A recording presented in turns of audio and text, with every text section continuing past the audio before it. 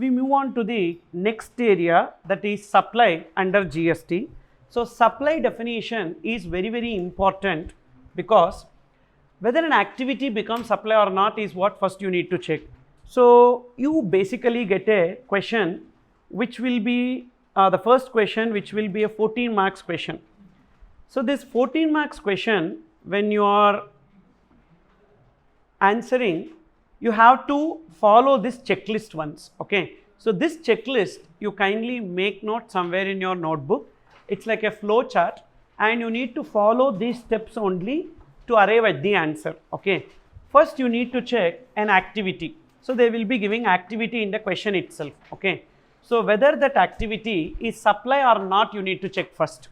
So how to check whether the activity is supply or not? For that, we have exclusions from supply. That exclusions from supply is given in 7 subsection 2. 7 subsection 2 of CGST Act deals with certain activities which are excluded from supply. It will not be coming under supply. So what are those activities which are excluded from supply? That is this. So supply excludes. So these are the activities which are excluded from supply. Spalled slow. We have a list of activities. These list of activities are excluded from supply, and it will never become supply. So first you need to check that. What is that? Whether activity or transaction,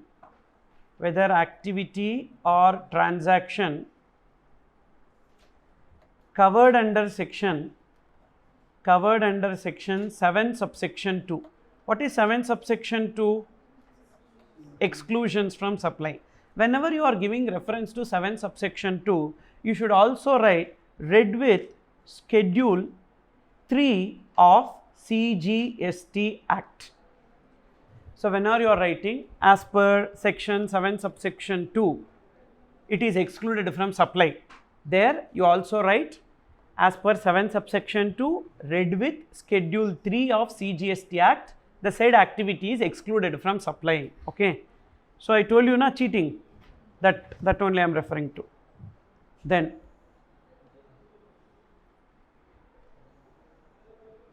so whether the activity is covered under exclusions from supply. Suppose if it is yes, the activity is covered under exclusion from supply. What is your answer?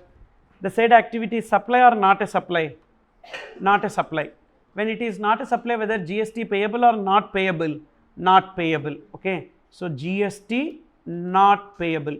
Now in exam you will write, so GST not payable for the said transaction. You will leave it, but actually you need to write the reason. Why GST not payable?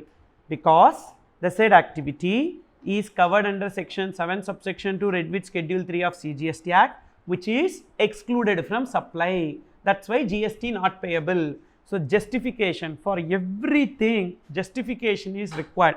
Without justification, if you are writing the answer taxable or exempted or computation, so straight away 50% of your marks is gone. Okay, see, suppose if you are not getting good marks in the previous attempt, it's not because of your mistake, it's because you did not know the rules to play the game. You went with a cricket bat to a baseball game. You understood? So you did not know, and you thought football as volleyball, and you played. You got it? So rules you should know. So before playing any game, how we know the rules? So like that, we need to know the rules of presentation. So if you know that, definitely, automatically you will be getting that full marks. Okay, so that's why I am telling you justification. Without giving proper justification, you cannot expect full marks in exam. Okay, then. So okay, fine. So this activity is excluded from supply. Yes, so GST not payable. And suppose if the activity is not excluded from supply. If the activity is not excluded from supply, then you need to check whether the said activity becomes supply. But how to check that? We have 7 subsection 1, inclusions in the meaning of supply. 7 subsection 2 talks about exclusions from the meaning of supply, and 7 subsection 1 talks about inclusions in the meaning of supply. So whether it is covered under, whether activity or transaction, covered under section 7 subsection 1. What is that 7 subsection 1? Inclusions. inclusions in supply. And the 7 subsection 2 is what? Exclusions from supply. Suppose if it is not covered here, it is neither covered in 7 subsection 1 nor covered in 7 subsection 2. Both places it is not there. Consequently, it is not a supply. It is not covered in 7.2. That's why you are referring to 7.1. This will not come in 7.1 also. Consequently, the said activity is not a supply and therefore GST is not payable. For example, there is one point here. So 7.1a, if you see 7.1a, inclusions, any activity for consideration in the course or furtherance of business. I have one old mobile and that old mobile I am selling in OLX. I got some money. Now in this case, it is an activity. Yes. For activity is what? Sale. Sale of mobile is activity. For consideration, yes, I got money. In the course or furtherance of business, no. It is not in the course or furtherance of business. Consequently, it is not in 7.2. So I am referring to 7.1. And in 7.1 also it is not coming. So therefore, the said activity is not a supply and no need to pay GST on that. So like that we need to interpret and write whether GST payable or not. Now, suppose if the activity is covered under 7 subsection 1. Suppose if the activity is covered under 7 subsection 1, then it will become supply. Okay. So activity or transaction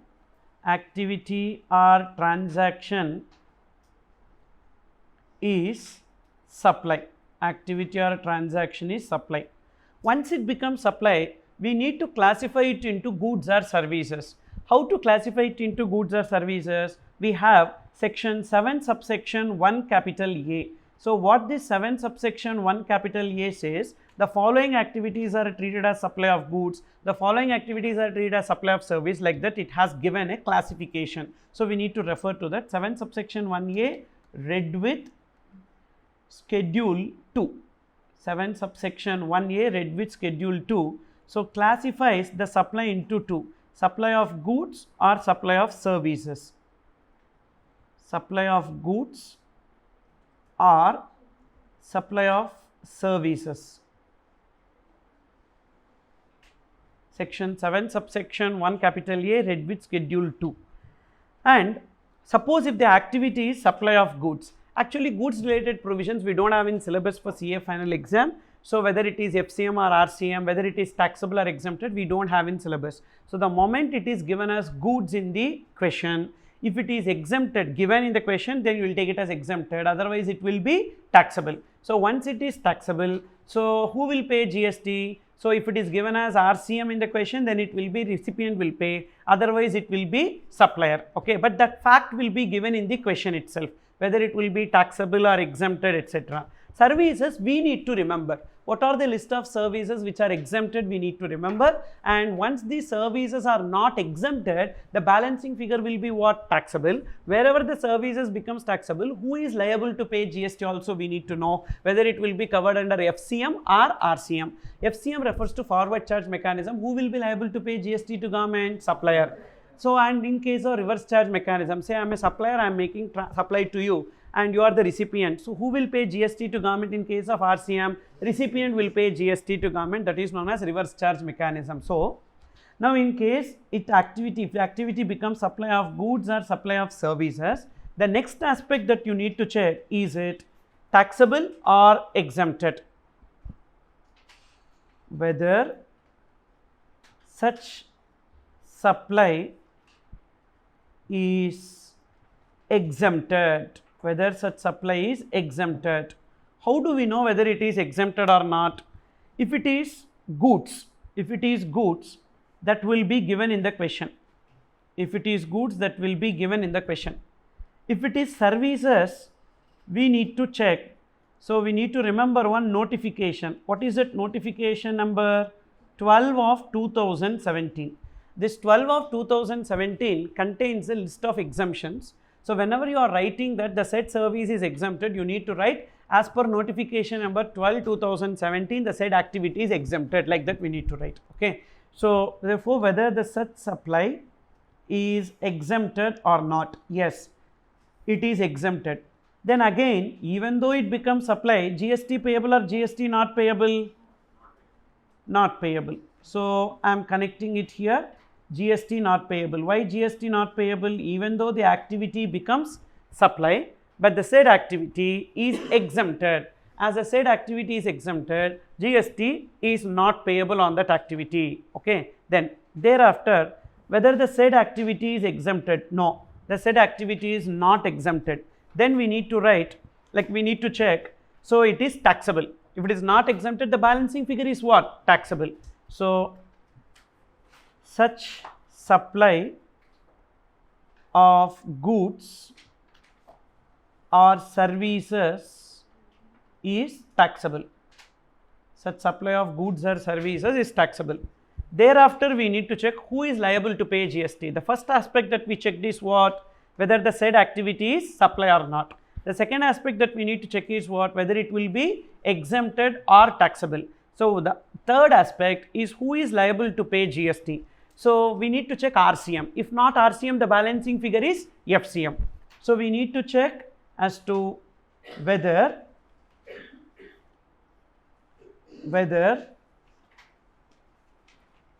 the said taxable supply, covered under RCM. Covered under RCM. How do you know whether it is covered under RCM or FCM? For that, we need to refer to one notification. If it is goods, it will be given in the question itself. If it is goods, it will be given. If it is services, we need to refer one notification, that is notification number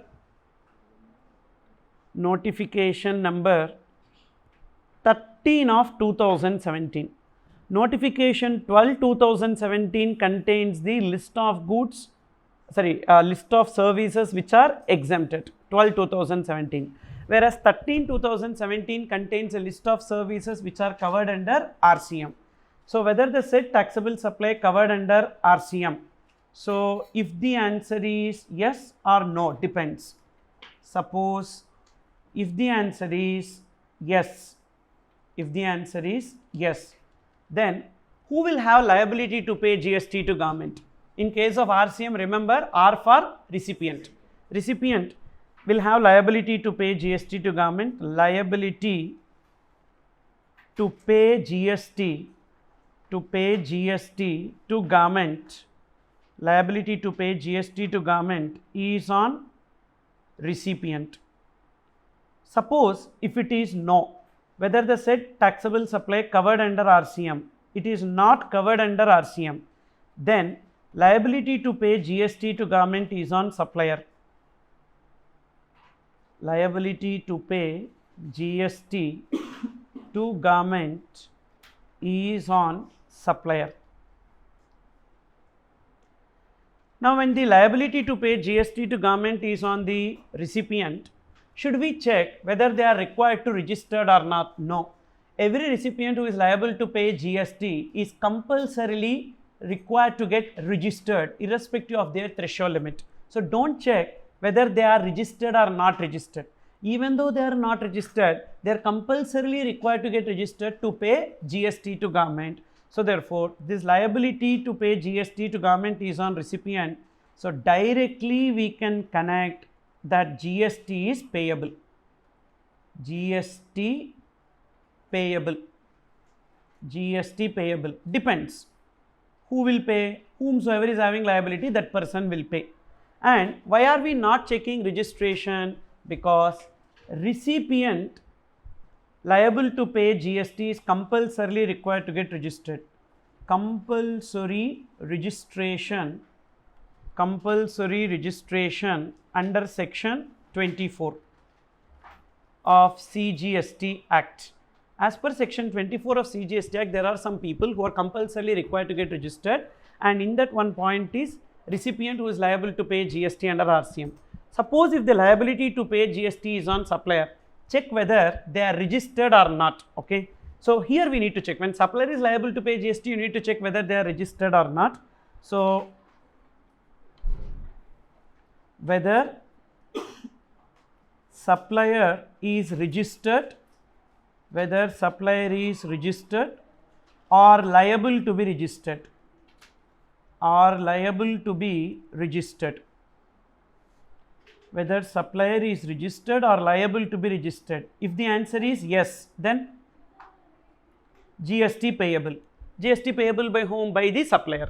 Suppose if the answer is no, whether the supplier is registered or liable to be registered, no, supplier is not liable to be registered, then even though the transaction is taxable, even though it is supply, but GST not payable. Why GST not payable? Because the supplier is not registered. So connect it to GST not payable. Why GST not payable for a transaction? 3 reasons. Why GST not payable for a transaction? 3 reasons. Either the activity is not a supply, GST not payable. The activity becomes supply but it is exempted, GST not payable. The activity becomes supply and it is taxable but the supplier is unregistered, then also GST not payable. Got it? But it should be covered under FCM. Suppose if the transaction is covered under RCM, always it is GST payable because recipient is compulsorily required to get registered.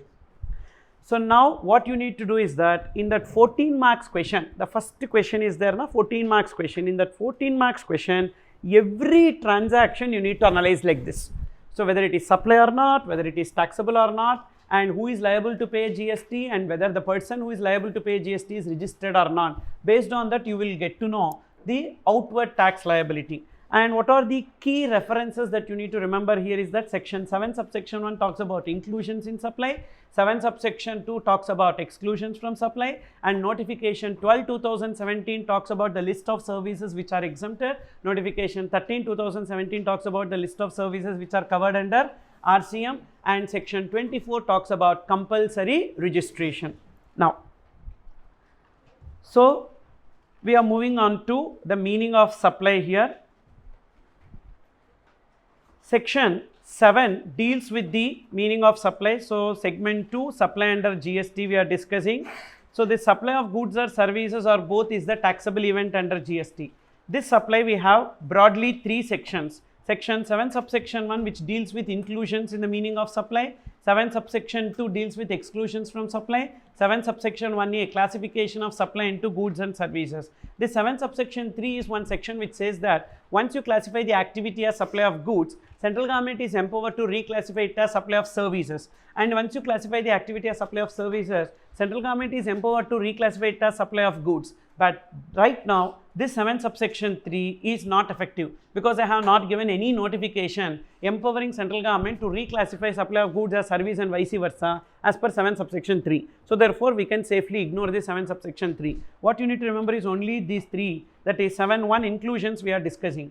In 7 subsection 1 inclusions we have total 4 inclusions, 7.1a, 7.1aa, 7.1b and 7.1c. What is 7.1a? Any activity for consideration in the course or furtherance of business. Just 3 points you need to remember. Any activity for consideration in the course or furtherance of business, that will come under 7.1a. Then 7.1aa you see, any activity or transaction between a person other than individual and its members for a consideration. So this is already covered under 7.1a, but why is it given separately? Because whenever there is a association, unincorporated association or a society or a club etc. provides some facilities to its members, you may think that the association and the members are one and the same. There is no principle of mutuality, because of which there is no GST like that. We may interpret. That's the reason why, to avoid such kind of interpretation, they have given 7 subsection 1AA which says that there is an association. Say for example, resident welfare association or a housing society.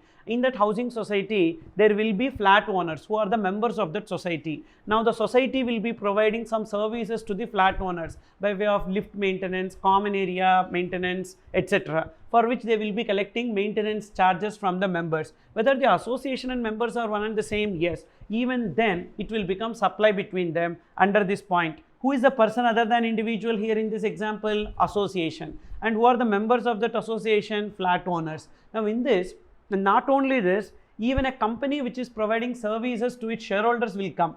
For example, I am a shareholder of one company and I want to transfer the shares of that company to my wife. So for which I request the company to do the share transfer, for which the company will collect some charges from me. So therefore company is person other than individual, and I am the member of that company, shareholder. So now they are providing me services by way of share transfer, for which I pay the share transfer fee. So this will be covered under supply 71AA. Then there is a partnership firm and there is a partner. Partner will be providing some services to the partnership firm, for which partnership firm will pay money to the partner. Apart from being a partner, partner will provide some services to the firm also. Being a partner, they get the remuneration, which is withdrawal of profit. So withdrawal of profit is actually not a supply, but the partner will enter into an agreement with the partnership firm for providing some technical service separately. So apart from the partnership deed, as per partnership deed, being a partner, he invested and he got the remuneration, that is not a supply. Remember, not a supply, because withdrawal of profit, investment activity is not a supply. Whereas the partner provides some services to the partnership firm, for which the partnership firm will pay some money to the partner, that will be covered under supply 71AA. Why? Here who is the person? Partnership firm. Person other than individual is the supplier, partnership firm, and partner will be member. So between them any transactions, so that will become supply under 71AA and it will be chargeable to GST. So they will not directly ask in exam 71AA, but definitely implications of 71AA will be tested. So they will give an activity and that activity will become supply because of 71AA. So that you need to check. So what is the difference between 71A and 71AA? In both the cases there is consideration, correct? And in both the cases it should be in the course or furtherance of business logically. But the difference is in 71A it is an activity between any person to any person, but 71AA is an activity between a person other than individual and its members. Whereas 71B talks about import of services. So 71B, import of services for consideration, whether or not in the course or furtherance of business. Example, so this Amazon Prime or Netflix subscription is an example of this. We are importing the services from Netflix and for which we pay the monthly subscription. And whether it is import of service, yes, supplier is located outside India, we are located in India. And is it in the course or furtherance of our business? No, it is for our personal purpose. Even then it will become supply under 71B. So the difference between 71A and 71B is what? 71A is in the course or furtherance of business. 71B is whether or not in the course or furtherance of business, and 71A is any activity. But 71B talks only about import of services. Why import of goods is not given here? Because import of goods is subject matter of discussion under customs. That's why it is not connected here. Then 71C. So we have list of activities even though without consideration. If you see 71A, 71A and 71B, what is common in these three is that there should be consideration. If there is no consideration, the activity will not become supply. But in case of 71C, there are 4 activities, even though without consideration it will become supply. What are those 4 activities? DRIP, DRIP. D for disposal of business asset on which ITC is available. Say for example, I am having business and I am purchasing one AC in my business. At the time of purchase of that AC, whatever GST paid I would have taken as input tax credit. Now that AC I donated. So when I donate it, will I get any consideration? No. But this activity will become supply. Why this activity becomes supply? Because I enjoyed the ITC on that particular asset. That's why this activity will become supply. What is the activity here? Disposal of business asset on which ITC is availed. Suppose if I have a business asset on which ITC I did not avail. Say for example, I purchased a car and that car, so GST paid and I have not availed ITC on that car. Why? Because I should not avail ITC on the car because it's a blocked credit. Now that particular car I donated. Will it become supply? No. Even though it is disposal of business asset, but on that business asset I have not availed ITC. Consequently, this activity not becomes supply. So therefore, condition is what? On which ITC has been availed. Then R for related party transaction, including transaction between distinct persons. And I for import of service from a related person. The difference between 71B import of service and 71C import of service is that 71B import of service is from any person, but 71C import of service is from a related person or another establishment located outside India. 71B is for consideration, but 71C is without consideration. Then P for principal agent transaction. So any transaction between principal and agent, so that but only goods here, not with respect to services, only goods. So there is a principal who is sending the goods to the agent, but the agent will not pay money now. Agent will pay money only when the goods are sold by the agent. Subsequently he will pay money to the principal, but today itself it will be treated as supply in the hands of the principal, because principal agent transaction, even though without consideration, constitutes supply. So tell me, what are the 4 activities? DRIP. D for disposal of business asset on which ITC is availed. R for related party transaction, including transaction between distinct persons. Then I for import of services from related person and other establishment located outside India. P for principal agent transactions. And so we are moving on to the differences between these 7 subsection 1 multiple clauses. Page number 15 you check. So 7(1)(a), any activity for consideration in the course or furtherance of business. 7(1)(a) should be interpreted from whose perspective? Supplier perspective. And the coverage is what? Whether goods and service or both goods and services. 7(1)(aa), everything is same except that in 7(1)(aa) it is between a person other than individual and its members. 7(1)(b), import of services for consideration, whether or not in the course or furtherance of business. Whether it is in the course or furtherance of business or not should be seen from whose perspective? Recipient perspective. So you need to see from the recipient perspective, and the coverage is what? Services. And 7(1)(c), read with schedule 1, DRIP, in all these cases consideration is essential? No. And in case of D point, disposal of business asset on which ITC avail, whether the disposal is in the course or furtherance of business or not in the course or furtherance of business, we don't have to check. For example, if you take I purchased something for my business and I gave it under CSR, corporate social responsibility. So under CSR obligation, when I do that, so it is in the course or furtherance of business. So but in the other case, suppose if I am giving it to an orphanage not under CSR but out of gratitude or etc., then in that case it is not in the course or furtherance of business. So the disposal of business asset, whether it is in the course or furtherance of business or not, it will become supply, because what we need to see is disposal of business asset on which ITC is availed or not availed. Okay, that is what we need to check here. And coverage is only goods, services we don't have. From whose perspective? We need to see supplier perspective. R also same.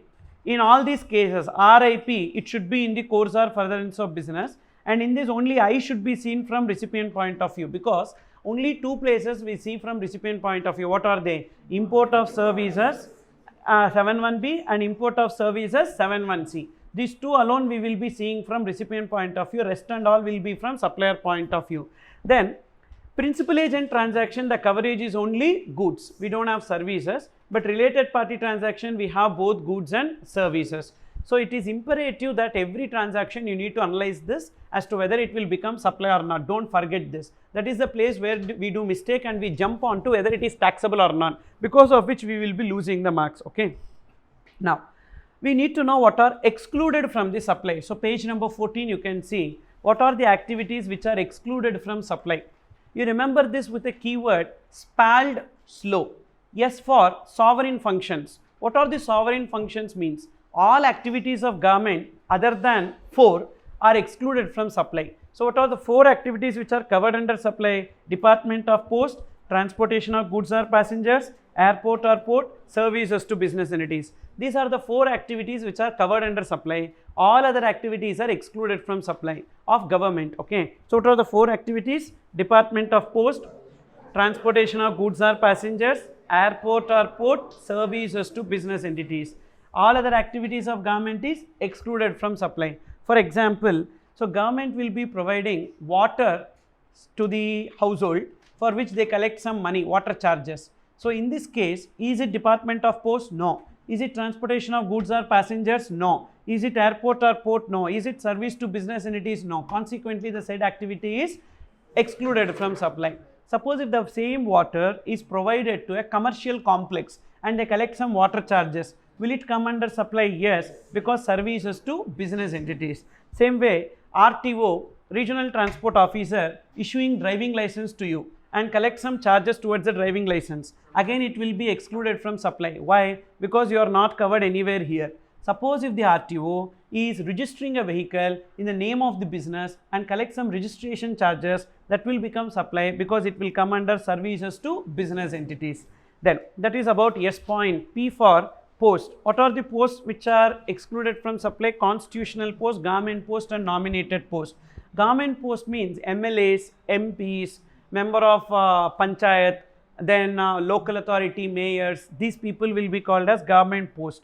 And constitutional post refers to governor, president and chief justice of India, collector will come under constitutional post. Nominated post refers to there will be some body of the government, and in that body one person will be appointed as a nominee of the government. So for example, SEBI, Securities and Exchange Board of India, SEBI chairman is appointed by government, RBI governor is appointed by government, and in some government companies, so government nominee directors will be there, and in NFRA also government representation is there. All these are examples of nominated by them. So this government post or constitutional post or nominated post, these people receive remuneration from the government, and that remuneration received by them will be excluded from supply. And why won't they come under employees of government? Because their tenure is not permanent. Their tenure is limited for 5 years. After that they need to vacate their office. So that's the reason why they will never be coming under government employees. Because if they come under government employees, anyhow they are covered under E point, employee to employer in the course of employment. Is it clear? Employee, a person who is an employee of an organization providing services to his employer and gets salary. That salary is excluded from supply. So therefore government employee is covered under that category. Then A for actionable claims other than lottery, betting, gambling. These are the 3 actionable claims which are covered under supply, and all other actionable claims are excluded from supply. So what are the 3 actionable claims covered under supply? Lottery, betting and gambling. Then L refers to legal fees collected by court or tribunal. Court or tribunal will be collecting fees at the time when they accept a case. At the time when they accept a case, they will be collecting some fees. Usually we need to pay some fees for filing an appeal. So that fees will be excluded from supply. But remember, if court or tribunal provides any other services, that will not be excluded from supply. What other services, sir, they will provide? See, if they provide legal service, that is excluded from supply. Apart from legal services, means what? They can rent their premises. Court building can be given on rent for a canteen to operate the canteen inside the court, or to a this photocopy shop for the purpose of doing the Xerox photocopy, or they can give their premises to the bar councils for opening their chambers inside the court premises. Are you understanding? So therefore, if court or tribunal, apart from legal service, if they provide any other service, and even court or tribunal can allow their building to be used for installation of telecom network, telecom tower. So for that also they can give their premises. Those activities will be covered under supply. Only legal services or legal fees collected by court or tribunal is only excluded from supply. Then another L is land sale, including sale of building, where entire consideration is received after obtaining completion certificate or first occupation, whichever is earlier.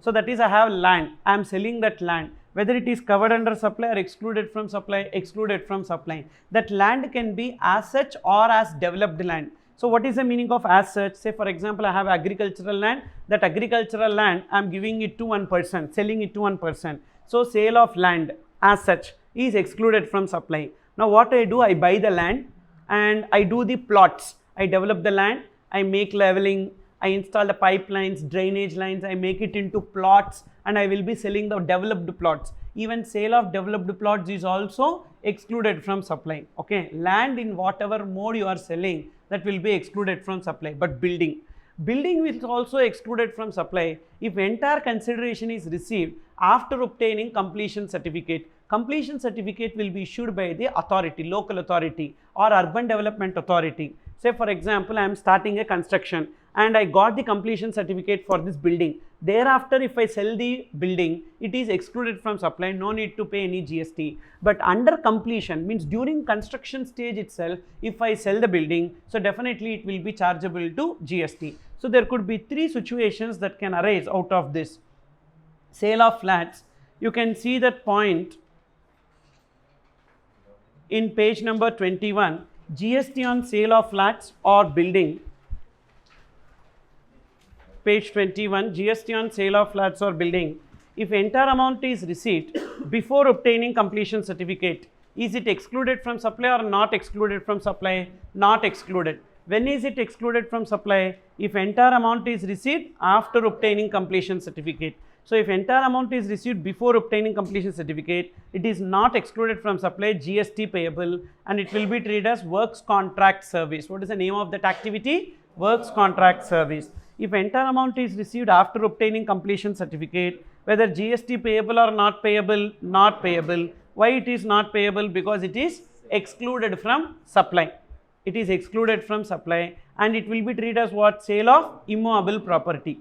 Suppose if part money is received before and part money is received after. Say for example, I am constructing one flat, one apartment. In that one flat is 75 lakhs. You paid me 20 lakhs for booking the flat in your name, and after completion of this flat, you are giving me 55 lakhs. So total 75 lakhs, 20 lakhs paid in advance and 55 lakhs paid at a later point of time after completion certificate.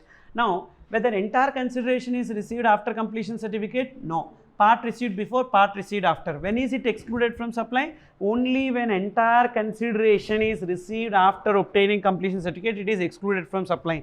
In this case, is it covered under supply or excluded from supply? Covered under supply. The two GST payable on entire amount. So not on 20 lakhs that is received before completion, but on entire 75 lakhs.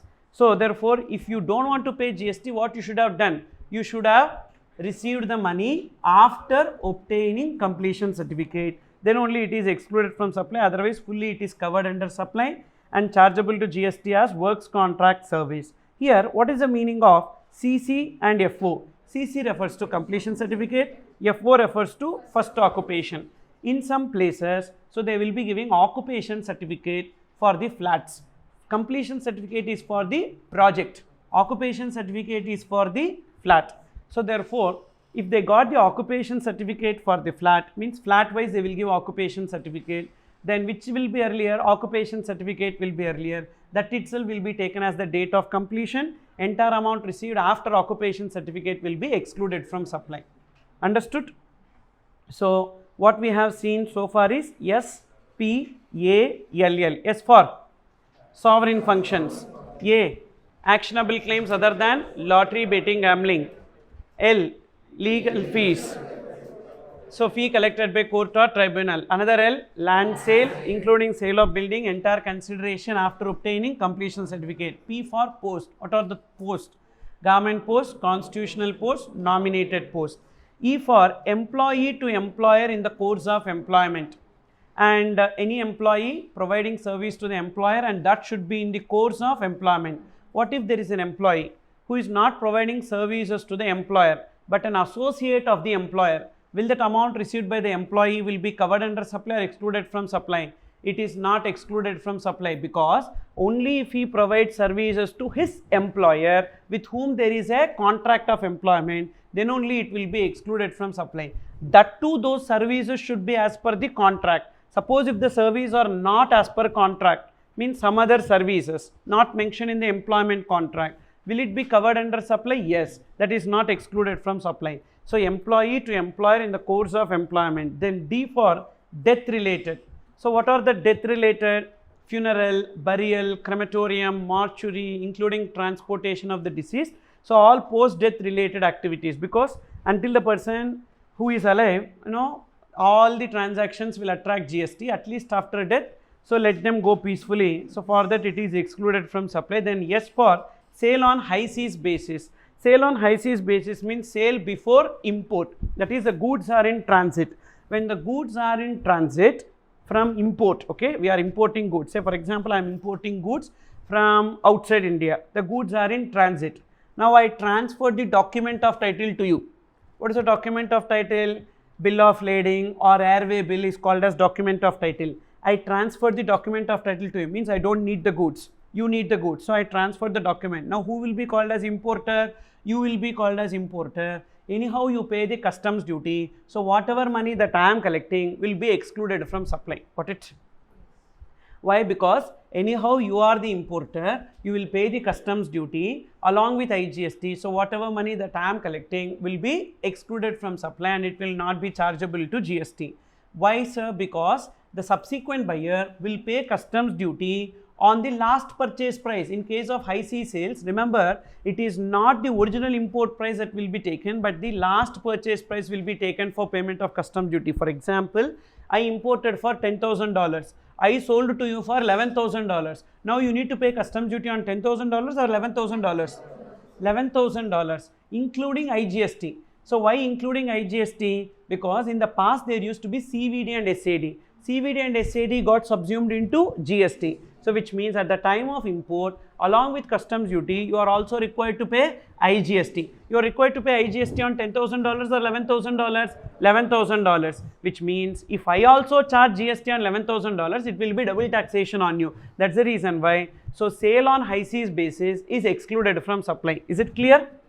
Then next, L for liquor license granted by state government. State government will be giving license to sell the liquor, for which they will collect some license fee. Is it covered under supply or excluded from supply? Excluded from supply. Now listen to this situation. I got a license from the Kerala state government in order to sell the liquor, and I started one liquor shop, and I paid 40 lakhs to Kerala government to obtain this license. Now that 40 lakhs will not be chargeable to GST in the hands of Kerala government. So now I have got the license which I am transferring it to you, because I don't want to run the liquor shop, and I am transferring the license to you for 45 lakhs. Now in that case, whether this 45 lakhs is excluded from supply or covered under supply? Covered under supply. Only liquor license granted by state government is excluded from supply. And then outside the country movement of goods, that is, I am a supplier, I have a branch in Germany, you are my recipient, you have a branch in Australia. From my branch in Germany to your branch in Australia, I am moving the goods. Is it import? No. Is it export? No. Is it domestic sale? No. So this cannot be categorized anywhere. That's why it is excluded from supply. Outside the country movement of goods.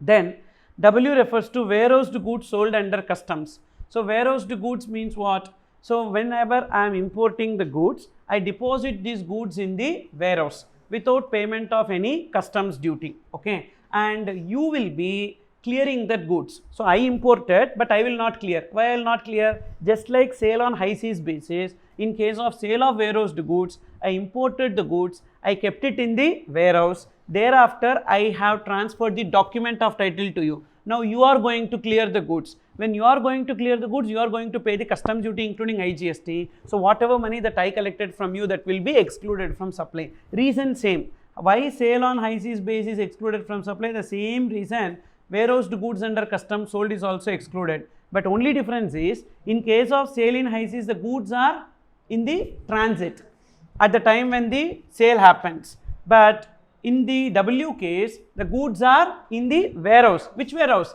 Customs warehouse at the time when sale happens. But both objective is same. Anyhow, the subsequent buyer is going to pay the custom duty along with GST. So the original importer is excluded from supply on the money collected from the subsequent buyer. Got it? So these are the various exclusions from supply. Apart from this, one more activity is also there, that is gift. Generally, employer and employee are treated as related parties. So any transaction between related parties, is it covered under supply or not? Yes, it is covered under supply. But we have one point, that is gifts given by employer to employee not exceeding 50,000 per annum per employee is excluded from supply. Also, any benefit covered under salary offer document and forms part of salary is also excluded from supply. In this regard, we have one CBIC circular. So please see this. Perquisites provided by employer to employee in terms of contractual agreement entered into between them will not be subject to GST when the same are provided in terms of contract.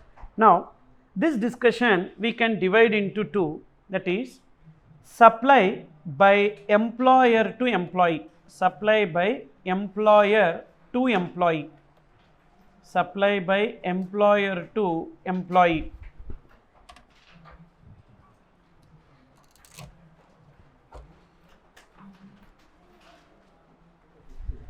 Supply by employer to employee It can be goods or services, correct?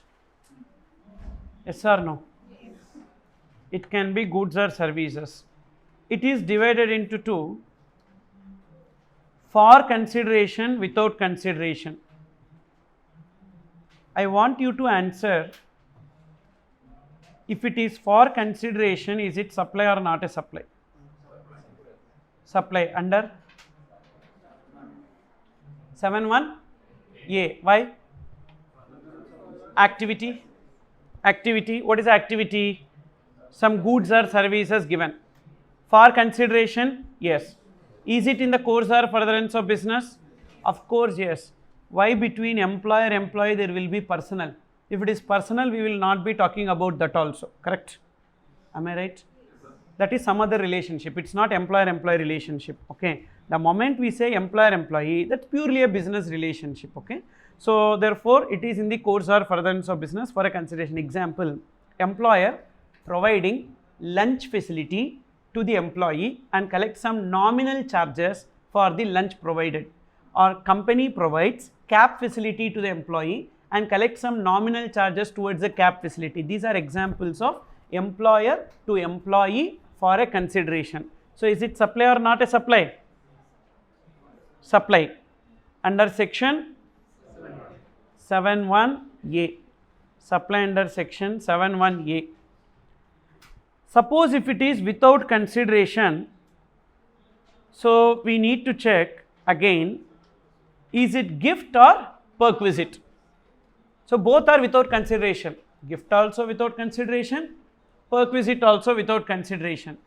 And if it is perquisite, see the wording what they have given in the circular. Without consideration, it is divided into two: perquisite or gift. Perquisite or gift. If it is perquisite, what does the circular says? What is a perquisite? What is a perquisite basically? Which is covered under salary offer document. Gift will be covered under salary offer document? No. So perquisite covered under salary offer document. Covered under salary offer document. Covered under salary offer document. And as perquisite forms part of salary, it is supply or not a supply? Not a supply. Why it is not a supply? It is given in circular, but in the circular they are making reference to what? Exclusion from supply. Just now we discussed services by employee to employer in the course of employment is excluded from supply. Due to that reason, so perquisites which are collected by the employee is forming part of salary, which is excluded from supply. Consequently, it is not a supply. Then gift. Is it covered under salary offer document or not? No, not covered under. Not covered under salary offer document. If it is not covered under salary offer document, then again it is divided into two: whether the value of gift exceeds 50,000 or does not exceed 50,000. That is the point. Now we have value exceeds 50,000 per annum per employee. Then value does not exceed 50,000 per annum per employee. Suppose if the value does not exceed 50,000 per annum per employee, what is your answer? Supply or not a supply? Not a supply. Clearly it is given as not a supply. Gifts up to 50,000, gifts not exceeding 50,000 per annum per employee, even though they are related parties, but it will not be supply. What if the value of gift exceeds 50,000 per annum per employee? Supply. Under section 7(1)(a) or 7(1)(c). Remember, whenever there is no consideration, you need to refer to 7(1)(c). No C, refer to 7(1)(c). Okay. No C, no consideration, refer to 7(1)(c). Okay. Here gift na. Gift there won't be any consideration, that's why we are referring to 7(1)(c). Entire value or the amount exceeding 50,000? Entire value, not the amount exceeding 50,000. Suppose if the value of gift is somewhere like 60,000. So then entire 60,000 will become supply, taxable supply. Okay, entire 60,000, not 10,000, entire 60,000. So that is this supply by employer to employee. Now what if it is employee to employer? That we will see. Okay, it will be goods or services or both? Only services. Why employee will give goods to employer? Because salary offer document is a contract of service. It's not a contract of goods, it's a contract of service. So the next chart that we are discussing is supply by employee to employer. Supply by employee to employer. Is it goods or services? Only services. Supply by employee to employer. Now we will divide it into two. In the course or furtherance of business, not in the course or furtherance of business. That is, in the course of employment, not in the course of employment. That first we will see that. In the course of employment, not in the course of employment. Not in the course of employment. If it is in the course of employment, what is your answer? Supply or not a supply? Why not a supply? 7 subsection 2 exclusion, not a supply. Services by employee to employer in the course of employment is excluded from supply. What if it is not in the course of employment?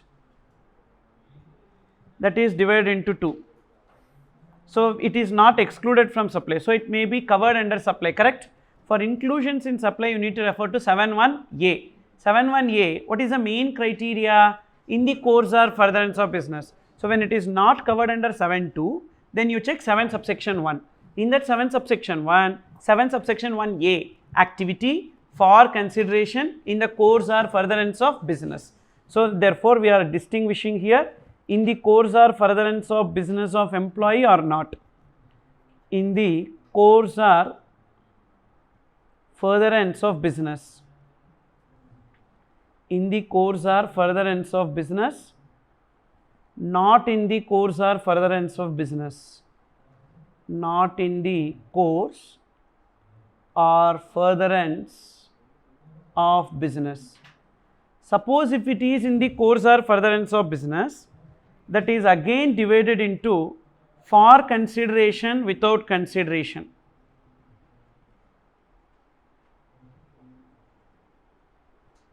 For consideration, without consideration. Now listen carefully. Example I will give you. You have been appointed as a finance manager in a company for a salary. Whatever salary you get is not a supply because it is in the course of employment. Now you have done some audit work, but this audit is not in the scope of your work as per employment contract. So therefore it is not in the course of employment. But is it connected to your business? Yes, because you are a chartered accountant, it is connected to your business, and for which you got some money. So will it be covered under supply or not? Of course it will be covered under supply, section 7.1a. Supply under section 7.1a. Supply under section 7.1a. If it is without consideration, you need to refer to 7.1c. 7.1c. In 7.1c, where it will come? Is it related party transaction? Employer employee, is it related party transaction? Yes. Employer and employer treated as related parties. Please take the table which we have seen, inclusions table 7.1 etc. Same page. What is that page number? Page number 14. You see, in this related party transactions without consideration, but it should be in the course or furtherance of business. But here, is it in the course or furtherance of business or not? Yes, it is in the course or furtherance of business. Then it should become supply under 7.1c. No, it is not a supply. Why it is not a supply? First of all, there is no employer-employee relationship when it is not in the course of employment. when it is not in the course of employment, there is no employer-employee relationship. No employer hyphen employee relationship. When there is no employer-employee relationship, how they will become related parties? So therefore, it will not come under 7(1)(c). Again, if it is not in the course or furtherance of business, don't check anything, because in 7(1)(a) as well as 7(1)(c), in both places, it should be in the course or furtherance of business. In 7(1)(a) as well as 7(1)(c), both places it should be in the course or furtherance of business. Due to that reason, again here also, it is not a supply. So this is how you need to interpret whenever you see a transaction, and you need to apply that. So mainly employer-employee transactions is something which is usually tested in exam. So in these two charts, many points are covered.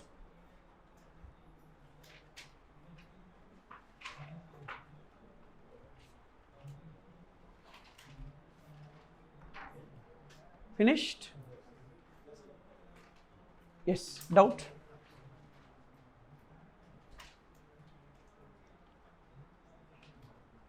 Then next, look into some important definitions related to this.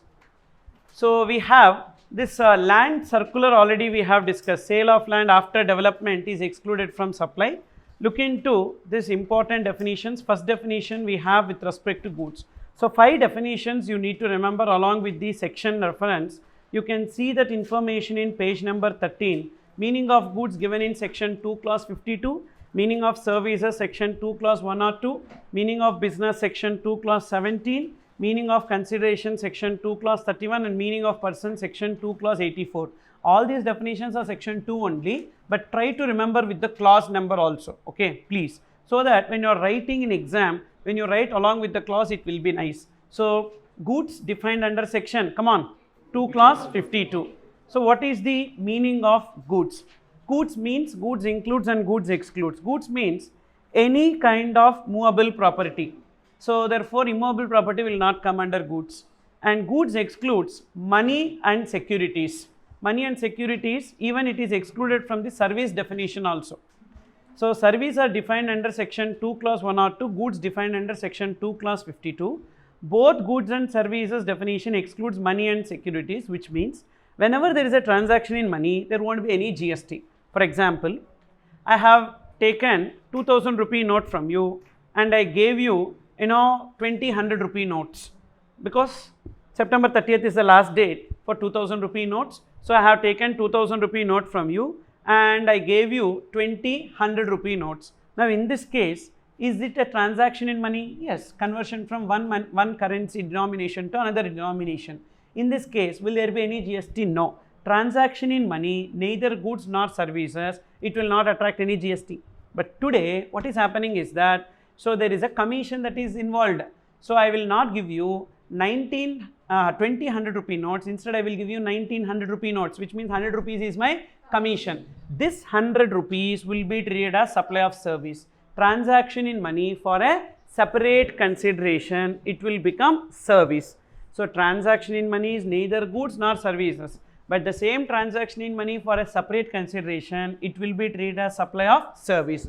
Another example, I am a bank and I will accept foreign currency and convert it into Indian rupees. You are giving me $100. Each dollar is 86 rupees. 100 into 86, that is 8,600 I need to give. But I did not give you 8,600. I gave you 8,400, 200 rupees I retained as commission. So this 200 rupees will come under a transaction in money for a separate consideration, and it is treated as supply of service. Suppose if I give you entire 8,600, then it is purely transaction in money, neither goods nor services. Then same way securities. Securities refers to shares, debentures, mutual fund units, bonds, etc. As such, transaction in securities will not attract GST because securities are still chargeable to security transaction tax. However, facilitating or arranging transaction in securities means I am acting as a stockbroker, or I am acting as a depository, or I am acting as an underwriting agent. Now I am not doing transaction securities, but I am facilitating transaction securities between two parties. I am an intermediary. Now I get some commission, brokerage commission. On that I need to pay GST. So facilitating or arranging transaction in securities is included in services. Then money definition. What is money definition? Basically, money, you have like Indian currency, foreign currency will come under money. But money definition even includes any instrument recognized by RBI. But money does not include currency held for numismatic value. Okay. Now, is cryptocurrency covered under money? No, because cryptocurrency is not recognized by RBI. So due to that reason, it will not come under money. In sale of cryptocurrency, will it attract any GST? Yes, it will attract GST. So you just write down what is the meaning of money. So money is Indian currency or foreign currency. Indian currency or foreign currency.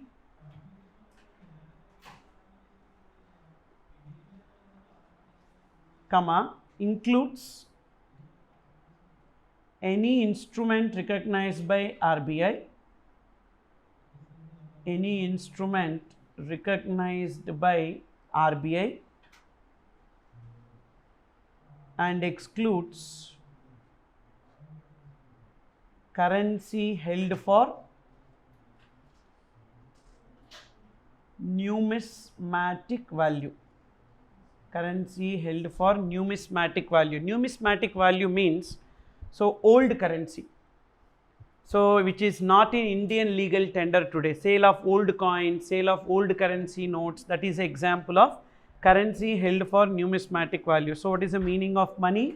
Indian currency or foreign currency. It includes any instrument recognized by RBI and excludes currency held for numismatic value. So whether sale of old coins will be attracting any GST? Yes. Why? Because money excludes old coins, goods excludes money. So minus into minus plus, an exclusion to the exclusion. Goods excludes money, money excludes old coins. So which means old coins will come under goods. Same way, cryptocurrency. Cryptocurrency, money excludes cryptocurrency, goods excludes money, money excludes cryptocurrency. So cryptocurrency will become goods. So therefore, resultant is that sale of crypto and sale of old coins, sale of crypto or sale of old coins treated as what? Treated as goods.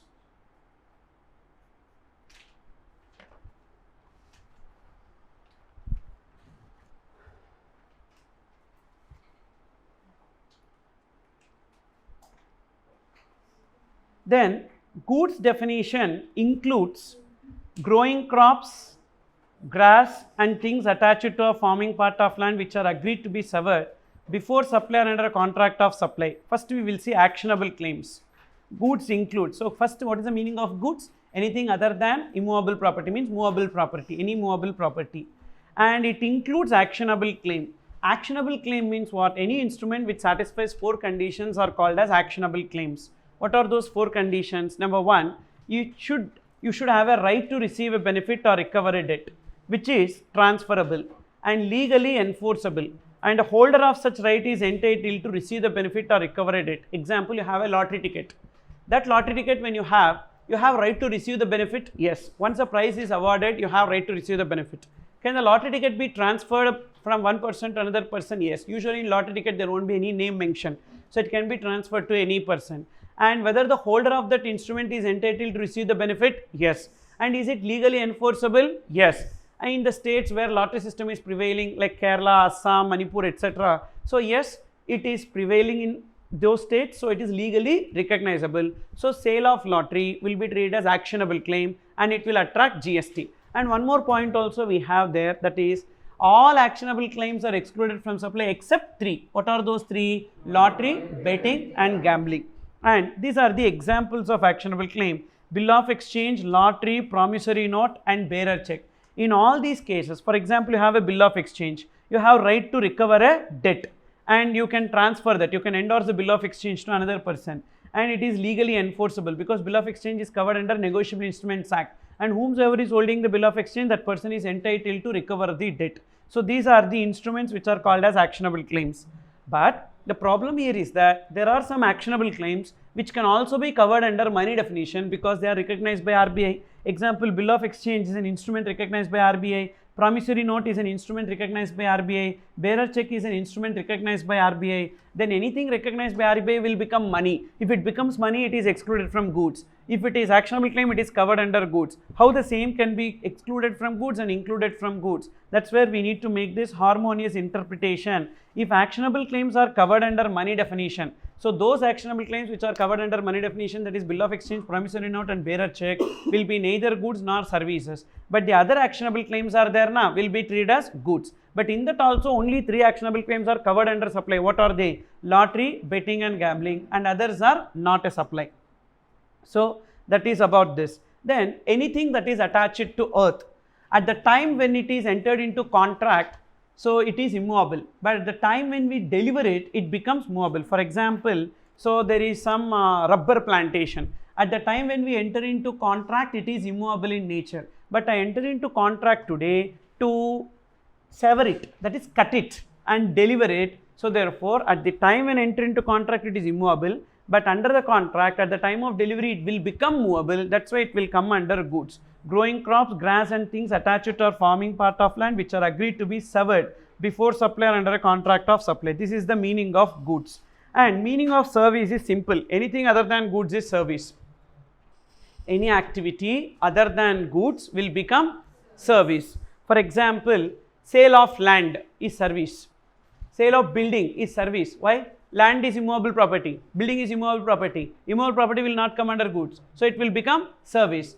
But it is excluded from supply, where under exclusion, sale of land, sale of building, it is excluded from supply na. So that's what, anything other than goods is service. And service also excludes money and securities, but service includes 2 points. What are they? Transaction in money for a separate consideration or facilitating or arranging transaction in securities. Then the next definition that we have is consideration. I have given the meaning of nil rated, non-taxable, etc. You can see there in page number 18. In page number 18, I have given the meaning of various supplies. Taxable supply, exempted supply, non-taxable supply, zero rated supply. You can see there. And suppose if you are already having That's It book, because I can see some of you already have the book, you can use that itself. If you are having revised book, I have seen that also with some of you, you can use that book also. Okay. So this book I have given freely. Don't return this and take money, ask money, they will not give. Okay. So this taxable supply, exempted and non-taxable, zero rated. So far what we have seen is zero rated. What is zero rated? Export of goods or services, supply of goods or services to SEZ. Then what are non-taxable supplies? Only 2 non-taxable supplies we have on which there is no levy of GST at all. What are they? Alcoholic liquor for human consumption and petroleum products. What are the petroleum products on which there is no GST? 5 petroleum products: crude oil, petrol, diesel, natural gas, aviation turbine fuel. This petrol has got another name, motor spirit, and the diesel is high speed diesel. Okay, high speed diesel, motor spirit, aviation turbine fuel and natural gas. And these are called as non-taxable supplies. Whether kerosene oil is given in this list, so is it non-taxable supply? No, it is not a non-taxable supply. Whether LPG, liquefied petroleum gas, is non-taxable supply? No, it is not given in this list. And alcoholic liquor for human consumption, whatever may be the element of alcohol, that will come under non-taxable supplies. So all beer, rum, whiskey, brandy, vodka, everything will come under non-taxable supply, no GST on that. What about cooking wine? Cooking wine is not an alcoholic liquor for human consumption. Okay. So just because you see cooking wine somewhere, Don't consume and think that, okay, so I get the satisfaction of drinking alcohol, 0% alcohol, there won't be anything in that, okay. So that will not be considered as non-taxable, it's a taxable supply. Then exempted supply is what? 3 things I told you. What are they? Notified as exempted, nil rated and non-taxable. So balancing figure is taxable supply. So tell me whether taxable supply includes exempted supply? No. Why taxable supply will not include exempted supply? Because exempted supply includes non-taxable supply. That's why taxable supply will not include exempted supply. So taxable supply is actually a balancing figure. So if it is not a non-taxable supply, if it is not a exempted supply, then only it will come under taxable supply. Now reason, one superb situation is there. Say this product is exempted. This product is exempted. This steel bottle is exempted. And for making this steel bottle, I will purchase some raw material. Can I take ITC on that? No. Why? If the product output is exempted, I cannot take ITC on the inward. Okay. Now this bottle I am exporting.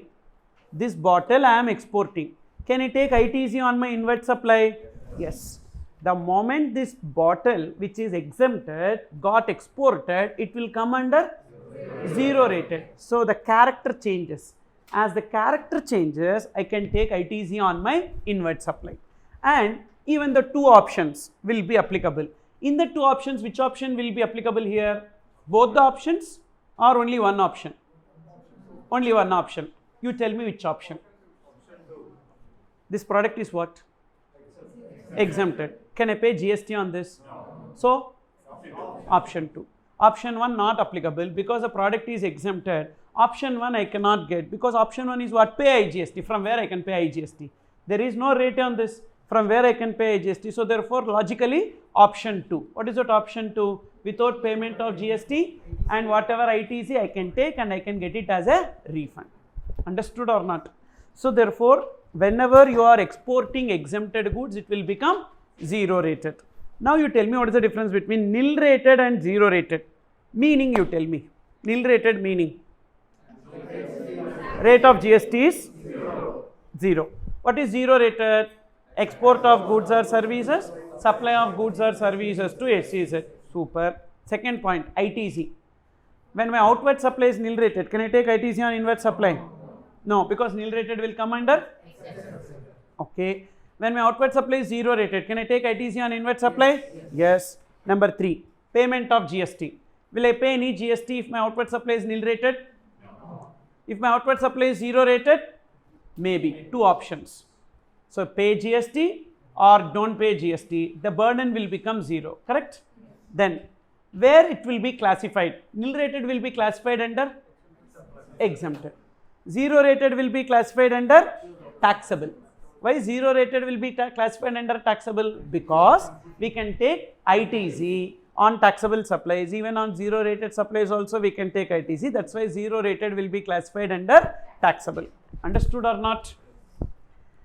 So that is the difference between all these supplies, and below that I have given in the next page goods not liable to tax. What are the goods not liable to tax? Alcoholic liquor for human consumption and petroleum products. And supply of goods or services divided into 2, chargeable to GST, GST payable called as taxable supplies, not chargeable to GST, GST not payable. So maybe it is leviable to GST, not leviable to GST. Not leviable to GST means what? It is non-taxable. Leviable to GST again divided into 2, nil rated and notified for non-payment. So both are treated as, all these 3 treated as exempted. Then come back to the other definitions where we stopped. Meaning of consideration, page number 16. Page number 16, meaning of consideration. Consideration is something in return, quid pro quo. Consideration can be monetary or non-monetary. Monetary in rupee terms, non-monetary in kind. That non-monetary can be in the form of goods or in the form of services. Okay. And consideration excludes subsidy from central government or state government. What is basically subsidy? Grant. Subsidy is a grant. which is not obligated on the part of the person who is paying it. They may pay, they may not pay. Example, in past there used to be something called as LPG subsidy given by central government. What happened to that? We don't know. It came, thereafter it stopped. Now before elections they are telling we will give discount 200 rupees in the cylinder itself, and they are telling, okay. So did we question them? No. Why you did not give subsidy this many days? We did not question. Whether we have right to question them? We don't have right to question. Why we don't have right to question? That is the nature of subsidy. Subsidy is not a compulsion. So subsidy may be given, may not be given. It is a gracious payment. So that subsidy which is given by central government or state government will not be treated as consideration. What if subsidy is given by any other person? Will it be treated as consideration? Yes. For example, you take MRF, which is a tire manufacturer, and MRF will be paying to car manufacturers a subsidy if the car manufacturer uses MRF tire. Why? Because the future sale of MRF depends upon the car manufacturer using their tire.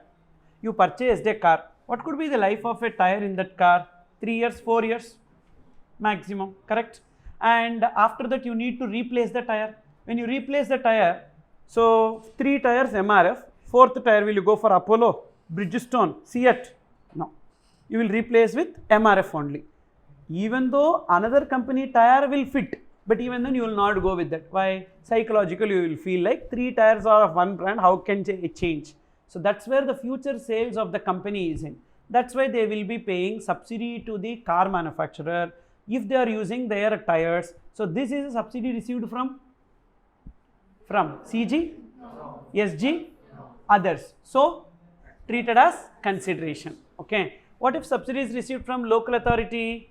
Treated as consideration. Subsidy from foreign government? Treated as consideration. Only subsidy from central government or state government not treated as consideration. Consideration excludes refundable security deposits. Like some security deposit will be payable, and that will be refundable in nature. Example, immovable property. When you take a movable property on rent, you have to pay 6 months rent or 10 months rent as deposit. And once you vacate the property, they will return that deposit. So is it consideration? No. What if it is non-refundable deposits? Will it be treated as consideration? Yes. For example, whenever we take a gas connection, so for that gas connection, we have to pay some amount as non-refundable deposit, and that even if you return the cylinder also, they will not be paying. Will it be treated as consideration in their hands? Yes. So refundable security deposits not treated as consideration. Now, as non-monetary can be in the form of goods or services, so this consideration, monetary or non-monetary, should be in response to or for the inducement of supply of goods or services. What is the meaning of in respect of? Means we convey this is the service or this is the goods and this much is the price of that. So that is known as in respect of. Okay. For example, CA final classes, fees this much. So that fees will be in respect of. Okay. In response to. Usually in movie industries, what will happen? The moment a movie becomes super hit, so the producer will be gifting car to hero or director. Recently that's a trend now, correct? And even watch and all will be given. So many things will be given as gifts. So is this gift actually gift per se? No. This gift will come under in response to. Why it will come in response to? Had the hero not acted in that movie, will he receive that? No. So this is in response to supply of goods or services. That will also be their consideration. Then for the inducement of means, say there is one hero who is of one grandfather's age, and one heroine is not acting, not ready to act, because so much age difference, grandfather, granddaughter, that much age difference will be there. And I am not talking about anyone in particular, generally I am telling. Okay. So now what the producer will do? Producer will give some gifts to the heroine, make her sign the movie. That is known as inducement of. That is, whenever you offer some gifts, etc., making them to sign the movie. After signing the movie, anyhow they will receive remuneration, that is in respect of. But to make them to sign the movie, so they will be offering something, that is called as inducement of, that is also consideration. In respect of, in response to, or for the inducement of supply of goods or services. And consideration can be received from recipient or any other person. So consideration need not be received from recipient. Example, car dealers who do servicing, two-wheeler dealers who do servicing, free after sale service, actually they get consideration not from you but from the manufacturer. Actually for free services they will not charge any amount to us, literally they will not charge. First and second service usually free service they do, but they get the money from the manufacturer. So even though they are not getting any money from the recipient, but they have got money in the transaction, so therefore it will be coming under consideration. Consideration can be received from recipient or from any other person. Then activity without consideration or consideration without activity is not a supply under 7.1a. So that's what we have seen. 7.1a, there should be an activity for a consideration. I got only consideration but there is no activity involved. Will it be treated as supply? No. Example, donations, unconditional donations. I got some donation but I don't have any obligation to do anything in return against the donation. Should I pay any GST on that? No. So you can see in the next page, donations are divided into two: conditional donation, unconditional donation. What is conditional donation? I have an obligation. I am receiving the donation and I have an obligation to do something in return to the donation. For example, I have a temple and you are giving me some donation for the temple. Now you are putting me a condition. God name and all next, first my name only. My name and thereafter below God name. So fine. So I have taken money from you, so I have to do that and I am doing it. Now I have an obligation to do something in return to you. This is known as conditional donation. It will be treated as consideration and it will become supply under 7.1a. What if it is unconditional donation? You gave me money and you did not insist on anything. You just gave me money and you forgot that you gave money also. You did not expect anything from me. Then it will be called as unconditional donation. I don't have any obligation, so it is not treated as consideration. Consequently, it is not a supply. Now, what I did, as you gave me money, you did not insist me to display your name, etc. and all, but as a gratitude, I will put the name. So, name of donors. If you see some hospitals or temples or even libraries, you will be seeing donor name like that. Okay. So, this is not because of the compulsion, but as a gratitude. In that case, will it come under conditional or unconditional? Unconditional. But what CBIC circular says, if the display of name gives a business advantage to the donor, you deem it as conditional donation. See the next line. If donor name is displayed anywhere in the premises against donation, okay, but not obligated, voluntarily only, display of name does not give business advantage to the donor, not a supply, because it is unconditional. But if display of name gives business advantage to the donor, you need to treat as supply under 7.1a, means it is treated as conditional donation. Example, say I am displaying your name and say donated by Mohanlal, in brackets actor. Now, conditional or not? Yes, because I am giving a business advantage to the donor. If I don't want to give business advantage to the donor, what should I have mentioned? Donated by Mohanlal. There are 1000 Mohanlals. You understood? Means I am not referring to any specific person. Are you getting this? Yes. So, but if I mention actor, as actor Mohanlal, there is only one actor Mohanlal. Therefore, it will be coming under conditional donation. What about the name of the company? Sometimes the legal name is different from the brand name. Legal name is different from the brand name. Donated by Fangs Technologies Private Limited. So, we don't know what is that. It's a legal name of a company. Donated by Fangs Technologies Private Limited, in brackets Vivo. Vivo company name is Fangs Technologies Private Limited. Okay. So, Vivo is the brand name of the company. So, I mentioned the brand name also. Means I am giving a business advantage.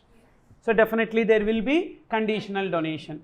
And sometimes the business name and the brand name itself will be same. The name of the company and the brand name both will be same. Okay. Donated by India Cements Limited. company name also India Cements Limited, brand name also India Cements Limited. So then it will be definitely conditional donation only. Are you getting this? So if display of name gives business advantage to the donor, it is supply under 7(1)(a), otherwise it is not a supply. So this is the meaning of consideration. Then meaning of person, meaning of consideration given under section 2 clause 31, goods definition 2 clause 52, and service definition 2 clause 1 or 2, and consideration 2 clause 31. Person is defined under section 2 clause 84. Who is person under GST? Every person under Income Tax Act is also person under GST. Individual, HUF, AOP, BOI, firm, company, body corporate, artificial juridical person, local authority, everyone. Extra what we have under GST is central government or state government. So when central government or state government earns income, they are not required to pay income tax, but they are required to pay GST. So because ultimately the burden is not on them, the burden will be on the consumer.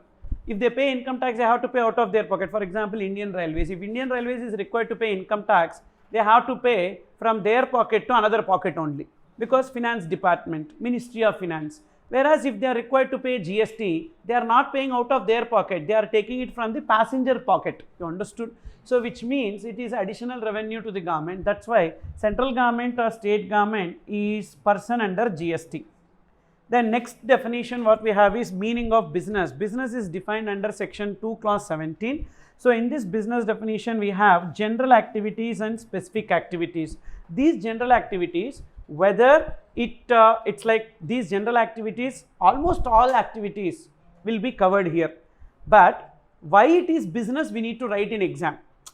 See, almost every activity other than personal activities will come under business definition. So therefore 99% of the cases the activities given in the question will be business activities only. But in exam we need to specifically write under business definition where this point will come. Okay. So business definition has general meaning trade, commerce, manufacture. So what will come under trade? Sale of goods. What will come under commerce? Service sector. Insurance, banking, transportation, warehousing, that will come under commerce. Manufacture is what? Conversion of raw material into finished goods. Then profession, occasion, adventure.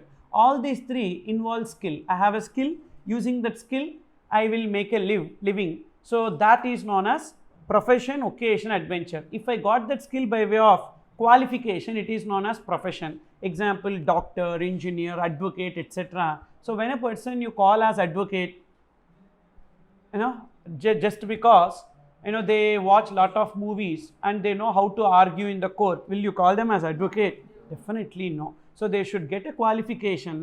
How many days you may be working as an article student in a CA firm, you will never be called as a CA unless otherwise you get the qualification as a CA. Will you agree with me? So that is known as profession. When you get a skill by way of qualification, it is known as profession. Then occasion refers to what? If you get the skill by way of experience. Example, acting is a vocation, astrology is a vocation, conducting magic show is a vocation. So will they go and learn in Hogwarts school how to perform magic? No. So that is not by way of qualification. So that is coming under occasion. But sir, there are some acting schools, people will go for acting school and they will learn acting. Not every idiot who go to acting school will become an actor. Okay. So acting is something which is not because of acting school, that is otherwise by way of experience. So that is occasion. Adventure. Adventure refers to what? Concentrate in the class. It will rain. So it's not anyhow break time also. Okay. Concentrate.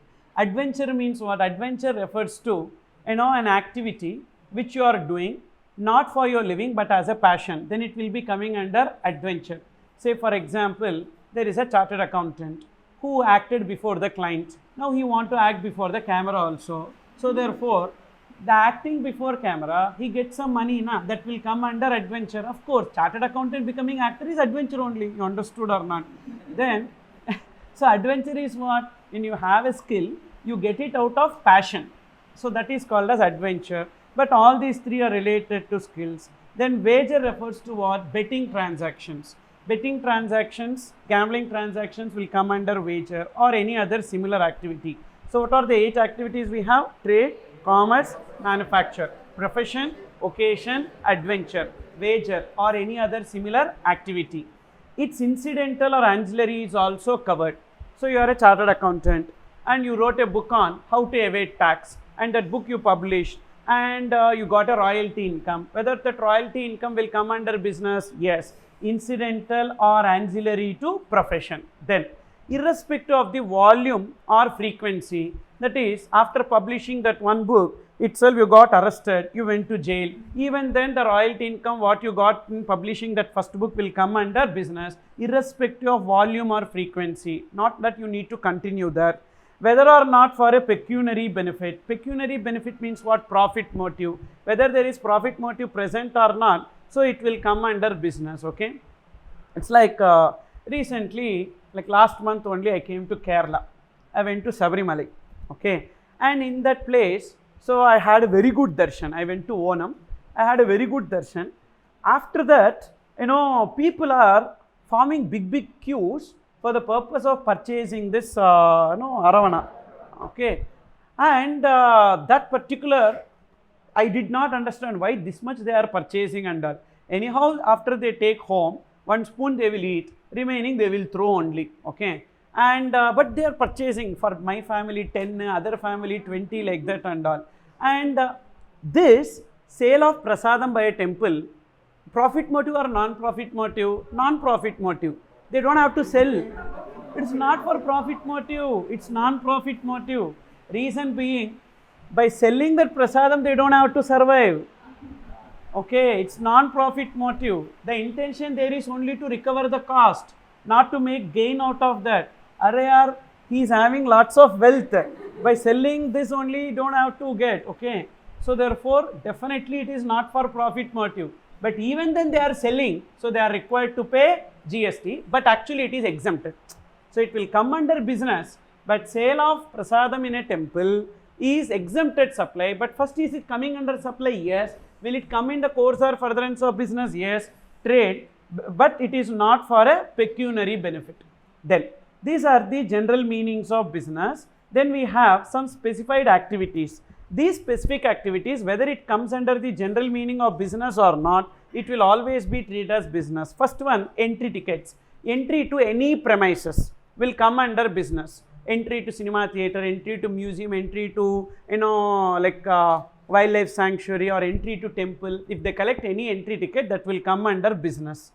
Then holding an office accepted in the course or furtherance of trade, occasion or profession. For example, there is a chartered accountant who became head of the ICI, like president of ICI. For becoming president of ICI, they will be getting some money for holding that post. So that money will come under business. Holding an office. What is the office that I am referring to? CA Institute President. Accepted in the course or furtherance of trade, occasion or profession. So therefore it is business. There is a doctor. That doctor became secretary of a temple. And for becoming secretary of the temple, the doctor got some money. So whether it will come under business? No. No. Even though they are holding an office, but it is not in the course or furtherance of their trade, occasion or profession. You understood or not? If the doctor becomes head of the medical council and gets some money, that is in the course or furtherance of his profession. In this case, he became secretary to the temple, which is not connected to their profession. That's why the money received will not be coming under business. Then next, supply of goods or services in connection with commencement or closure of business. Say for example, I started a restaurant, and for that restaurant I needed some 10 ACs. But this 10 ACs, if I need to buy in the retail market, the price of each AC will be high. So I purchased from manufacturer wholesale, but he is supplying only 20 ACs, minimum 20 ACs. I purchased 20, I used 10, remaining 10 I sold.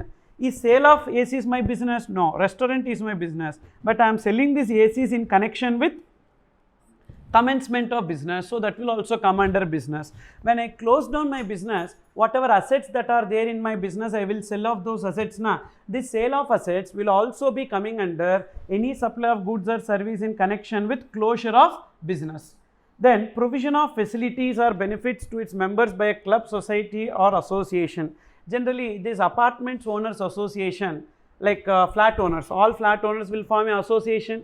They will incur the common expenses and recover from the flat owners what? Towards maintenance charges. that will also come under business. Then any activity of a race club including betting activities. So all activities of race club will come under business, and all activities of government also come under business. So these are the specified activities. Whether it comes under the general meaning or not, it will be treated as business. Now you don't have to by heart this. You don't have to by heart this. But when you come across a situation, say for example, you got one situation like there is one movie actor.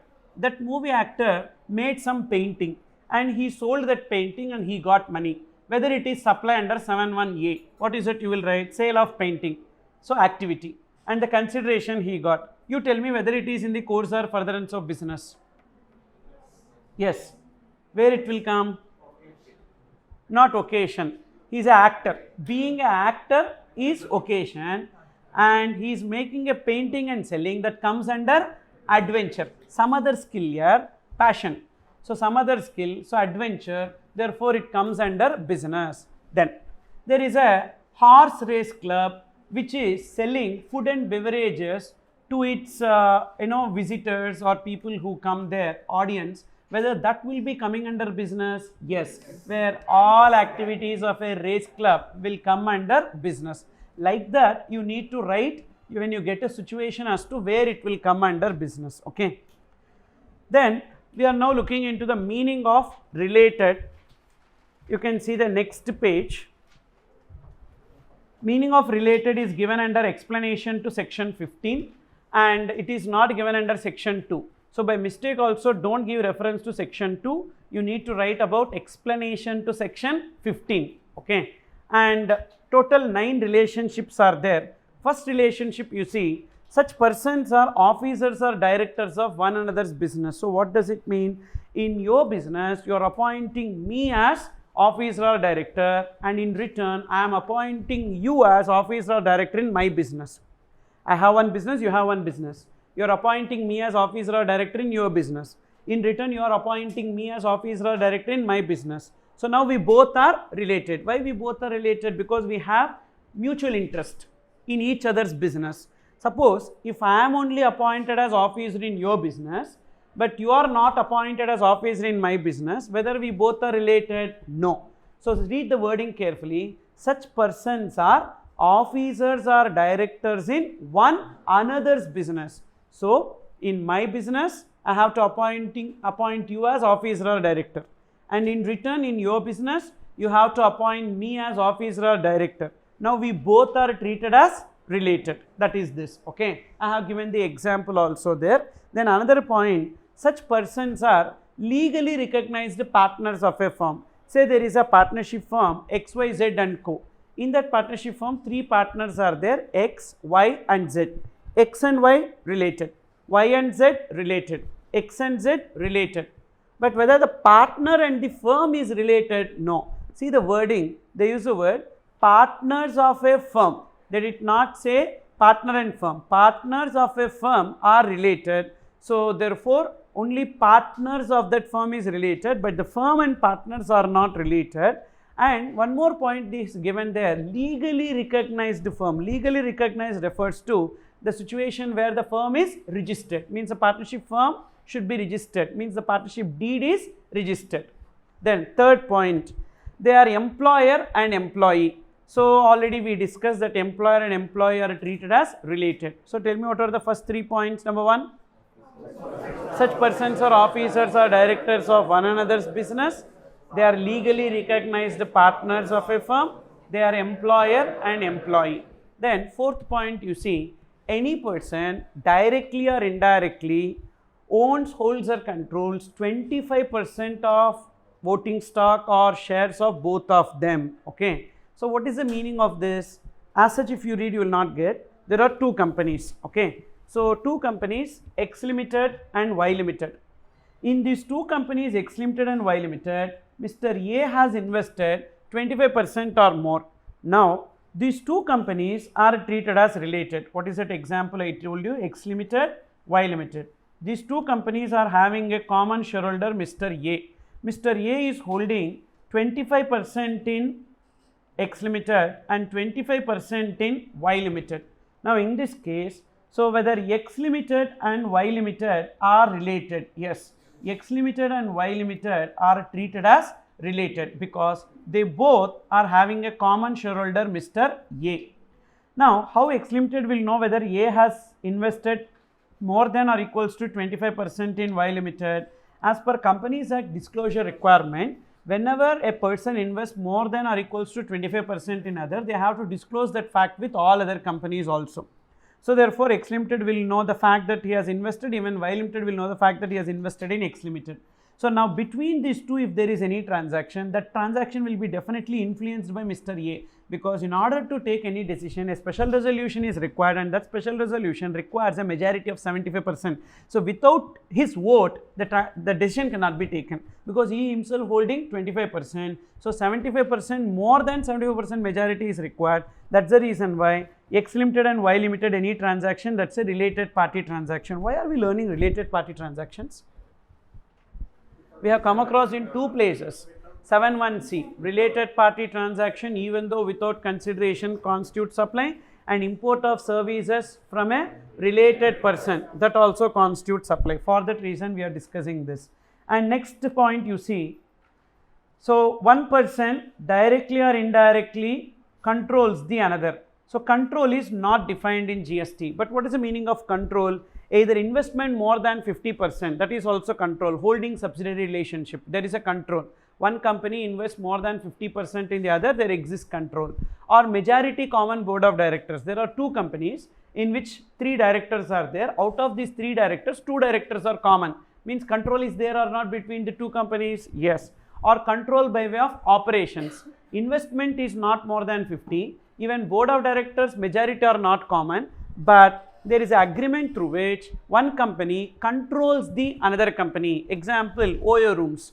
OYO rooms, what they will do, they will take up lot of hotels and they start controlling the operations of that. OYO is not going to invest in that hotel. OYO's board of directors and that hotel's board of directors are not common. Even then, through an agreement or a contract, OYO is controlling the hotels. So therefore, it will be coming under control by way of operations. So what is the meaning of control? Investment greater than 50% or majority common board of directors or controlling the operations.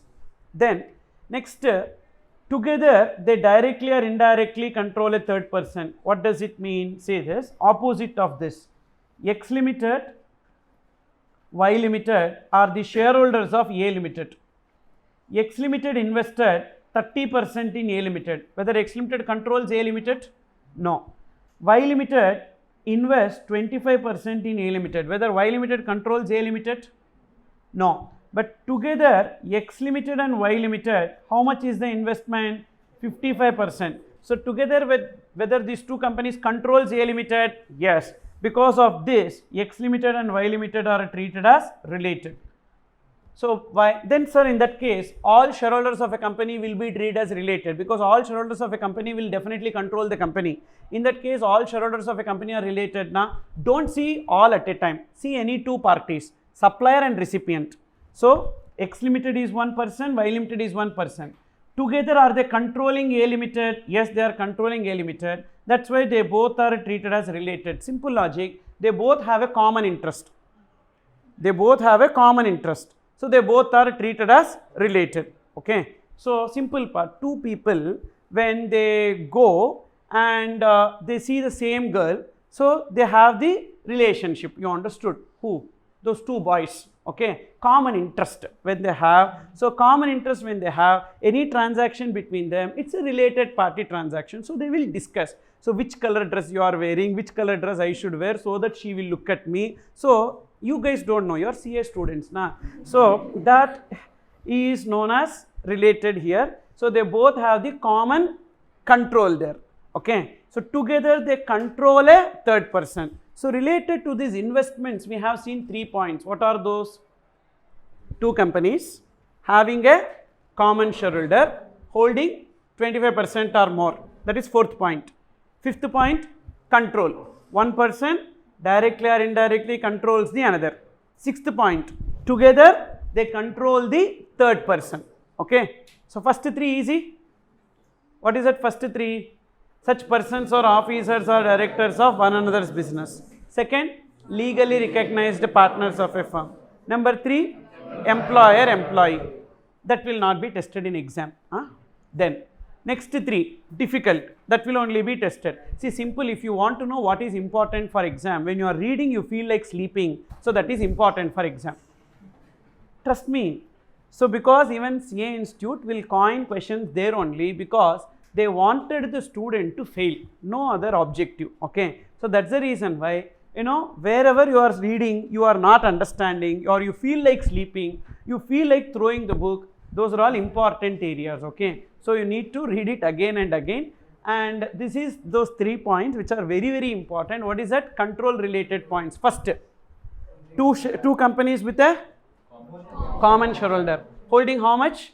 25% or more. Then these 2 companies are treated as related. Next point, one company controls the another company. Then third point, together they control the company, third person. Okay, so then also they will be treated as related, and they both are under the common control of a third person. What is this common control of a third person? See this, like A limited, X limited, Y limited. A limited is having A, B, C, D, E as directors. X limited is having A, B, D, F, H as directors, and Y limited is having A, C, E, K, I as directors. Okay, so now if you see whether A limited and X limited are related, why? A, B and D, so common, correct?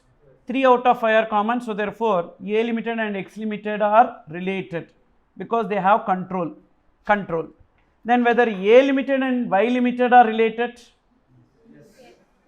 A, C, E, A, C, E, so definitely they both are treated as related because control is there. Now whether X limited and Y limited has common directors, X limited and Y limited, only A, even then X limited and Y limited becomes related. Why they will become related? Because they both have the same parent. 2 kids, same father, related or not, mother may be different, you understood or not? So like that, X limited and Y limited have the same parent company, because of that they both are treated as related because they are under the common control of a third person. So that is these points. So 4, 5, 6, 7. Then 8, you see they are members of the same family. What is the meaning of family? Spouse and children, whether or not dependent, and parents, grandparents, brothers and sisters if they are wholly and mainly dependent on that person. For example, for me, my wife and my children are always related, family, whether they are dependent on me or not.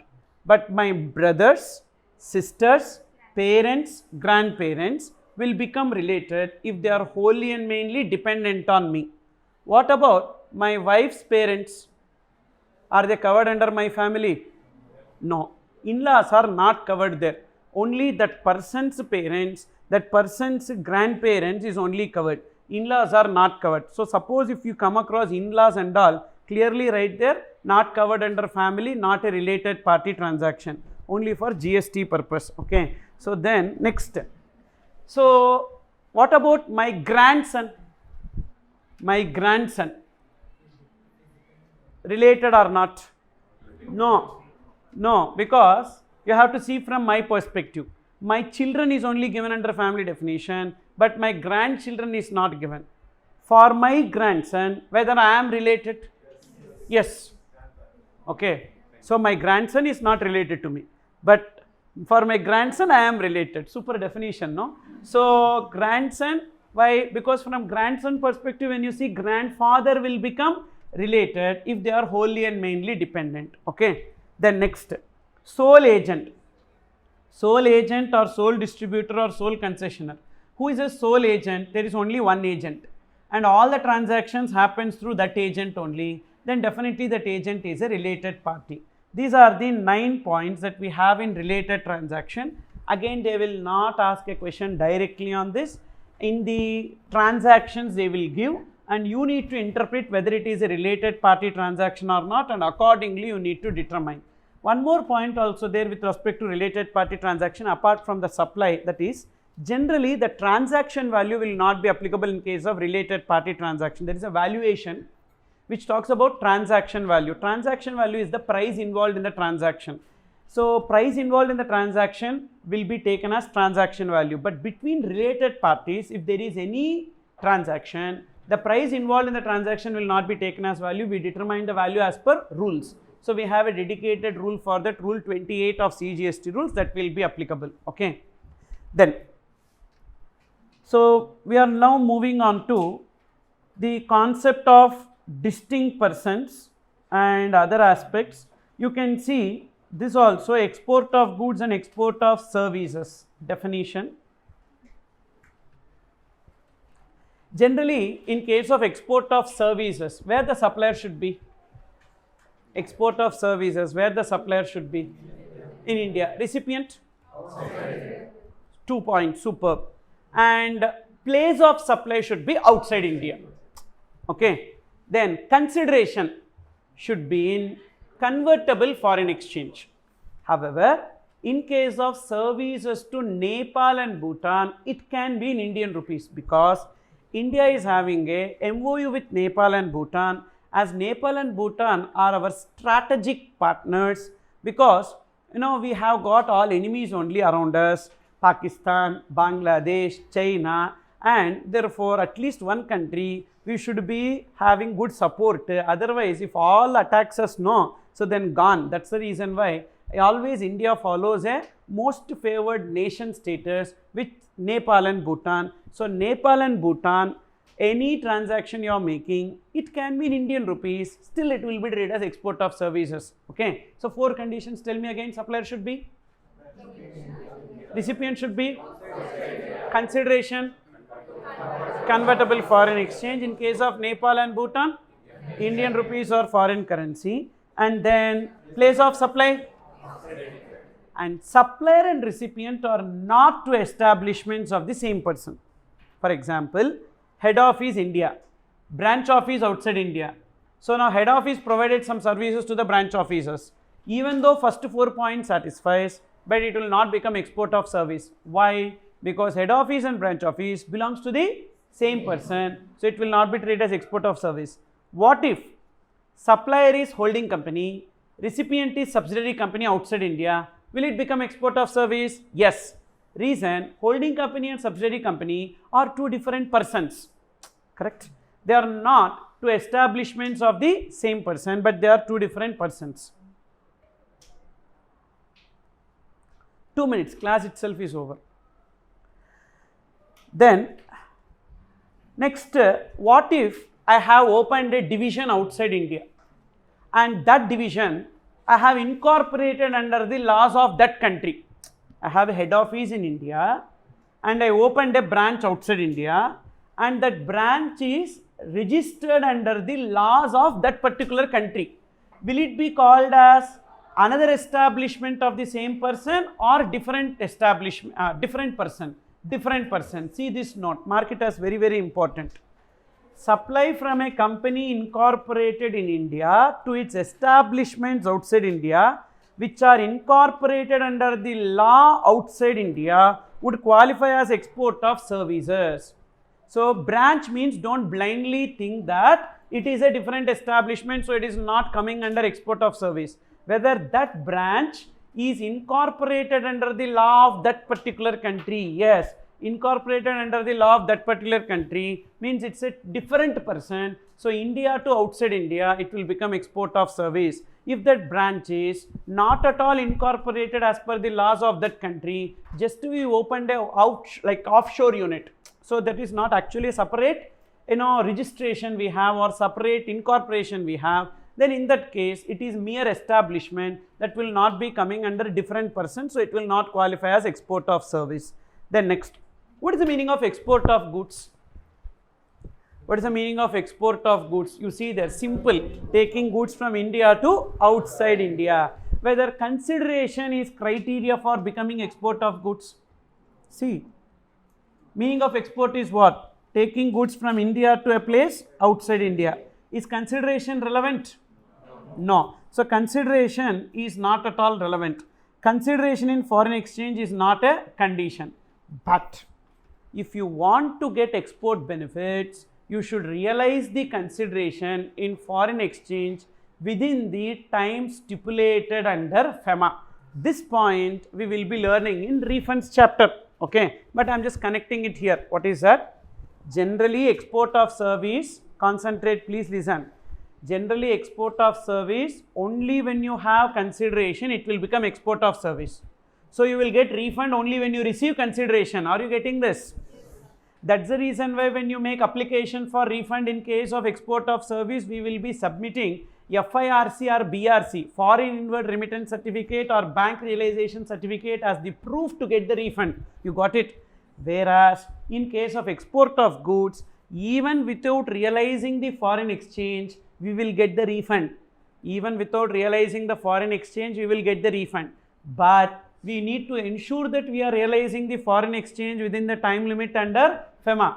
If you are not realizing the money within the time limit under FEMA, whatever refund you got will be recovered from you. You understood or not? So here write down, consideration in foreign exchange is not a condition. However, if it is not realized,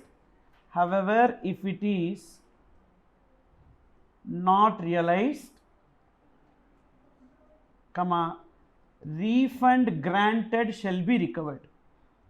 Refund granted shall be recovered. Whatever refund that is granted, that shall be recovered. Okay. So we have certain transactions deemed as interstate supplies. So generally we have intrastate and interstate supply, which goes by the definition. If location of supplier, place of supply, same state, intra, different states it is inter. But these are the 10 transactions which you should remember that always it will be deemed interstate, which means it will be chargeable to IGST. Okay. So see this, supply to SEZ or supply by SEZ. So these are the list of 10 transactions which will always be treated as what? Interstate. Supply to SEZ or supply by SEZ. For example, location of supplier is also in Kerala and place of supply also Kerala. Therefore, it will be intrastate generally, correct? But if there is a SEZ in Kerala, but I am located in Kerala and I am making supplies to that SEZ in Kerala, it is actually deemed interstate. It will be chargeable to IGST. Same is the case vice versa. That is, SEZ is making sale to me. That is also treated as deemed interstate. So supplies to SEZ and supplies by SEZ. Then import of goods or import of services. So import of goods and import of services will also be treated as deemed interstate. Same is the case of export of goods and export of services. And that's the reason why on import of goods or import of service we will pay IGST. Even under export of goods or service, we discussed two options, export upon payment of IGST, without payment of IGST option. In those two options also we need to take IGST only. Okay, wherever exports comes or imports comes, the type of GST will be IGST. Then location of supplier in India and place of supply is outside India. Actually it is export of service, am I right? Supplier in India and place of supply outside India is export. But the other conditions not satisfied. Other conditions means what? Consideration not in convertible foreign exchange or recipient is in India. Any other conditions not satisfied. Then also it will be treated as deemed interstate. So supplier is in India.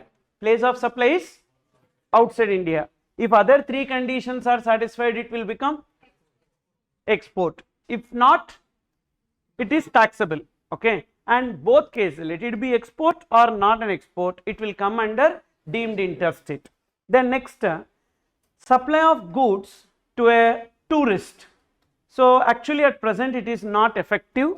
We had something called as tourist refund scheme, but that tourist refund scheme they have not yet implemented in India.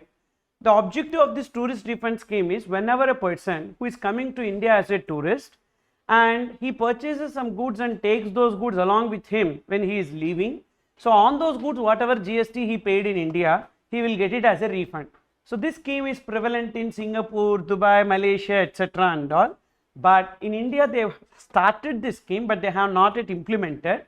So therefore whenever you are making supplies to a tourist, it will be classified as interstate because only one tax should be involved, that is IGST. Then next, supply of goods or services beyond territorial waters and up to exclusive economic zone of India. So what is considered as territorial waters and exclusive economic zone? So let's take this as India, and here this is the baseline. From this baseline up to 12 nautical miles, from this baseline up to 12 nautical miles is known as territorial waters. From this baseline up to 12 nautical miles is known as territorial waters, and beyond this 12 nautical miles up to 200 nautical miles. So up to 12 nautical miles is known as territorial waters, and beyond 12 nautical miles and up to 200 nautical miles is known as exclusive economic zone. Exclusive economic zone, and beyond this 200 nautical miles is known as high seas. So this area greater than 200 nautical miles is known as high seas. Okay. So therefore up to 12 nautical miles and up to 200 nautical miles, this locality is known as India. So up to this is known as India, which is a taxable territory, which is taxable territory for GST. So the meaning of India is up to 200 nautical miles from baseline, and beyond 200 nautical miles is known as high seas. So this is outside India. This is outside India. Now, if the transaction takes place within the landmass, it will become either intra or inter, which will be determined as per section 7, section 8. Already we studied section 7 interstate supply, section 8 intrastate supply. Suppose if the transaction takes place in the territorial waters, then also it will become intrastate or interstate, depends. Whereas if the transaction takes place in exclusive economic zone, then it will be treated as deemed interstate supply. Okay. So see this, if the supply, so if the place of supply is in landmass, so location of supplier and place of supply both in India, then it will be either intra or inter, depends, intra or inter. It will be either inter as per section 7 or it will be intra as per section 8. Suppose if the location of supplier is in India but the place of supply is in territorial waters, location of supplier in India and place of supply is in territorial waters, again it will either become intra or inter, determined as per section 9. Suppose if the place of supply is here, again it will become either inter or intra, that will be determined as per section 9. All these sections are of which act? IGST Act. Okay. Then suppose if the location of supplier is in India, that is landmass, and the place of supply is in the exclusive economic zone, then it will become deemed inter, deemed interstate, deemed interstate, and deemed interstate because supplier in India and place of supply outside India. Again, suppose if the supplier is located in India and the place of supply is in high seas, it is known as what? Export, correct? Supply outside India, export. Even export also will be coming under deemed inter. So what is the difference between these two? If the supply is in exclusive economic zone, it is not an export, it is not an export. But if the supply is beyond exclusive economic zone, it will qualify for export. Hope you got the clarity related to this.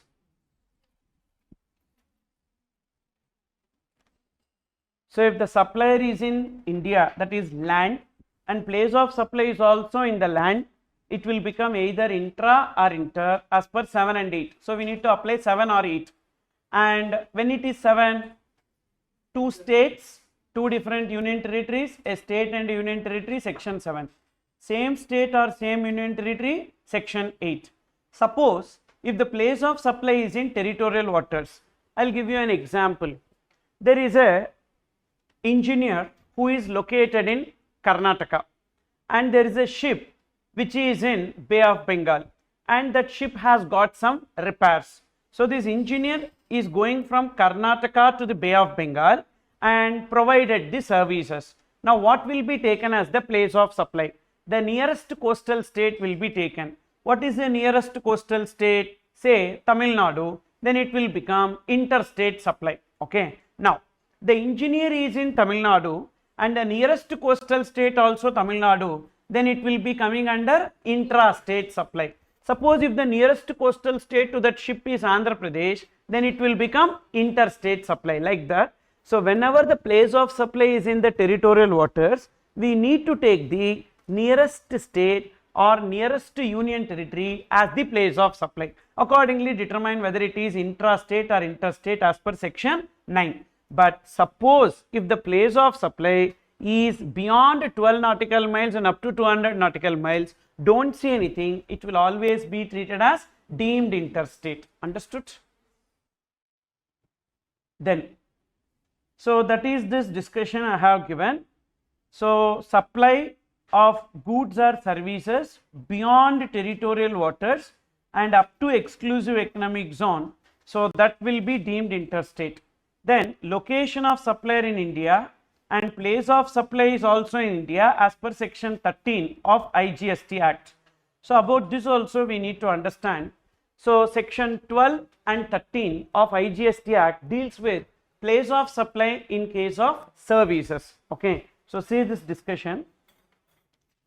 POS in case of services. POS in case of services. If both supplier and recipient are located in India, supplier and recipient, LOS and LOR in India, location of supplier and location of recipient in India, we will determine place of supply as per section 12. If either supplier or recipient in India and the other outside India, location of supplier or location of recipient in India and other outside India, means what? Supplier in India, recipient outside India, or recipient in India, supplier outside India. Then we determine the place of supply as per section 13. So place of supply in case of services, if both are in India, place of supply is determined as per section 12 of IGST Act. If one in India and the other outside India, place of supply determined under section 13 of IGST Act. Now I'll give you one scenario. Let's see what happens in that. There is an architect, and this architect is located in Kerala. This architect is located in Kerala, and there is one person to whom this architect is providing the architect services, say Mr. Elon Musk, who is located in US. Now Elon Musk wanted to have a house in Kerala, okay, and for this house property in Kerala, this architect has provided the services, architect services, for which, and the property is in Kerala, for which the consideration is received. So he paid the consideration, and that consideration is $1,000. Okay. Now in this background, tell me, what is the location of supplier? Kerala. Location of supplier is Kerala, India. Then what is the location of recipient?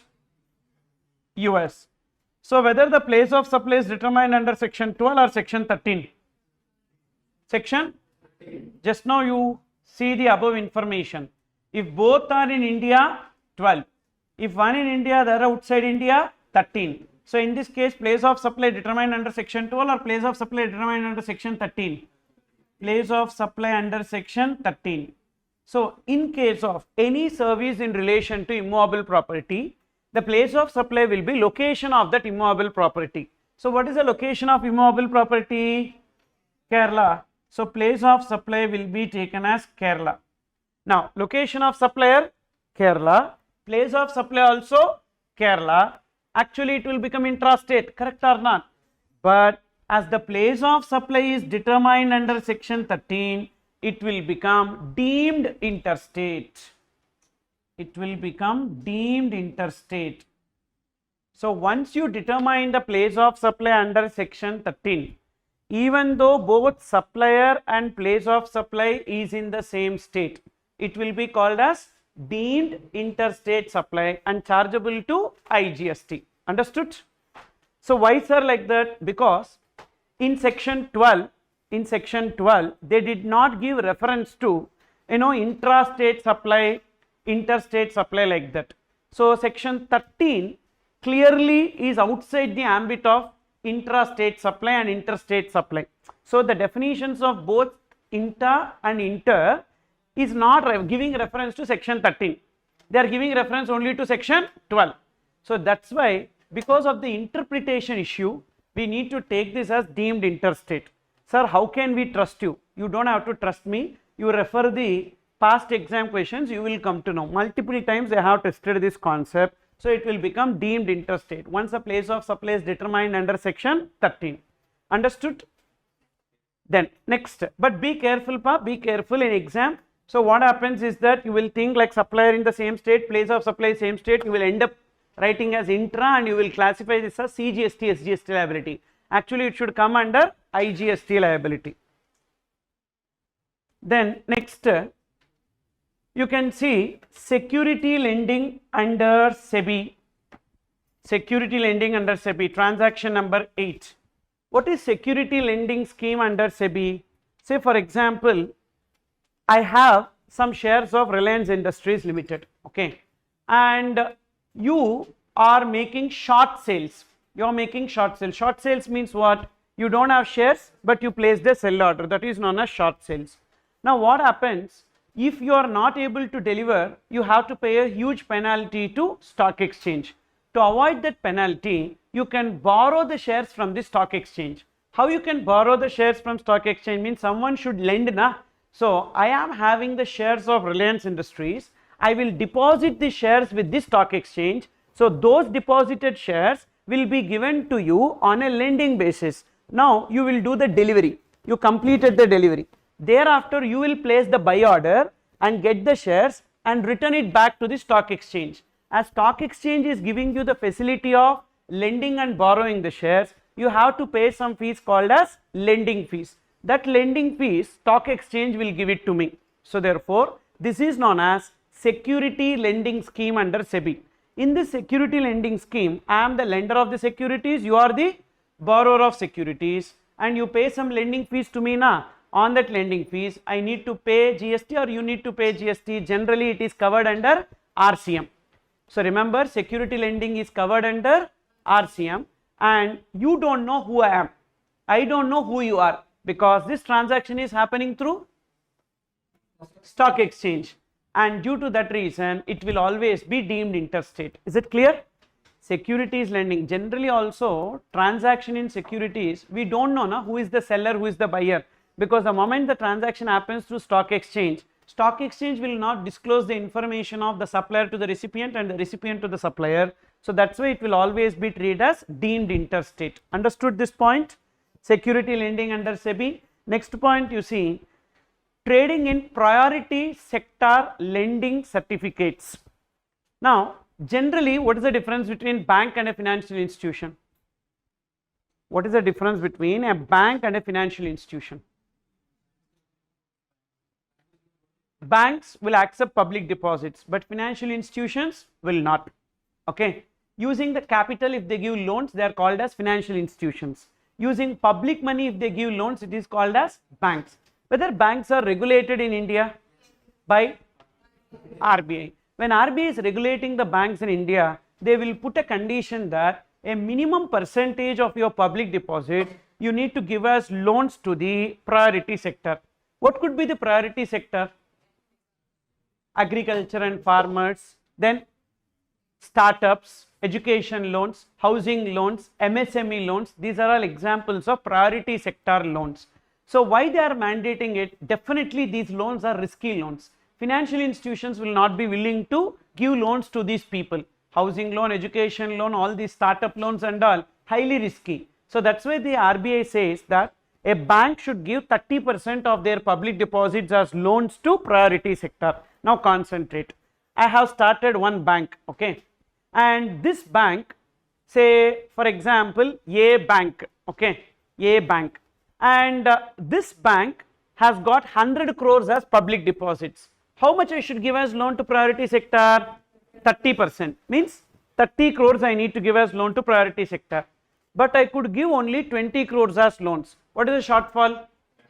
10 crores. What will happen if I am not giving loans of 10 crores to priority sector? My license will be cancelled. So what I will do, you are having another bank and say you are owning, so B bank. Now what you are doing is that you have 300 crores as public deposits. In that 30% is how much? 90 crores. But you gave loans to priority sector 120 crores. Means what is the excess that you have? 30 crores you have excess. Now I will give you 10 crores and purchase priority sector lending certificate from you.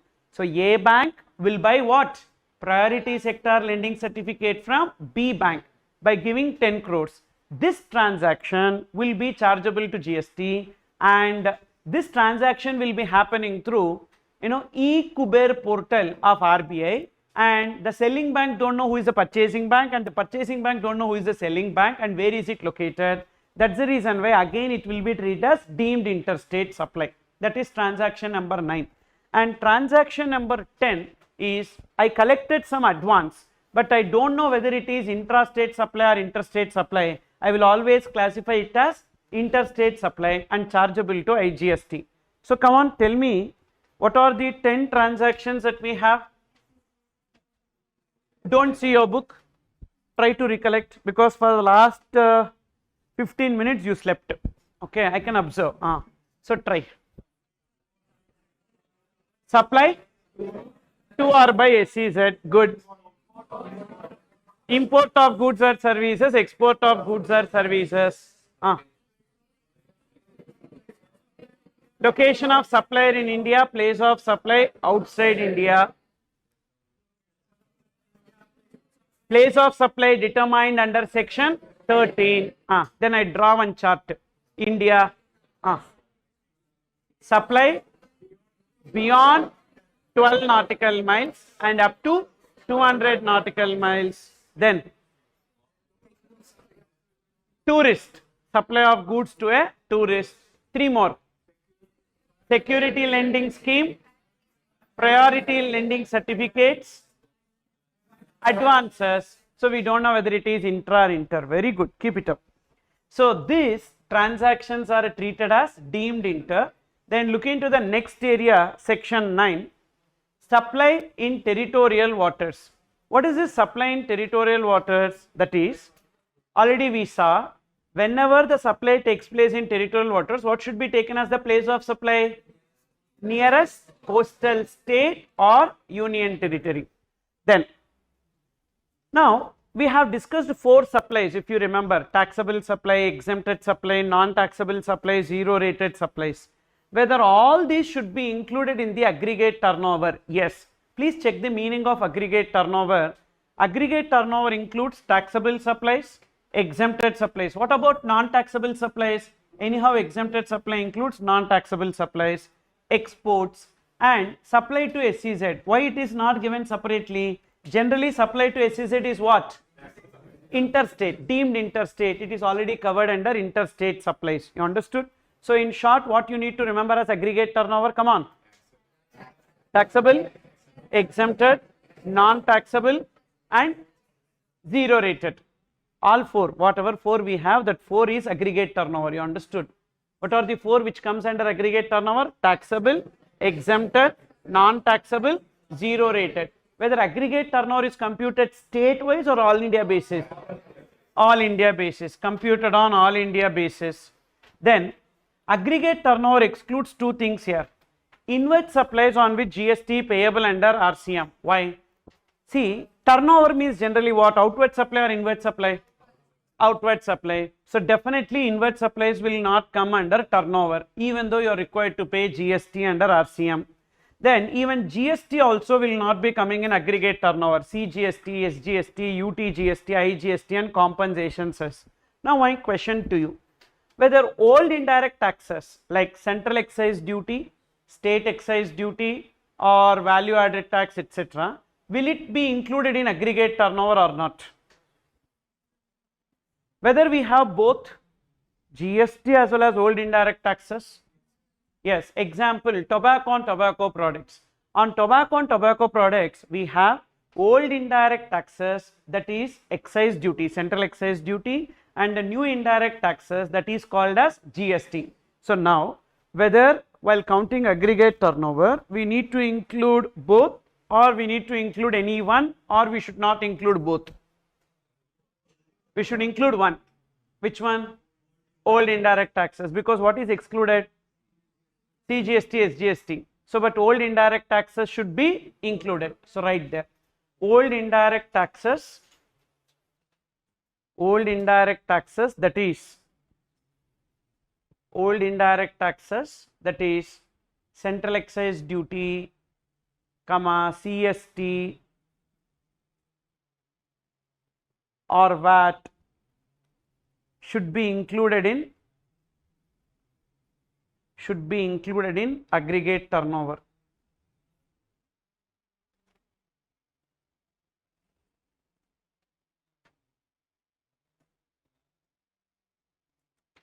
Then have a look into this meaning of works contract. Generally, what is the meaning of works contract?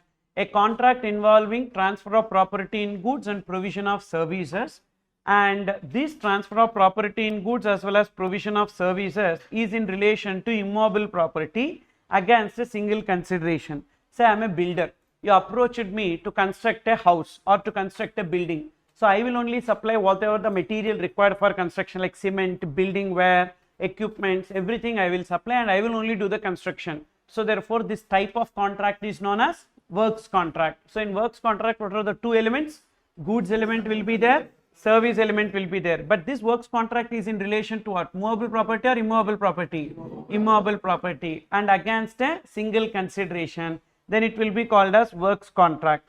And what is the meaning of job work? Job work means carrying out process on the goods belonging to other person. And for example, you give me plywood and I make a furniture out of that and I will give it to you. So this is an example of job work. You give me cloth, I do the stitching and I give it to you, garment. So it is also called as job work. Job work will always be treated as supply of service. Again, we will come across that point. Then meaning of distinct persons. Why meaning of distinct persons is relevant? Because we discussed now any transaction between related parties or between distinct persons will be treated as supply. So who are treated as distinct persons? One registration of a person to another registration is known as distinct person. One registration of a person to their another registration. So when we will have multiple registrations, if I am doing business in multiple states, in each and every state I need to get separate registration. Okay, so when am I required to get registered? Whenever my aggregate turnover exceeds threshold limit, I am required to get registered. So what is the threshold limit for registration? What is the threshold limit for registration? How much is the amount? 10 lakhs, 20 lakhs, 40 lakhs. We have multiple threshold limits. Okay, now we are trying to understand what are those threshold limits. No need to make note, just listen. So as and when my aggregate turnover exceeds threshold limit, as and when my aggregate turnover exceeds threshold limit, I am liable to register. I am liable to register. Now what is this threshold limit? If I am doing business in Manipur, Mizoram, Tripura or Nagaland, if I am doing business in Manipur, Mizoram, Tripura, Nagaland, then the limit will be 10 lakhs. The limit will be 10 lakhs. MMTN, Manipur, Mizoram, Tripura and Nagaland. You can have a look into this information in registration chapter. So please take registration under GST.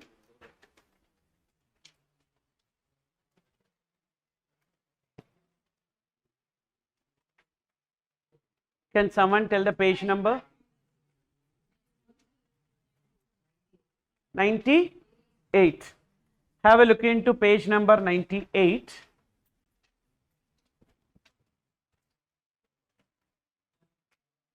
Okay, so say this, as per section 22, as per section 22 of CGST Act, whenever aggregate turnover of a person exceeds threshold limit, that person is liable to register.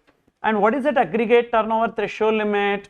If you are doing business in Manipur, Mizoram, Tripura or Nagaland, the limit will be 10 lakhs. If you are doing business in U-stamp states, U-stamp. So what is that U-stamp? U for Uttarakhand, Sikkim, T is not Tamil Nadu, Telangana, Telangana, then A, Arunachal Pradesh, Arunachal Pradesh, M for Meghalaya, Meghalaya and P for Puducherry or Pondicherry.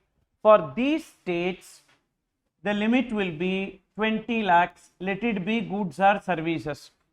Suppose if you are doing business in other states, if you are doing business in other states, then again you need to check, are you exclusively engaged in supply of goods or otherwise?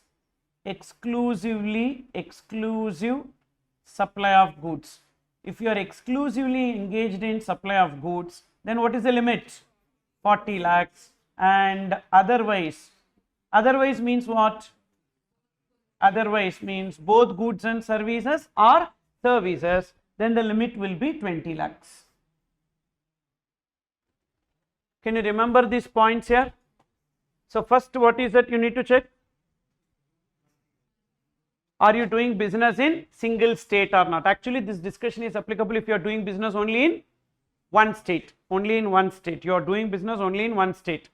Whether that one state is MMTN, whether that one state is in MMTN, Manipur, Mizoram, Tripura, Nagaland, then the limit will be 10 lakhs. Let it be goods or services, whatever. Suppose if that one state is in U-stamp, what is that U-stamp? Uttarakhand, Sikkim, Telangana, Arunachal Pradesh, Meghalaya and Puducherry, then the limit will be 20 lakhs. If you are doing business in other states, then what will be the limit? Exclusively engaged in supply of goods, 40 lakhs. Supply of both goods and services or services, the limit will be 20 lakhs. Then next, suppose if you are doing business in multiple states. So this discussion is when business in one state. Okay, so this discussion is applicable if you do business in single state. Business in single state. If you do business in single state, this is the discussion you need to remember. Okay, suppose if you do business in multiple states, can I proceed? Are you copying this? It's already there. Okay, fine, make it fast.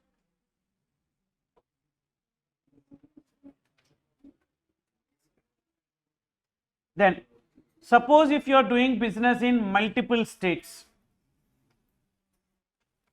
business in multiple states.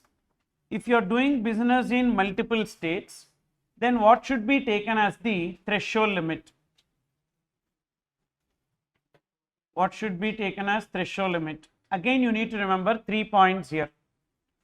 That is, if one of the state is MMTN and taxable supplies are made from that state. One of the state is in MMTN and taxable supplies are made from that state. Taxable supplies are made from that state. Then what will be the limit? 10 lakhs. One of the state is MMTN and taxable supplies are made from that state, the limit will be 10 lakhs. Next, second, none of the states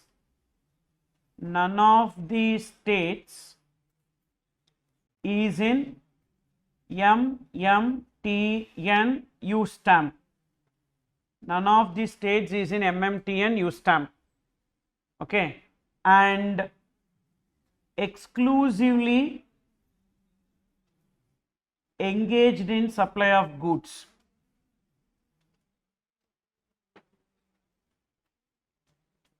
None of the states is in MMTN and MMTN U stamp and exclusively engaged in supply of goods. Then the limit will be 40 lakhs. So out of the multiple states, not even one state is in MMTN U stamp and you are engaged exclusively in supply of goods, the limit will be 40 lakhs. Other cases, the limit will be 20 lakhs. The limit will be 20 lakhs.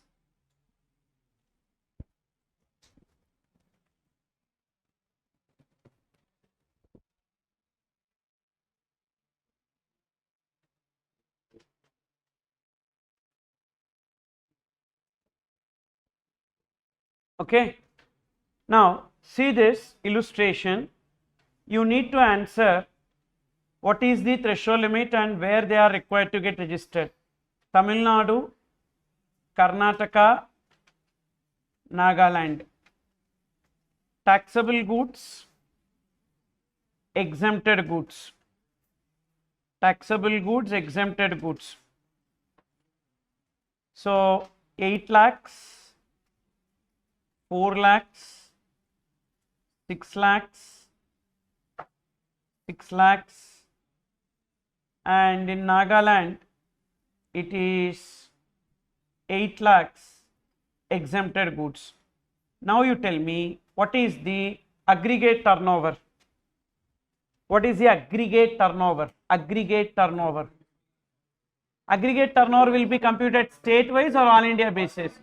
All India basis. So what is the aggregate turnover? 8 plus 6 plus 4 plus 6 plus 8, 32 lakhs. Aggregate turnover is 32 lakhs. What is the applicable threshold limit? Applicable threshold limit, whether they are doing business in one state or multiple states. multiple states. So you need to refer to second chart. In that second chart, see the first point. What is that? One of the state is in MMTN, correct? One of the state is in MMTN. Which state? Nagaland. What is MMTN? Manipur, Mizoram, Tripura, Nagaland. One of the state is in MMTN. And taxable supplies are made from that state. Whether taxable supplies are made from that state? No. So therefore, 40 lakhs also not applicable. See the second point. None of the states should be in MMTN use stamp, correct? Out of the given states, none of the states should be in MMTN use stamp, but one state is in MMTN use stamp. So therefore, 40 lakhs also not applicable. So otherwise, what is that otherwise? 20 lakhs. So applicable threshold limit is 20 lakhs. Are you understanding this here? Whether they are liable to register or not? Yes, because aggregate turnover exceeds threshold limit. So they are liable to get registered. So tell me where they should register. Tamil Nadu, Karnataka and Nagaland, or only in Tamil Nadu and Karnataka? Only in Tamil Nadu and Karnataka, but not in Nagaland. Why? Because in Nagaland they are not making taxable supplies. Remember, whenever a person is required to get registered, they should register in each state from where they make taxable supplies. Understood? So therefore, assuming that these transactions are belonging to one person, A Limited. So in this case, A Limited liable to get registered. A Limited liable to get registered. Why A Limited liable to get registered? Because his aggregate turnover exceeds threshold limit. Okay. And where they need to register? And they should register in. They should register in Tamil Nadu and Karnataka, but not in Nagaland. But why not in Nagaland? Because they are not making taxable supplies. When they will register in Nagaland? As and when they make taxable supplies in Nagaland, at that time they will register.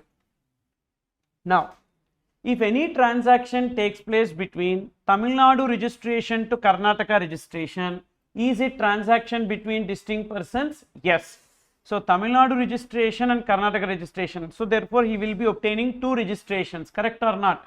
So GSTIN in Tamil Nadu, GSTIN in Tamil Nadu, GSTIN in Karnataka. How do we know whether these two GSTINs belongs to the same person? So in every GSTIN, there will be a 15-digit number. In that 15-digit number, the first two digits refer to state code. Next 10 digits will be permanent account number. Next will be entity code 1, 2, 3 like that. Then alphabet Z, which is constant, and the last will be a checksum digit. So therefore, this 10 digits permanent account number will be common between these two registrations. So you can easily identify that these two registrations belongs to the same person, and any transaction between them is known as transactions between distinct persons. Transactions between distinct persons. Now suppose they have a establishment in Nagaland. Establishment in Nagaland. Is this establishment in Nagaland registered or unregistered? So unregistered. They have unregistered establishment in Nagaland. Now any transaction between Tamil Nadu registration and Nagaland establishment and Karnataka registration and Nagaland establishment will also come under transactions between distinct persons. Is it clear? Will also come under transaction between distinct persons. So now you tell me, what is the meaning of distinct persons from this? One registration of a person to another registration. Point number one. Second point, one registration of a person to their another establishment in another state, even though unregistered. Okay, yeah? Clear? Come again. What is distinct persons? One registration of a person to another registration of that person.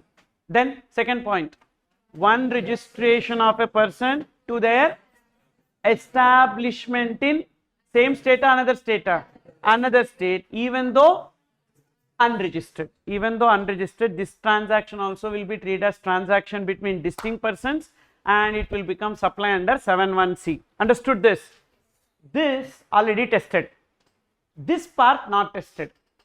So they will give that a company is sending the goods from their Karnataka registration to Andhra Pradesh unit, but Andhra Pradesh unit they have not obtained registration. So now what we will do, we will ignore that, because we will think that it is not a transaction between distinct person. Actually we need to treat it as transaction between distinct person. We need to determine the value as per rule 28, and we need to compute the GST payable. So because of that, unnecessarily 1 or 2 marks we will be missing. You understood? So even though they have establishment in another state, not separately registered, that will also be treated as their distinct person. Got it?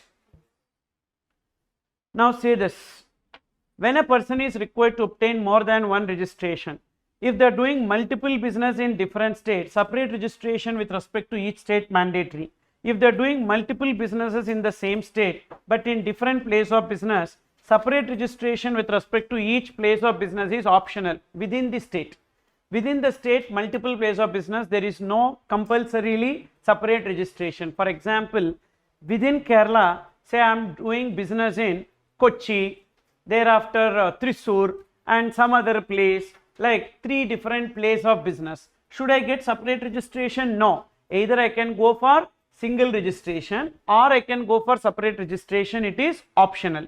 Suppose if I am doing multiple business in the same state but in the same place of business, whether I need to get a separate registration, that is, I have a shopping complex. In that shopping complex, ground floor I have jewelry shop, and first floor I have garment shop, another floor I have a cinema theater, yet another floor I have a food court. So now whether I need to get separate registration with respect to each different business? No, I cannot get a separate registration. So as the place is same, there will be only single registration. But sir, under single registration, can I do multiple businesses also? Yes. Just I need to update the HSN and SAC along with the registration certificate. I need to update there, that is sufficient.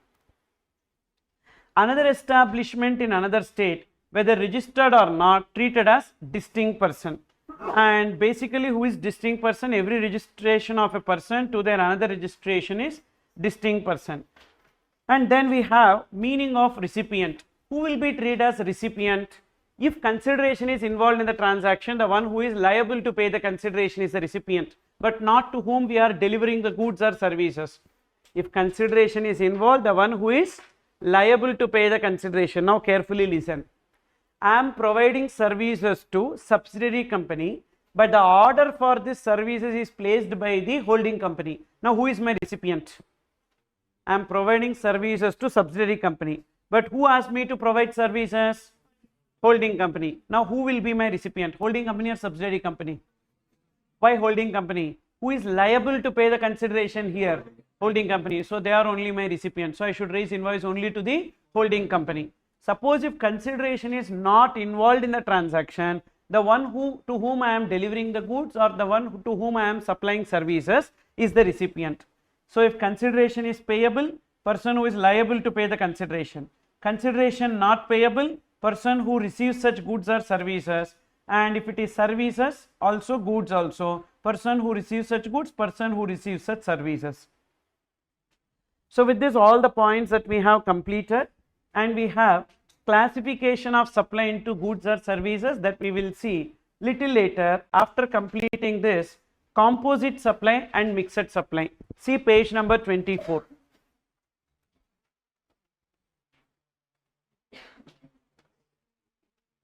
Composite supply and mixed supply. So what is this composite supply and mixed supply about?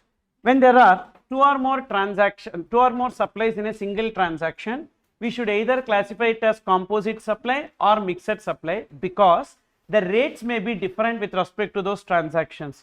Example, you go to a cinema theater. In that cinema theater, movie theater, popcorn and Coke will be ordered as a combo. Popcorn will be having a rate of GST 5%. Coke will be having a rate of GST 28%.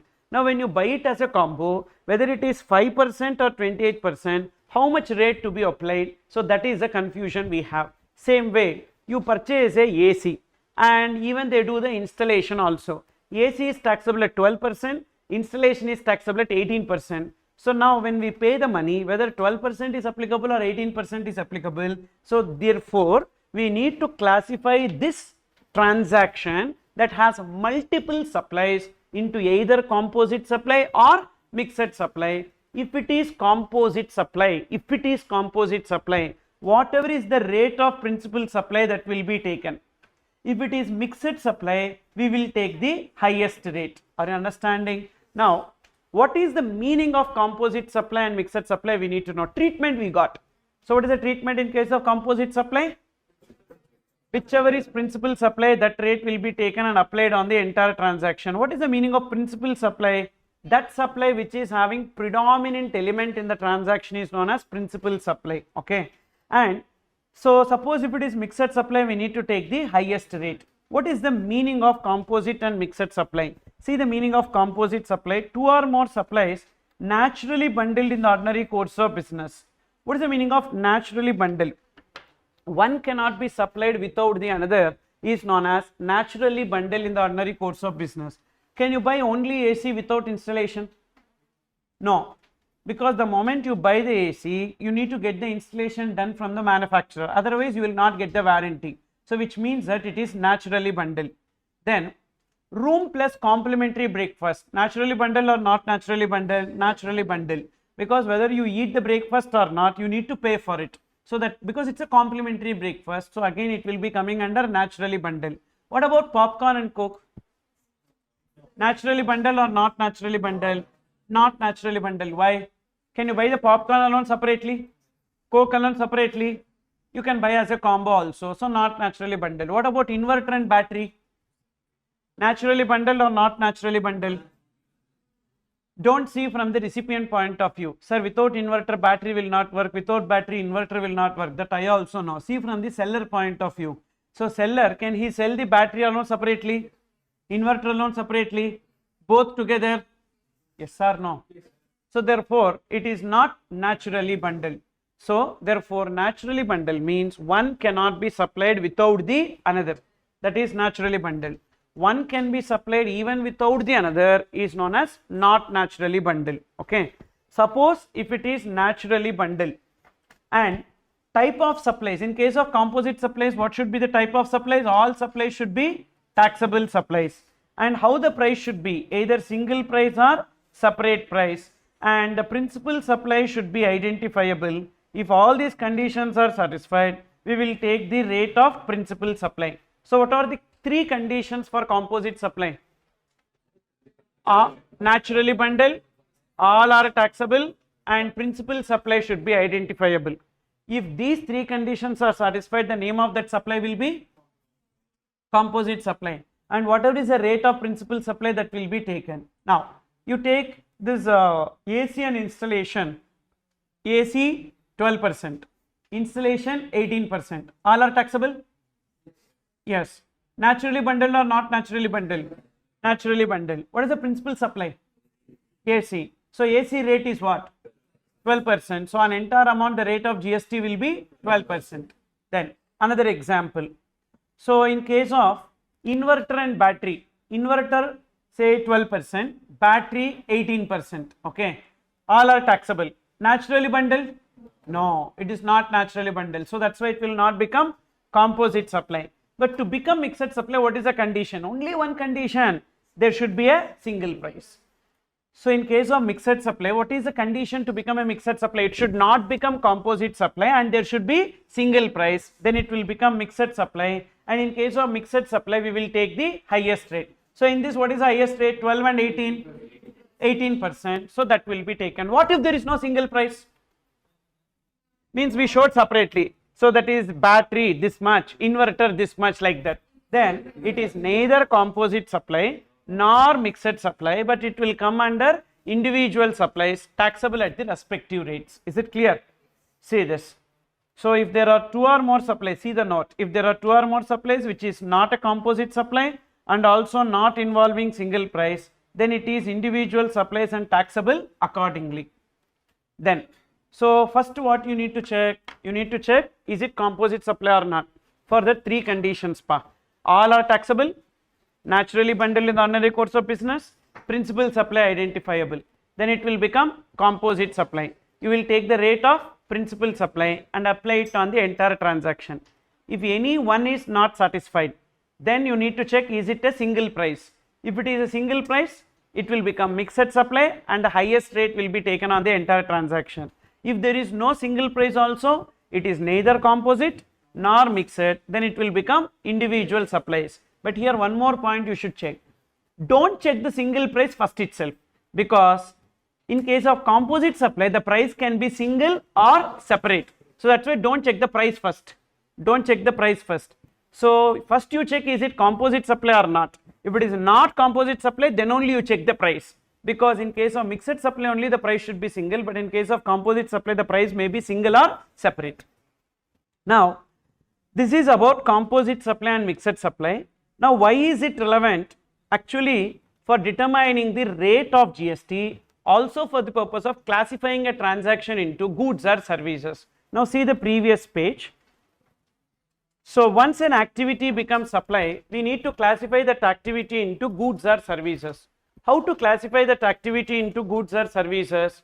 For that we have schedule 2, section 7, subsection 1, capital A, read with schedule 2. In that the first activity you see movable property. For example, I have a car. I gave you the title with respect to the car. Is it supply of goods or supply of service? Supply of goods. I did not give you the title with respect to the car, but I gave you right to use the car. Is it supply of goods or supply of service? Supply of service. Understood? Next, I gave you the title to the car, not today, at a future date, hire purchase. Is it supply of goods or supply of service? Today I gave you car and I asked you to pay in installments. Upon payment of last installment, I transfer the title to you. So is it supply of goods or supply of service? Supply of goods. So please see there, if the transfer of title happens at present or at a future date, it will be supply of goods. But if there is only transfer of right to use, it will become supply of service. Understood about movable property? Then immovable property will never come under goods. Why? Because transfer of immovable property is sale of land or sale of building, which is excluded from supply. So that's why it will not come under this. Whereas when immovable property will come under supply of service, if I am giving you right to use immovable property, for example, I have a building which I am giving to you on rent, it will come under supply of service. Or construction, bringing into existence an immovable property, that is also supply of service.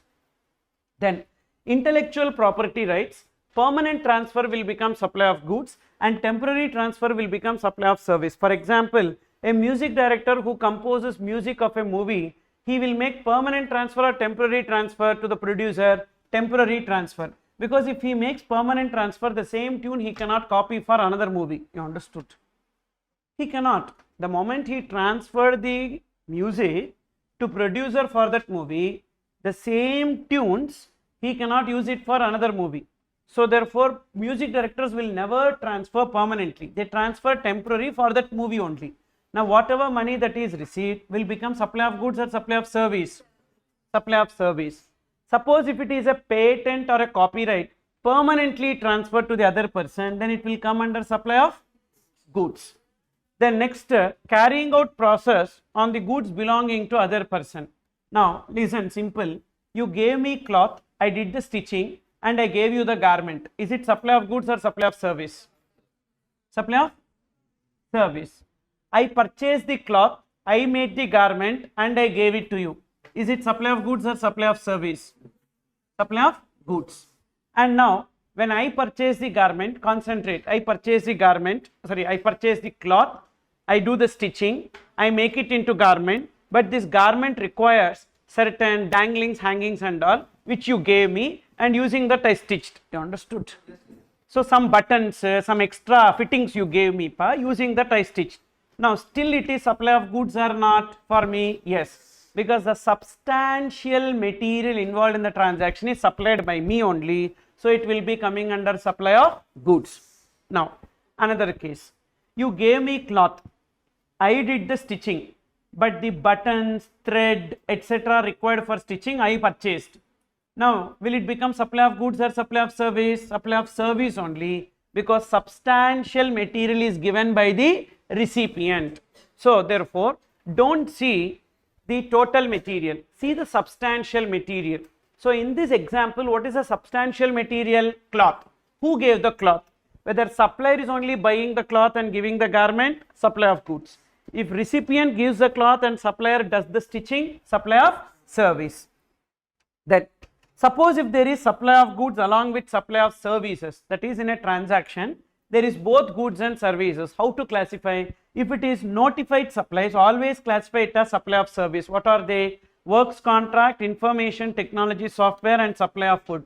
These three activities should always be treated as supply of service. What is works contract? Already we have seen. Even though it involves goods element and service element, it should always be treated as service. And information technology software. Software can be sold like a product also. When you go to some electronic shops, they will be selling antivirus software or operating software as a product. Even though it is sold as goods, but it will always be treated as supply of service. Then supply of food. In food, what is a goods element? The ingredients used in the food is the goods element. Cooking is the service element. Even then entirely it should be classified as supply of service. Whereas other transactions, if it involves both goods and services, check whether it is composite supply or mixed supply. Based on that you classify. Now, in case of AC and installation, AC is what? Goods or services? Installation is it composite supply? What is the principal supply? AC is entire transaction will become supply of goods. Understood? Then next, coaching and study material. Coaching is service, study material is goods. And is it composite supply? Yes, it is composite supply, because as a part of coaching you got the study material also. You understood? I am not talking about books and all, published books. I am talking about whenever you are attending the coaching, you will get some books given by the faculty na, about that. For example, these classes are paid or free? Oh, you are paying. Okay. So when you pay for this, you got the coaching, plus you are also getting one book na. So free, composite supply, and naturally bundled in the ordinary course of business. So coaching plus study material will come under composite supply. But what is the principal supply? Coaching, which is service. So entirely it will be treated as supply of service. Then next, video lectures plus pen drive. In video lectures plus pen drive, so what is the goods element? Pen drive. What is the video lectures? Service element. And is it naturally bundled? No, because there is another option called as Google Drive also. Correct? Video lectures plus pen drive, video lectures plus Google Drive. Actually it's an option, so which means not naturally bundled, and therefore it will come under mixed supply. So because either you can buy the video lectures separately, or you can buy video lectures with pen drive separately or together. Correct? Yes. So you did not buy any lectures, you did not attend any video lectures classes, then as if you are listening for the first time, as if I said some rocket science, you are showing your face. Huh? Like that. Video lectures with pen drive, without pen drive, two options are there. So the moment we say option, means it is not naturally bundled. Correct or not? So it is mixed supply. And say video lectures 18% and pen drive 12%. What is the highest rate? 18%. So 18% is services. So entirely it will be treated as supply of service. Then TV plus optional warranty. Goods is TV. Optional warranty is service. Again, it is not naturally bundled, because optional warranty means either you can pay for it or you don't have to pay for it. If you pay, you will get the extended warranty. If you are not paying for it, you will not get the extended warranty. Simple. Correct or not? So therefore, is it naturally bundled or not naturally bundled? Not naturally bundled. Then it will come under mixed supply. Say TV is having 18% and optional warranty 12%. What is the highest rate? TV. So entirely it will be classified as supply of goods. So if it is composite supply, if the principal supply is goods, entirely it is classified as goods. If the principal supply is service, entirely it is classified as service. If it is mixed supply, if the highest rate is goods, entirely it is classified as goods. If the highest rate is service, entirely it is classified as service. Apart from that, any other transaction will come under service under doing an act, not doing an act, tolerating an act. I am taking classes, not covered under any of these points. So doing an act, it will come under service.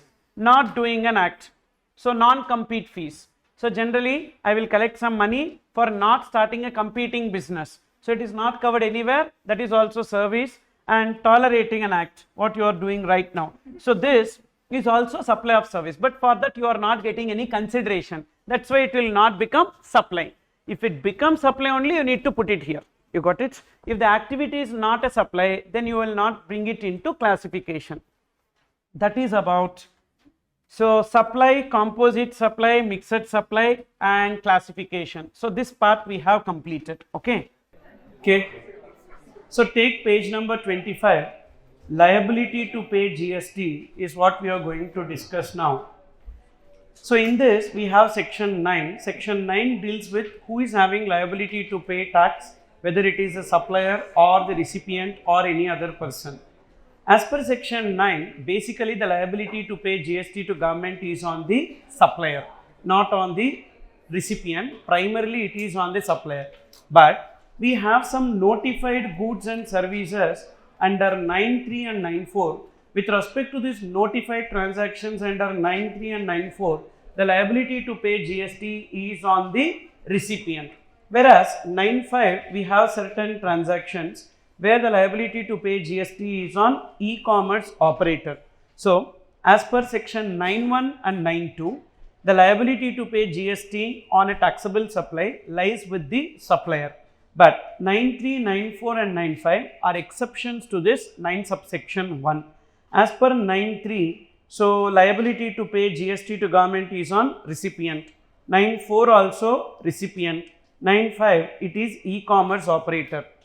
Now when 9.3 will be applicable, there are some notified goods and services which are supplied for which 9.3 will be applicable. But what are the list of goods? It is not applicable for exam. So it will be specifically given in the question itself as to whether this will come under FCM or RCM. Whereas list of services which are applicable for exam, you need to remember what are the list of services which are covered under RCM.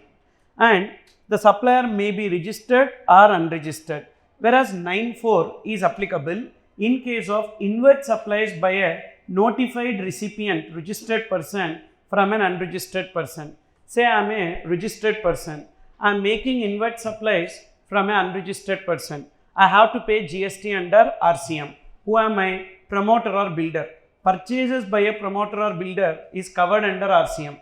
There is a promoter or builder who is making inward supply from an unregistered person. That promoter or builder is required to pay GST under RCM, because whenever they buy from unregistered person, they will not be paying any GST. So therefore, government is asking the recipient to pay GST under RCM, that is this. And here who will pay GST? Recipient. And supplier should be unregistered person.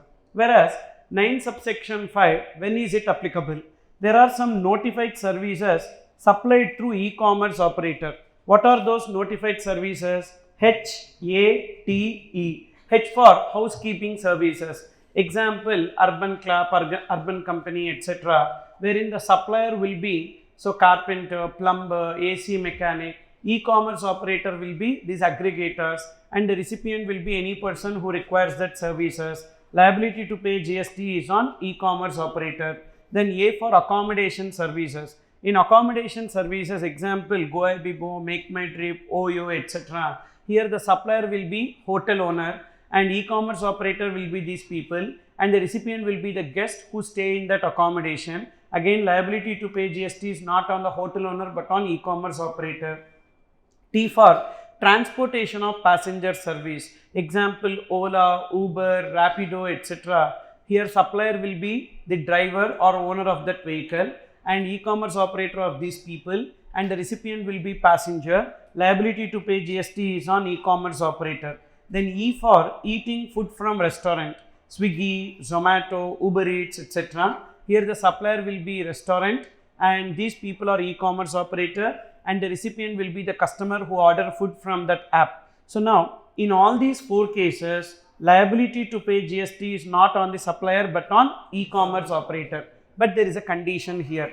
In case of H&A, housekeeping service and accommodation service, the supplier should be unregistered. What if the supplier is registered? It will not come under 9(5) where the liability to pay GST is on supplier only. For example, I own a hotel and I listed my hotel through e-commerce operator. Now I am a registered person who provide accommodation service through GoIbibo, Make My Trip, etc. In this case, who will pay GST? Supplier only will pay. I will only pay. Why? Because in case of housekeeping service and accommodation service, supplier should be unregistered. If the supplier is registered, the liability to pay GST is on supplier only. But in case of last 2, T and E, that is transportation of passengers and eating food from restaurant, let the supplier be registered or unregistered, liability to pay GST is on e-commerce operator only. For example, there is a restaurant. That restaurant is unregistered restaurant selling food through Swiggy. Then Swiggy only will pay GST. If that restaurant is registered selling food through Swiggy, then also Swiggy only will pay GST. In case of transportation and eating food from restaurant, let the supplier be registered or unregistered. Always it will come under 9(5) e-commerce operator liability. But in case of first 2, housekeeping services and accommodation service, only when the supplier is unregistered, it will come under e-commerce operator liability. Otherwise, the supplier only will pay. Now, what we are doing now is that we are starting with 9 subsection 3, notified goods and services. In that notified services we are discussing. Along with these services, we are connecting this to our exemptions as well. So we are trying to understand what are the various exemptions with this respect to. So whenever you see RCM, you need to give reference to section 9 subsection 3 read with one notification. What is a notification? Where the list of service under RCM is given, notification 13 of 2017. So this list of services you can remember with a keyword Sir CG got salads. In that, yes, for security lending as per SEBI. In this security lending, there will be a lender of securities who will be giving securities on rental basis to the borrower of the securities. Why borrower will take the securities on lending basis? Because borrower would have made the short sales. In order to deliver that shares, he will borrow the shares and he will complete the delivery so that he will avoid the penalty. Thereafter, he will replace the shares and he will be paying some lending fee. So on that lending fee, the lender will not pay GST, but the borrower will pay GST, and we don't have any exemptions in this respect, and we don't have anything covered under RCM also in this respect. Okay. So that is about this security lending as per SEBI. Now, so this particular RCM, in order to learn that effectively, you kindly make note of who is the supplier, who is the recipient, and what is the transaction, is there any conditions for RCM, is there any exemptions or non-applicability of RCM. So you parallelly write down this one so that you will be able to remember this. First you need to know as to what is the transaction,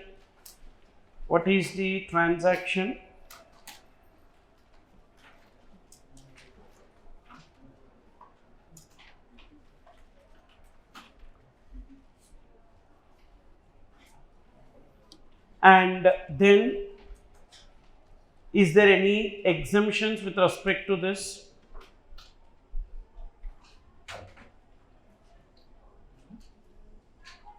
Then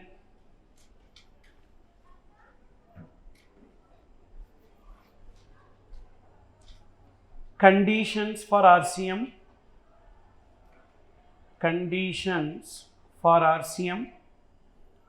and finally non-applicability of RCM.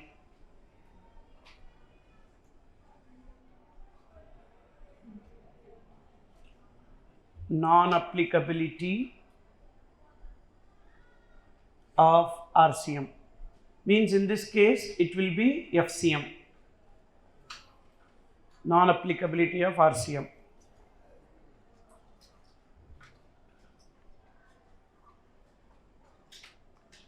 So first, what is it? We have yes. Yes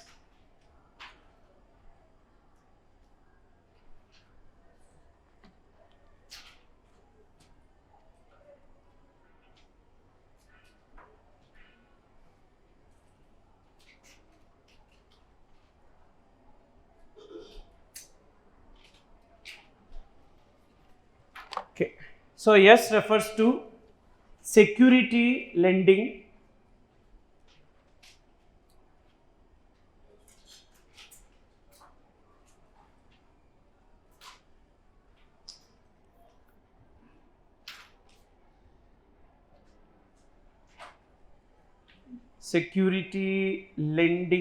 under SEBI, and we don't have any exemptions with respect to this, and conditions for RCM, we don't have any conditions for RCM also, and we don't have any non-applicability of RCM. So there is some issue with my tab. Okay, I'll dictate, you make note. Is it okay? Okay. So security lending under SEBI. So in the security lending, who is the supplier of service? Lender of securities. Who is the recipient of service? Borrower of securities. So who will pay GST? Borrower will pay GST. Is there any exemptions? No. Is there any conditions for RCM? No. And is there any non-applicability of RCM? No. And then we have second I for import of services. In case of import of services, who is the supplier? A person located outside India. And who is the recipient? A person located in India. So liability to pay GST is on the person located in India. And is there any exemption with respect to import of services? Yes, there is one exemption with respect to import of service. What is that exemption? Import of other than OIDR services. OIDR means what? Online information database access and retrieval services. So in case of OIDR services, so always it will be taxable. What is an example of OIDR services? We have this OTT platforms, Netflix, Amazon, any service which is mediated through internet and it is automated is known as OIDR services. So can you give me some more examples? Amazon, Netflix, all OTT platforms is through internet, correct? And is it automated? Yes. So it's OIDR service. Apart from that, any other example? Cloud storage, Google Drive, OneDrive, etc. will come under OIDR? Yes. So how can you access the cloud storage? Through internet. And is it automated? Yes. So it's a OIDR services. Are you understanding this? Even gaming, online gaming will come under OIDR services? Yes. So in case of OIDR services, so always it will be taxable. We don't have any exemption. But if it is other than OIDR services, import of other than OIDR service, can you give me example? Import of other than OIDR service, other services. Consultancy service, legal consultancy, technical consultancy, software development services, correct? And as BPO outsourcing, we will be outsourcing Sam, so that is also import of services. Like that, any other services imported by non-taxable recipient is exempted. Who is a non-taxable recipient? Non-taxable recipient will be any unregistered individual, okay, or government or trust will come under non-taxable recipient. Generally, individuals will trust whom? Government, correct? Individuals trust government will come under non-taxable recipient, okay? Who will come under non-taxable recipient? Individuals, trust, government. Trust means charitable trust, okay? Government. Individual should be unregistered. Trust, registered or unregistered under GST. Government, registered or unregistered under GST. Individual importing service for what purpose? Personal purpose. And trust importing service for what purpose? Charitable activities. Government importing services for what purpose? Other than business or commerce. Then it will be exempted, okay? So what is exempted? Import of what services here? Import of other than OIDR, by non-taxable recipient is exempted. Import of other than OIDR by non-taxable recipient is exempted. And is there any conditions for RCM? No, we don't have any conditions for RCM. Is there any non-applicability of RCM? Yes. In one case, it will be FCM. What is that? Import of OIDR services. by non-taxable online recipient. Who is a non-taxable online recipient? Any unregistered person who is importing for other than business or commerce. Now you subscribe for Amazon Prime. So this Amazon Prime subscription is by a non-taxable online recipient. You are registered or unregistered? Unregistered. You are importing for what purpose? Personal purpose or business purpose? Personal purpose. Now when you pay money to Amazon or Netflix, they will pay GST, you will not pay GST. So therefore its transaction will come under FCM. Understood or not? So generally import of service is RCM, but only in one case it will be FCM. What is that? Import of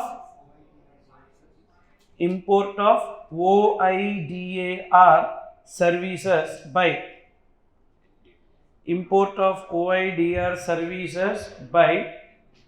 non-taxable online recipient. Non-taxable online recipient, NTOR. Import of OIDR services by non-taxable online recipient. In all other cases, it will come under RCM. Okay.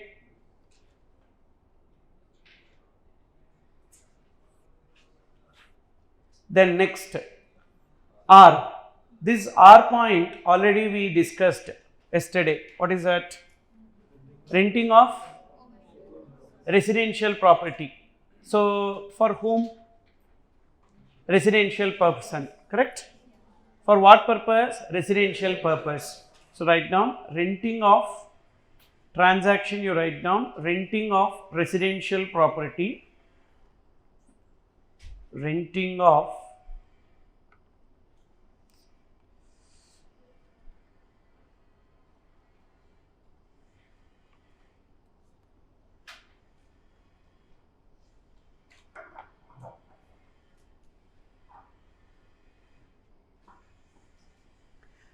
of residential property,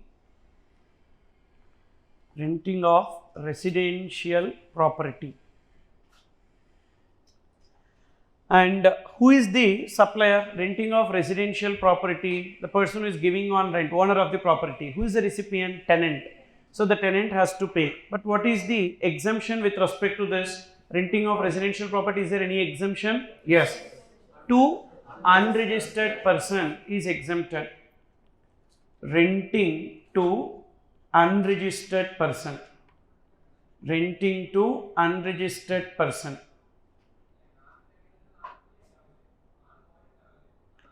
Renting to unregistered person is exempted. And is there any conditions for RCM? Yes. What is that? Recipient should be registered. If recipient is unregistered, it is exempted. Only when recipient is registered. So write down third column, recipient should be registered. Recipient should be registered. Recipient should be registered. And is there any non-applicability of RCM? Renting of residential property. Very good. For commercial purpose. Right there. Non-applicability of RCM. When RCM is not applicable, if the property is given on rent for what purpose? Commercial purpose. Renting for commercial purpose. You understood this or not? So renting for commercial purpose will always be taxable under FCM. Renting for residential purpose to unregistered person will become exempted. So to registered person only will come under RCM. Then next R. Renting of motor vehicles. Next R. Renting of motor vehicles. Are you able to listen and write now? There is some issue, it is like not coming properly, that's why. Renting of motor vehicles. Renting of motor vehicles. Who is the supplier? Owner of the motor vehicle. Who is the recipient? The one who is taking the motor vehicle on rental basis. Now, in case of renting of motor vehicles, we have 4 exemptions here. We have 4 exemptions. And in those 4 cases, that rent amount will be exempted. All other cases, it will be taxable. What are the 4 exemptions? Write down the first point. Renting of motor vehicle greater than 12 passengers. Total 4 exemptions we have. In the exemption column, you write down first point, renting of MV, motor vehicle, greater than 12 passengers. renting of MV greater than 12 passengers to state RTC, to state RTC, state road transport undertaking. So this is the first exemption. What is that? I have a bus. That bus can carry more than 12 passengers. This I am giving on rent to whom? State road transport undertaking. So what they will do? They will use this bus for transportation. What is the advantage of this to state government? They don't have to buy the bus. They can take the bus on rental and they can operate in certain routes. What is the advantage of this to me? I will be getting some fixed rent from the government. So this rent will be taxable or exempted? Exempted. That is the first point. Renting of motor vehicle greater than 12 passengers to state road transport undertaking. Then number two, renting of motor vehicle greater than 12 passengers, same. Renting of MV greater than 12 passengers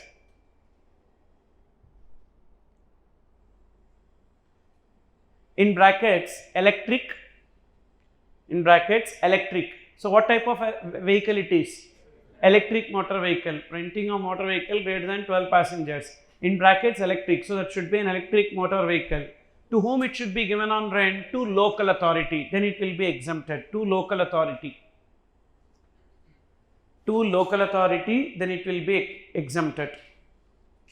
To local authority. You understood the difference between first point and second point? First point, a normal bus which is given on rent to state road transport undertaking. We receive some rental charges. That rental charges received will be exempted.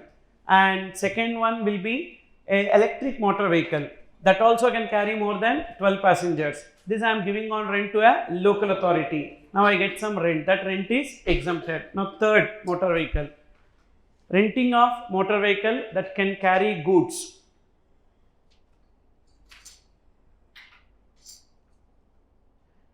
Renting of motor vehicle that can carry goods to a GTA. So I have a motor vehicle that can carry goods that I am giving on rent to a goods transport agency. Now whatever money that I receive will become exempted.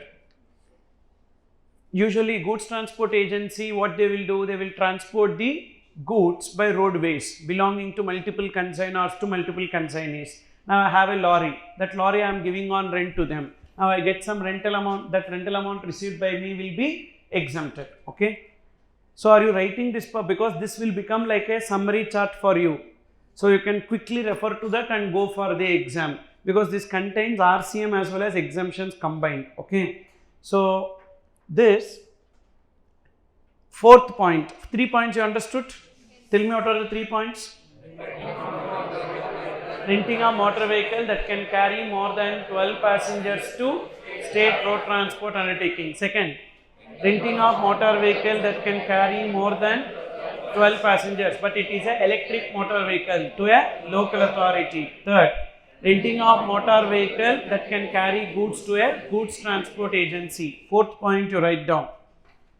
Renting of motor vehicle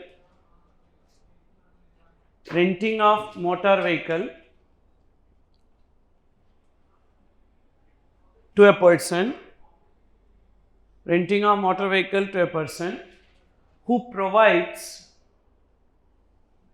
renting of motor vehicle to a person who provides transportation services,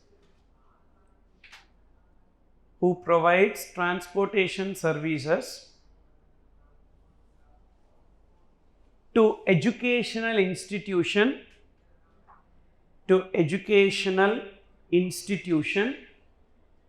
up to 12th standard. To education institution up to 12th standard.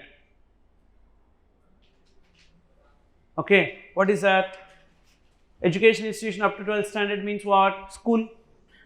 To a school, you are providing transportation service. You took bus on rent from me. Now you pay me higher charges, na? That higher charges is exempted. Are you getting this? Renting a motor vehicle to a person who provides transportation service to education institution up to 12th standard. Now whatever rent amount that I collect from you will become exempted. Is it clear? Then next These are the 4 exemptions with respect to renting of motor vehicles. In other cases, it will be taxable. Is there any conditions for RCM? Yes. Renting of motor vehicles will come under RCM if 3 conditions are satisfied. So, go to the third column. You put line here so that you will not get confused. Okay. Or else later also you do that. But only thing is that don't get confused between what is exemption, what is conditions for RCM and all. Okay. Now, third column is what? What are the conditions for RCM? 3 conditions. Condition number 1, supplier should be body corporate. Supplier is BC, body corporate. Sorry, supplier is other than BC. Supplier is other than BC. Supplier is other than body corporate. Number 2, recipient is body corporate. Recipient is body corporate. Number 3, rate of GST 5%. Rate of GST 5%. If all these 3 conditions are satisfied, then only RCM. Can you repeat what are the 3 conditions? Supplier is other than body corporate. Recipient is body corporate. Rate of GST 5%. Then it will come under RCM. Any one condition not satisfied, it will come under FCM. So, write down non-applicability of RCM if any one condition not satisfied. If any one condition not satisfied, then it will come under FCM. For example, supplier is body corporate here.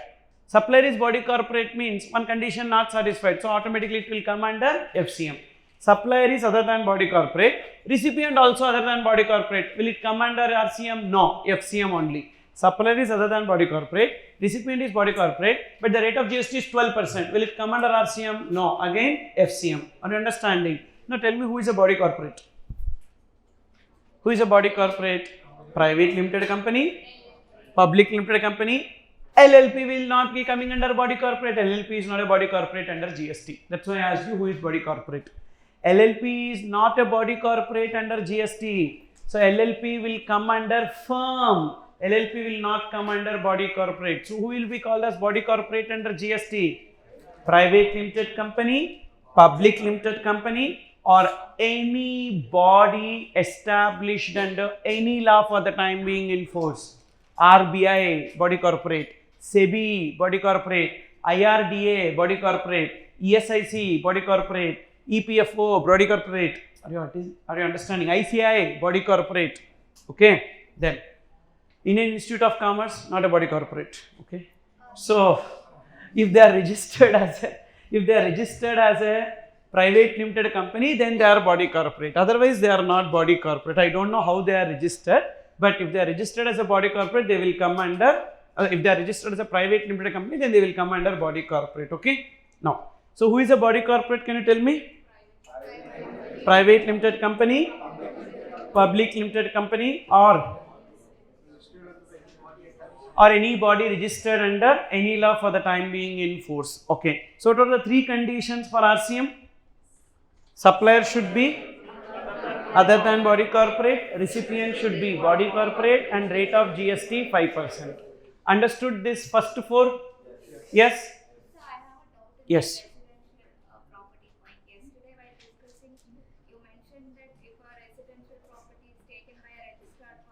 Individual.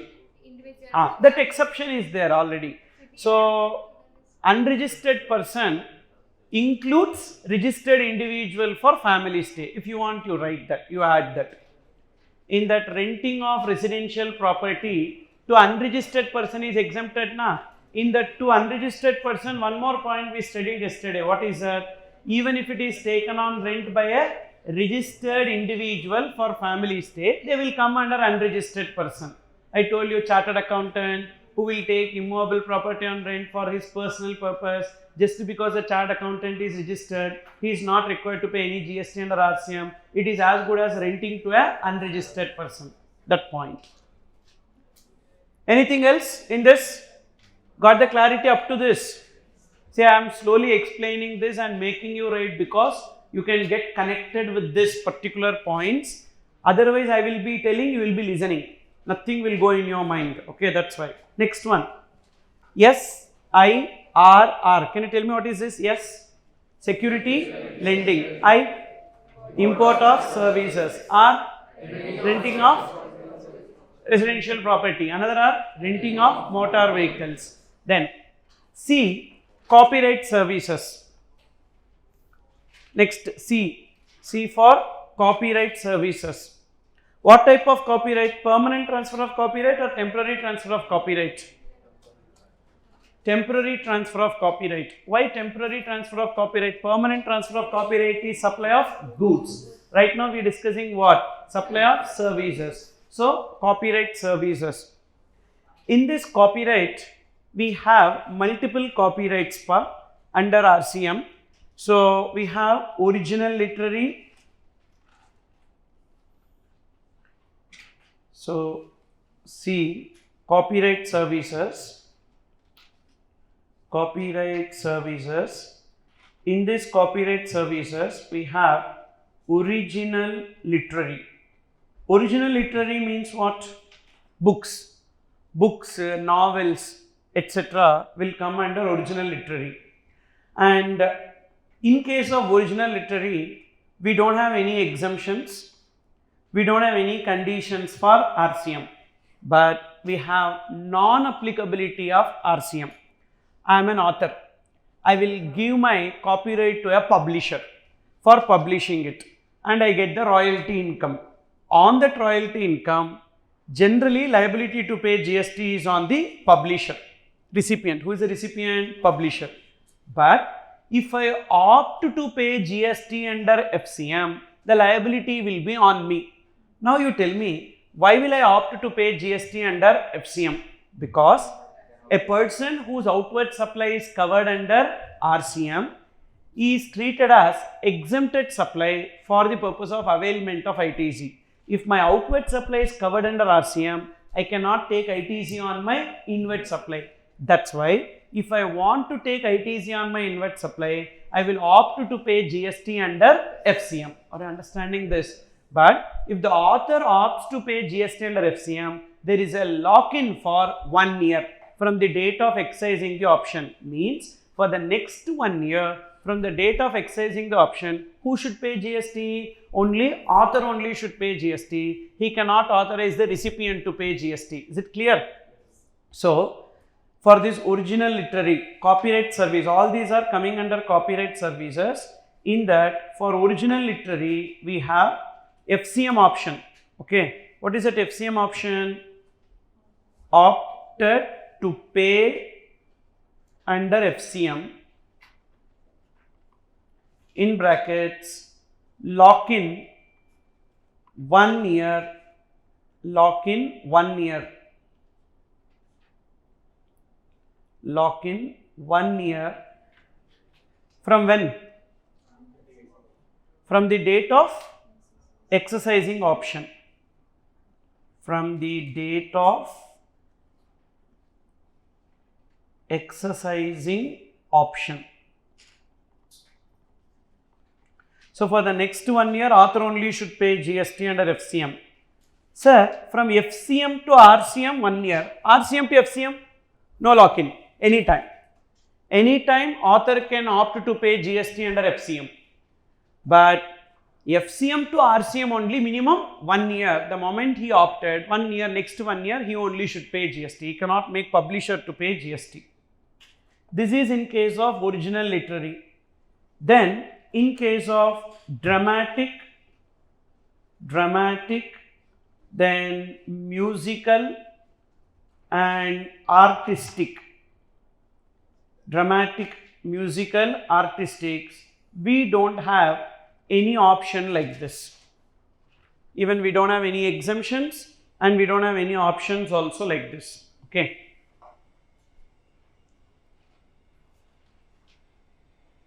So, copyright services, original literary, only we have an option. Actually, in these 4 cases, liability to pay GST is on whom? Recipient. What are the 4 copyrights where recipient will pay GST?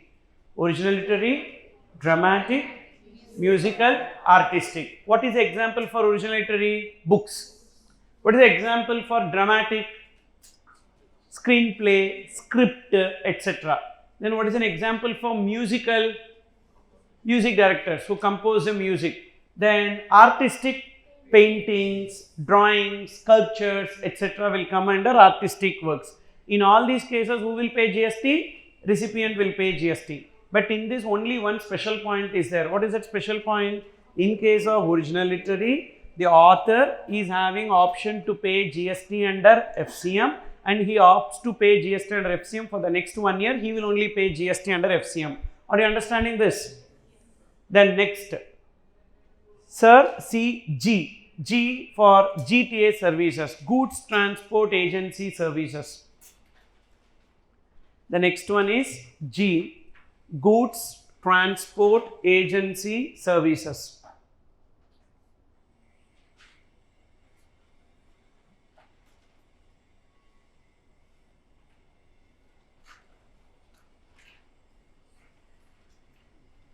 So, in case of Goods Transport Agency Services, GTA services, we have certain exemptions, and in other cases it will be taxable. And what are the exemptions? Only 3 exemptions we have for GTA services. Who is a goods transport agency? Any person engaged in transportation of goods by road or railways or waterways, only roadways, and issues a consignment note by whatever name is called as goods transport agency. Basically what they do is that they collect the goods belonging to multiple consignors and transport it to multiple consignees. Okay, that is the job of a goods transport agency. Previously we had 2 exemptions, now it is omitted. That is, if freight does not exceed 1500 for single carriage or 750 for single consignee, like the 2 points were there, now that is omitted. We don't have that exemption. We have only 3 exemptions for GTA services. Write down number 1, specified goods. What are those specified goods? First exemption is specified goods. What are those specified goods? Total 6 specified goods here. 6 specified goods. Specified goods. So what are those specified goods? Agricultural produce. Agricultural produce. Then agricultural produce. Then food grains. Food grains, including flours and pulses. Flours and pulses, milk and salt. Number 3, organic manure. Organic manure. Agricultural produce, food grains including flours and pulses, milk and salt, then organic manure. Number 4, newspapers and magazines. Newspapers and magazines. Then number 5, relief materials. Then number 6, that is defense equipment. These are the 6 specified goods, and its transportation will be exempted. So no need to pay GST on this, whatever may be the freight. So can you tell me what are the 6 specified goods? Come on. Agricultural produce, then food grains. So what will come under food grains? All dals, rice, etc. will come. Okay, food grains including flours, pulses, even maida, atta, gram flour, etc. everything will come. Then so milk and salt. Third, organic manure. So not fertilizers and pesticides, organic manure. Then organic manure is what? So using cow dung they make the pesticides. Okay, that is organic manure. Then next we have newspapers and magazines. Then relief materials. So relief materials for what? Disasters will happen now, like floods or earthquake, etc. For that relief materials. Then defense and military equipments. So these 6 specified goods, if transported by GTA, exempted. Then second exemption to GTA is that if recipient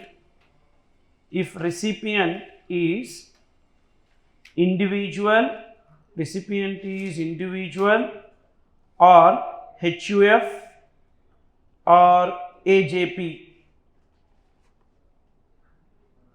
and they are unregistered person and not having factory. So the recipient should be individual or HUF or artificial juridical person, and registered or unregistered, and they should not be having any factory. So if they are having factory, then the service is not exempted, it will become taxable. Then third exemption, recipient is government. Government means central government, state government, local authority, etc. Government or entity registered only to deduct TDS.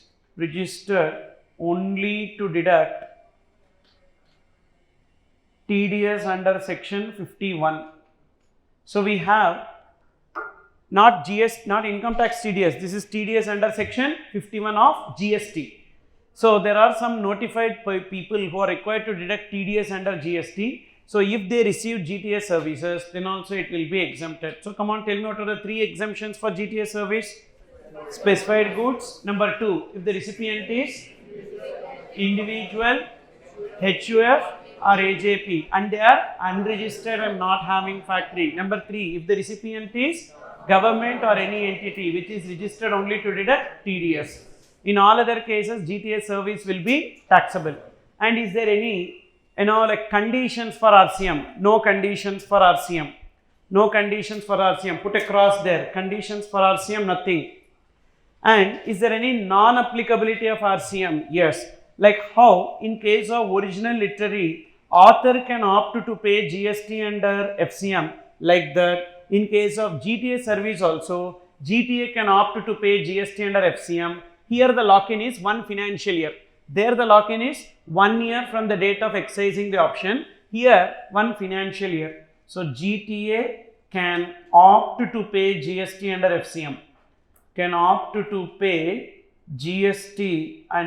FCM. And what is the lock-in period?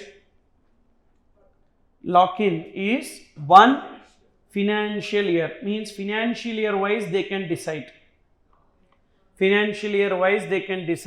Whether they need to go for FCM option or RCM option, like that.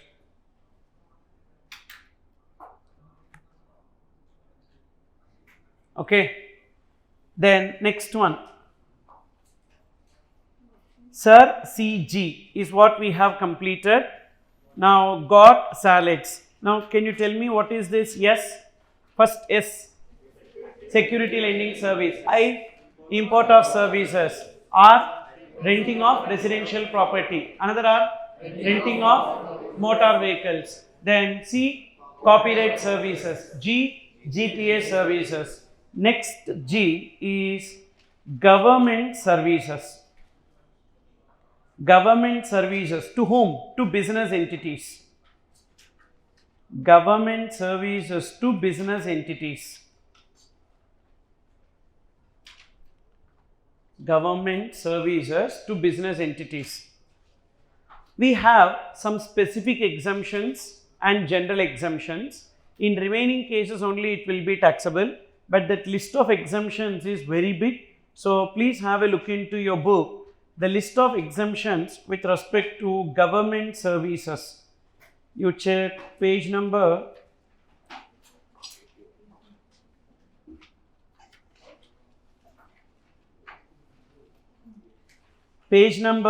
81. What are the list of exemptions with respect to services provided by government to business entity? Any charges collected under Right to Information Act. So this you guys will be knowing very much. So like you will be making a request for your evaluated answer sheet, that one, that RTI charges. That RTI charges collected by government, Right to Information Act, is exempted, no GST on that. Then interdepartmental services. Interdepartmental service means one department of CGRSG providing service to another department of CGRSG. For example, income tax department, is it department of central government? Yes. Now they are going for a raid to one MLA or MP's house. So now definitely they need police support of that state. Correct or not? So therefore, state government, police department of state government providing service to income tax department, for which income tax department will pay some money. So this will be known as interdepartmental services, and that is also exempted. Understood? So first one is what? Charges under RTA Act. Next one, interdepartmental service. So one department to another department. Sir, right now we are discussing services to business entities. Why government will come under, this government department will come under business entities? Who is a business entity? Any person engaged in business is known as business entity. Who is a business entity? Any person engaged in business. So the meaning of business entity is any person engaged in business. Any person engaged in business. Any person engaged in business is known as business entity. So whether government is a business entity? Yes, because all activities of government is covered under business. If you want to check the business definition. In the business definition, what we discussed yesterday, I told you the last point, government, all activities of government. As government activities are business, so government departments and all will come under business entities. Is it clear? Yes. So therefore, government services to business entities. And next, that's the reason why interdepartmental services.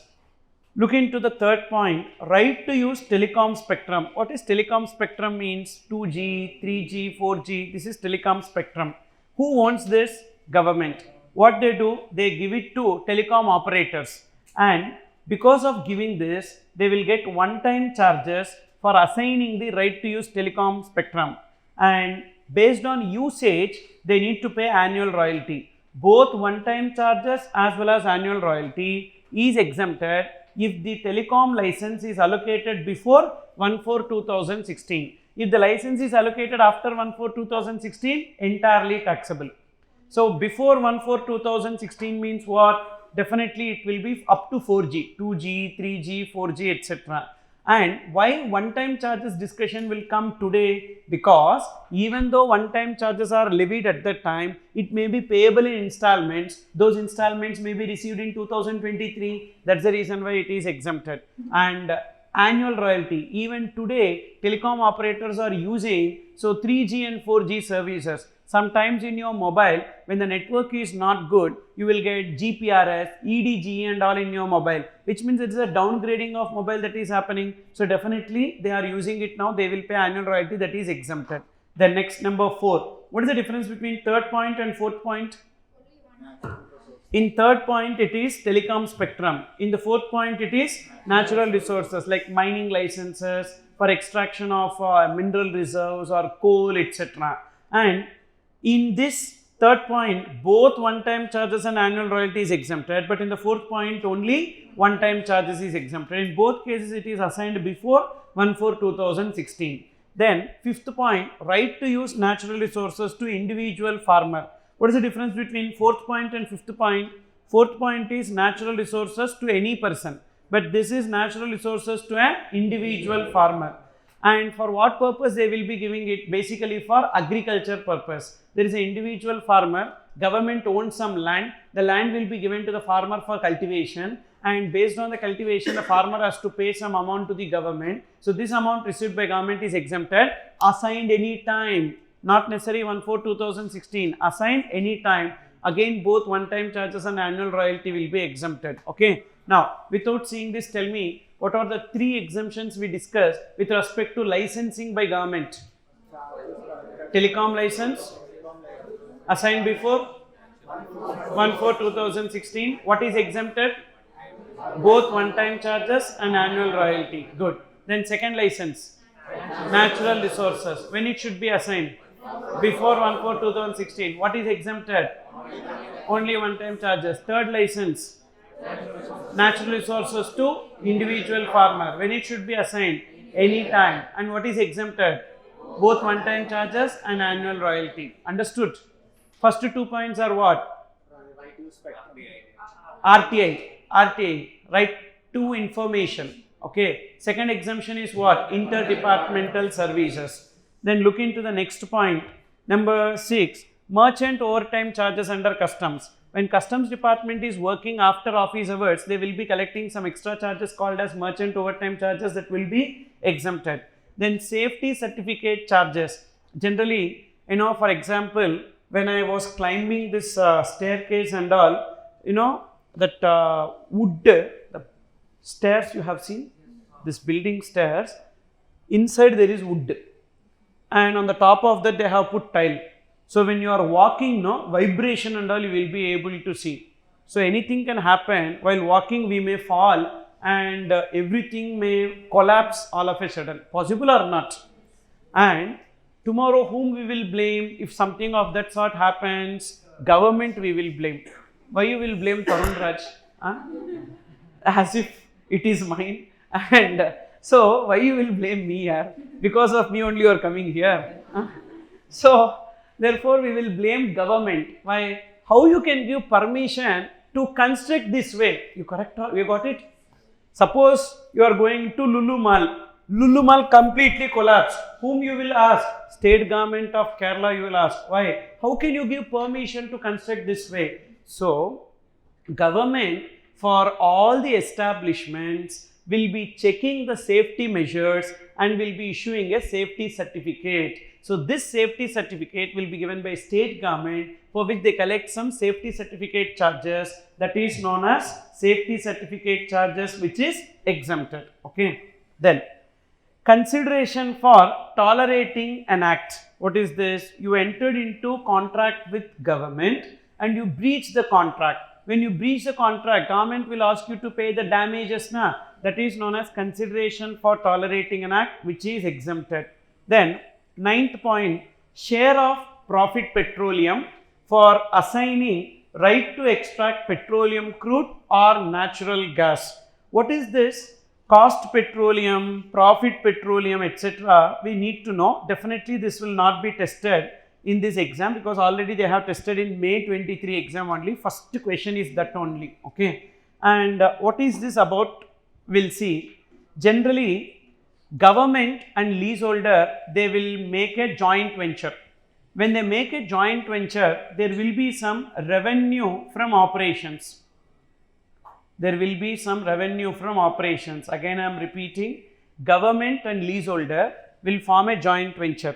Under this joint venture, so government will be giving the right to extract natural resources to the leaseholder. Leaseholder will extract the petroleum crude and natural gas. For extracting this petroleum crude and natural gas, they will be getting some revenue from operations. In this revenue from operations, who will be incurring the expenses for this revenue? To generate this revenue, who will incur the expenses? Leaseholder. So the leaseholder will recover his expenses from the revenue. From the revenue, the leaseholder will do recovery of expenses. This recovery of expenses will be called as cost petroleum. Okay. This recovery of expenses is known as cost petroleum. And this cost petroleum is exempted. No need to pay GST on that. It is given as exemption. In a different place it is given. I am just connecting it here. It is actually exempted. No need to pay GST on that. So leaseholder will recover expenses what he incurred from the revenue, and this is known as cost petroleum, and that cost petroleum will be exempted. Now, government will be taking from this revenue annual royalty. So why that annual royalty is required? For the purpose of giving the right to use. So government will take annual royalty. Whether that annual royalty will be taxable or exempted. Already we discussed in those 3 points. Point number 3, 4, 5. In that, see the 4th point. Assignment of right to use natural resources assigned before 1/4/2016. What is exempted? Only one-time charges. Even if it is assigned before 1/4/2016 also, annual royalty will always be taxable. So therefore, this annual royalty will be taxable or exempted? Taxable. Then whatever the left out portion is known as profit petroleum. So from this revenue, we need to reduce cost petroleum, we need to reduce cost petroleum, and we need to reduce annual royalty. Now the leftover portion is known as profit petroleum. In this profit petroleum,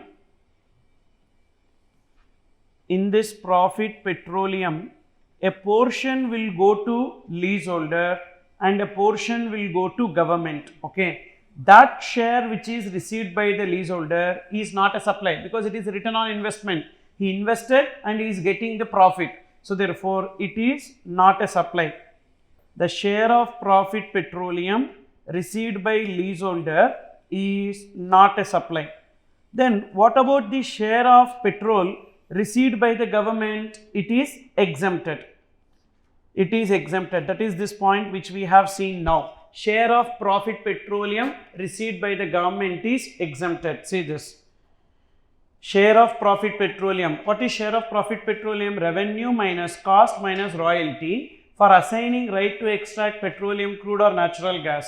Government receives share in profit on extraction addition to royalty. That share of profit will be exempted. Understood or not? Can you remember this? Total 4 points you need to remember. What is that? From the revenue, leaseholder will recover the expenses, that is known as cost petroleum, which is exempted. Then thereafter, annual royalty is recovered by the government for assigning the right to use, that is taxable. Then third point, share of profit petroleum, share of profit received by the leaseholder is not a supply, and share of profit received by the government will become exempted. Okay. So these are the 4 points related to this, that is about that profit petroleum. Then look into 10th point, registration charges under any law. Generally, for incorporating a company, we need to pay some registration charges. Thereafter, for obtaining, registration number for vehicle, we need to pay some registration charges. Then for registering the property in your name, you need to pay some registration charges. All these registration charges will be exempted. Registration charges under any law for the time being in force is exempted. Then fee for birth certificate, death certificate, driving license, visa or passport. Sir, these are given for individuals now? No, these are given to business entities on behalf of their employees. That is the point. If these are given to individuals, anyhow it is excluded from supply, because what are the 4 activities of government which is covered under supply? Department of Post, transportation of goods or passengers, airport or port, and services to business entities. All other activities of government is excluded from supply. So therefore, these are given to business entities on behalf of their individuals, like that is on behalf of their employees. Say a company has taken Keyman insurance policy. To take the policy, they need the birth certificate. To claim the policy, they need the death certificate. So they are getting it from the government. So the charges paid will be exempted. Then a company is sending their employees for out of country training purpose. Now in this case, they will take the passport and visa for the employee. So now services are provided by government to business entity, visa and passport services. Then a company which is into the business of transportation. Now for their employees who are drivers, they need to pay charges for the renewal of driving license, etc. So again, these services are provided to business entities: birth certificate, death certificate, driving license, visa or passport. Then guarantee commission for guaranteeing the loans taken by public sector undertakings. Usually public sector undertakings will take some loans, and those loans are guaranteed by government. As government is guaranteeing the loans taken by PSU, so government gets a commission from the PSU. This commission name is known as guarantee commission, and that guarantee commission is also exempted. Then excess royalty collection contractor to the extent of variable royalty. What is this? Let's try to understand this with an example. So, there is state government of Kerala which has given assignment of right to extract natural resources to Mr. John. So, state government of Kerala has given assignment of right to use natural resources, assignment of right to extract natural resources, extract natural resources for a royalty of rupees 10,000 per ton. Understood up to this? Now, is this royalty taxable or exempted? Taxable. Annual royalty always taxable, yeah. Even if it is assigned before 1/4/2016 also, annual royalty will be always taxable. Okay. Now, this John is the leaseholder. Now, what is the type of lease rentals that the government will get on a yearly basis? Is it the fixed amount or the variable amount? Variable amount. Why variable amount? Depending upon the extraction, the leaseholder will pay the royalty. But government wanted fixed royalty. So, they want to arrange a swap transaction. Okay. So, they want fixed royalty, but they are getting variable royalty. So, they are asking one person to swap this. So, that person is known as ERCC, Excess Royalty Collection Contractor. This excess royalty collection contractor will receive what royalty from leaseholder? Variable royalty, and will be paying what royalty to government? Fixed royalty. Will be paying fixed royalty. Why government wanted this? Because they want to hedge their risk. They want to hedge their risk. And what is the benefit of this to ERCC? If variable royalty is more than fixed royalty, the difference is the gain to ERCC. Now, state government has assigned right to collect variable royalty to ERCC. So, right to collect variable royalty, and for that, what is the fixed royalty that ERCC should pay? Say for example, 40 lakhs is the fixed royalty they need to pay, and in a year, if the variable royalty is 30 lakhs, ERCC is required to pay how much to state government of Kerala? 40 lakhs fixed royalty. Now, on this 30 lakhs, who will pay GST to government? Generally, services provided by government to business entity, if taxable, it is covered under RCM. Services, again I am repeating, services provided by government to business entity. If it is taxable, who will pay GST? Business entity will pay GST under RCM. Now, services provided by government to business entity. Who will pay GST? Business entity. Who is the business entity here? John. So, John will pay GST under RCM on what? 30 lakhs or 40 lakhs? How much he pays? 30 lakhs. So, he will pay GST on 30 lakhs. But what is the income of the government? 40 lakhs. So, therefore, on this 10 lakhs, who should pay GST? ERCC should pay GST. So, whether ERCC is required to pay GST on 30 lakhs or 40 lakhs or 10 lakhs?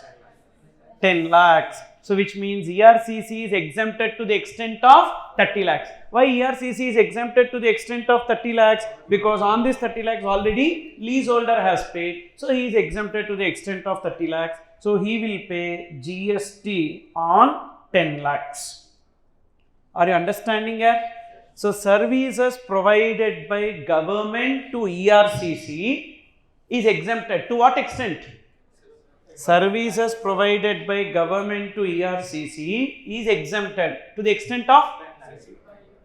Exempted to the extent of variable royalty. Why it is exempted to the extent of variable royalty? Because on that variable royalty already the leaseholder is paying the GST. Got it? Now, what if this 30 lakhs is 45 lakhs? If this 30 lakhs is 45 lakhs, then what will happen? How much leaseholder will pay GST to government? 45 lakhs. Okay. Now see this.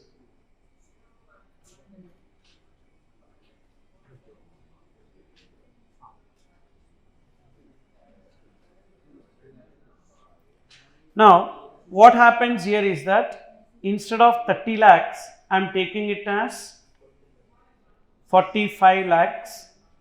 So John will pay GST on 30 lakhs or 45 lakhs?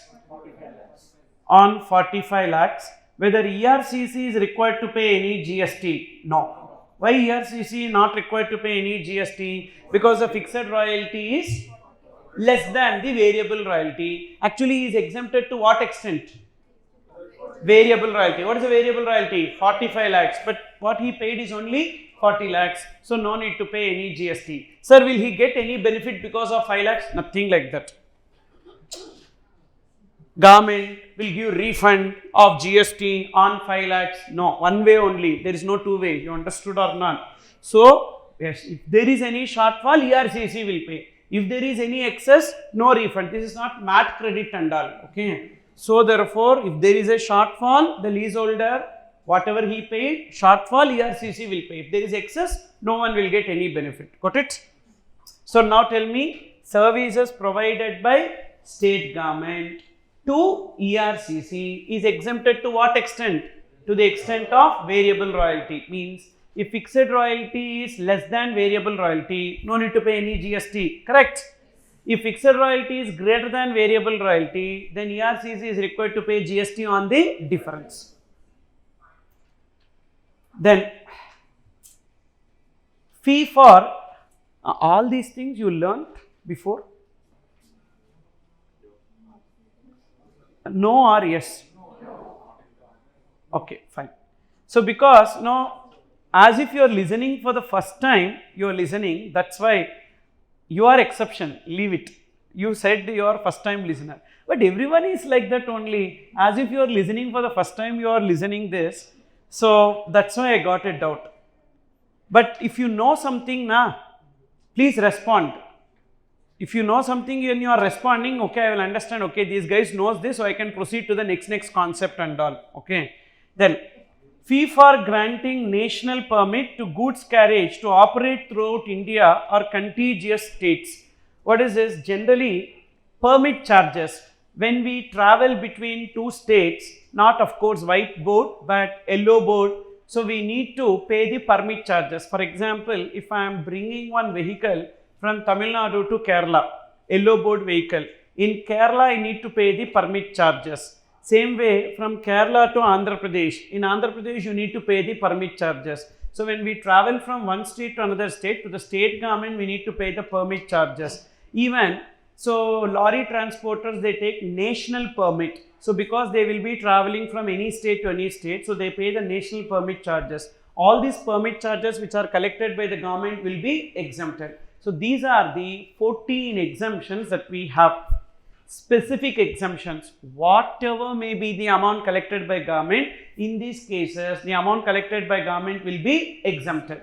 Apart from this, we have two general exemptions. Look into the first point. Services other than those covered under specific exemptions provided to business entity whose aggregate turnover during the previous year does not exceed threshold limit for registration. What is this? Now, I'll give you an example. Concentrate. You started one ad agency. And when you start an ad agency, this is the first year for which you started an ad agency. So, what was your turnover during previous year? 0. And when you start this ad agency, you have to first pay money to government for keeping the hoardings, correct? How ad agencies will work? They will identify some good spots and they will erect one structure. And to keep that structure, so they need to pay money to government. And in that structure, they will put the contact so and so person if you want to display your ad here, like that, correct? So now You are an ad agency. You are receiving services from the government. What service you receive from the government? Assigning right to you to put the ad in the hoarding or to install that hoarding. Got it? For which you will pay some charges to government. Is it covered anywhere in the 14 specific exemptions? No, it is not covered anywhere. So will it come under the first point? Services other than those covered under specific exemptions provided to business entity. And that business entity's turnover during the previous year does not exceed threshold limit for registration. Got it? However, this exemption is not applicable to renting of. Is it renting of immovable property? No. So therefore, this service will become exempted. Are you understanding? Suppose you commence business this year. This year your aggregate turnover exceeds threshold limit. Next year you are receiving this service from government.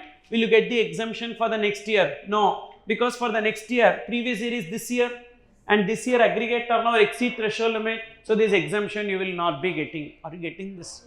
Are you understanding this? Then look into the second exemption. And the first exemption is not applicable in case of renting of immovable property. For any other service, we can enjoy this first exemption, not for renting of immovable property by government to business entities. Then look into second exemption. Services other than those covered under specific exemption provided to business entity where value of supply does not exceed 5,000 per invoice. However, this exemption is not available to renting of immovable property services. So, there is actually this is applicable for renting of immovable property service. It is applicable. Okay. So, first one is not applicable. This is applicable. What is the second exemption? Value of supply does not exceed 5,000. Say, I have come across one news that Kerala government is giving the police on rental basis. You can take police on rent, police, dog squad, even police station you can take on rent basis. Okay, and say you want to hire a circle inspector, CI. The charges that you need to pay is 3,500 rupees per day. Okay, if you want to hire a circle inspector, say for example, you are going to one place and you want one circle inspector to accompany along with you. You understood or not? Hey, I am not joking here. Really it is there. Really it is there. And based on that, I put one YouTube video also in my channel. It became so popular and a lot of students are watching it. And real news. I am not faking it, real news. And thereafter only I came to know, following Kerala, many state governments are doing this. All of them. Correct only, no? Anyhow, these police people we have, why can't we rent them out and get some money? Okay. So therefore, 3,500 rupees renting. Okay. Say for example, I am going to one place, one marriage function. I want 4 or 5 police people as bodyguards for me. Okay. 3,500 rupees only. One circle inspector will come with weapon. You understood or not? And this 3,500 will be taxable or exempted? Exempted. Why it will be exempted? Services provided to business entity where value of supply does not exceed 5,000. Okay. Sir, will I come under business entity? Yes, registered. Any person engaged in business. I am engaged in business? Yes, I am a registered person. So therefore, next time onwards when I am coming to classes here, I will take 3-4 constables, CI and all, so that people around me, someone VIP is coming like that. So they will think, and therefore it will be coming under exemption if the value of supply does not exceed 5,000. If it exceeds 5,000, entirely it will be taxable. Okay, that is with respect to this. But this exemption is applicable even in case of renting of immovable property services. Per invoice, not total, per invoice. Only one day only we will take on rent. Daily and all, too much it is. Okay, so therefore per invoice basis it is.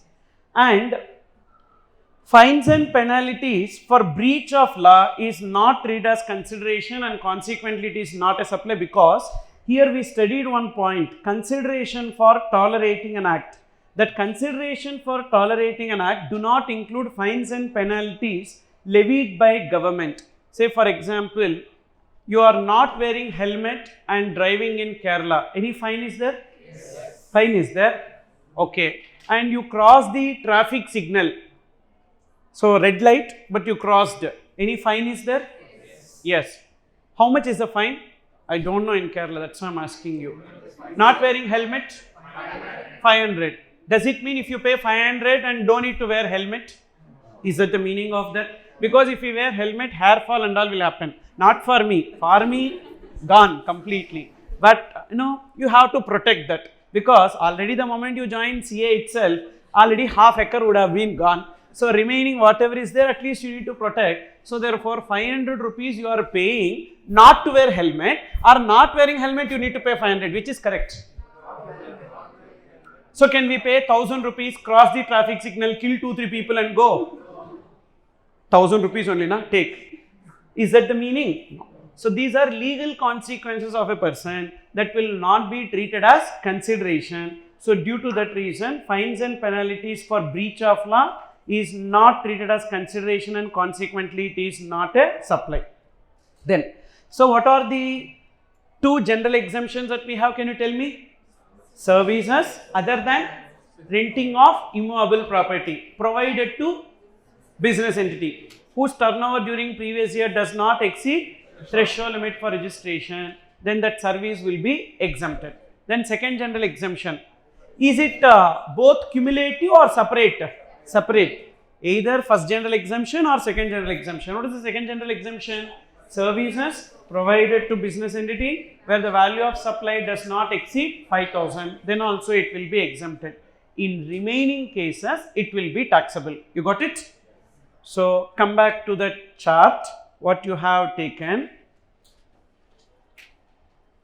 So in case of government services to business entities, you have specific exemptions and general exemptions. Specific exemptions and general exemptions. You refer to this specific exemptions and general exemptions in page number 81 and 82. You just write there specific exemptions and general exemptions we have. In remaining cases, it will be taxable.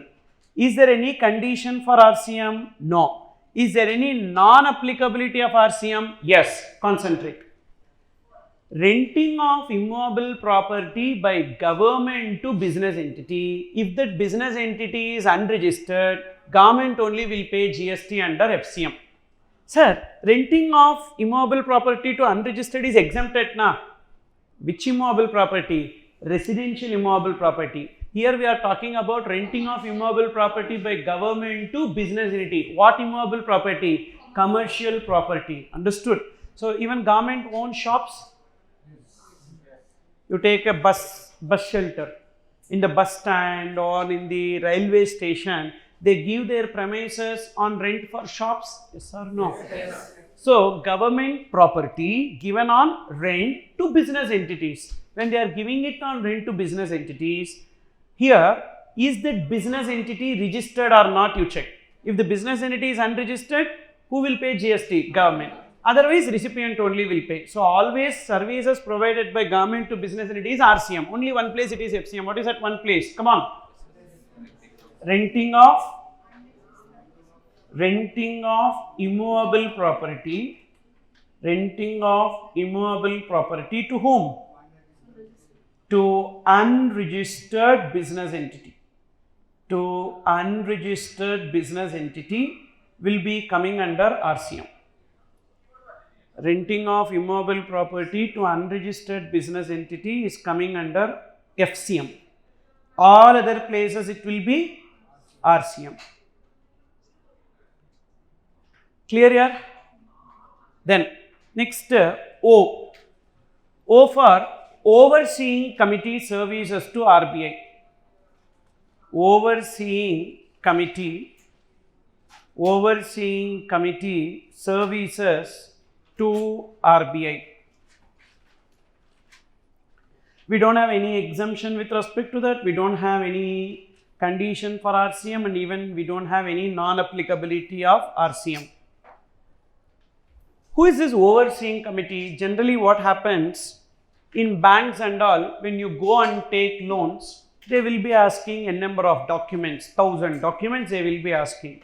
Suppose if a business person go and ask loan, they will give loan, they will not check anything. So what these business people who take loan will do, they will happily enjoy with that loan and leave the country, okay, and therefore those loans will become what? Non-performing assets. When it becomes non-performing assets, so it should be recovered. If it is not recovered, what will happen? Actually, whose money banks has given as loans to these business people? Public money. And if it becomes NPAs and becomes non-recoverable, then they have to repay it to the general public from whom they have accepted as deposits. So if they are not repaying to public, then what will happen? Whom we will question? RBI. Why? Because RBI is only regulating the banks in India. So we will definitely question RBI. That's why RBI will appoint a overseeing committee to restructure the non-performing assets by way of giving them various options, by way of giving installments or waiving of the interest, etc. They will try to recover it from them. That is known as the work of overseeing committee, for which they get some money from RBI, commission from RBI. On that commission, overseeing committee will not pay GST. Who will pay GST? RBI will pay GST. Understood? Then next, T for TDR, FSI, long-term lease. What is the full form of TDR? Transferable development rights. Right there. Transferable development rights. Transferable development rights. Transferable development rights. TDR. Then floor space index. FSI. Then we have long-term lease. What is called as long-term lease? Greater than or equals to 30 years is known as long-term lease.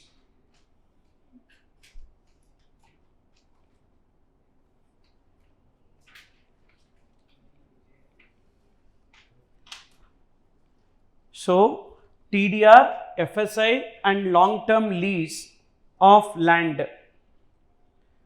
So what happens here is that, let's try to analyze what is this about. Listen carefully.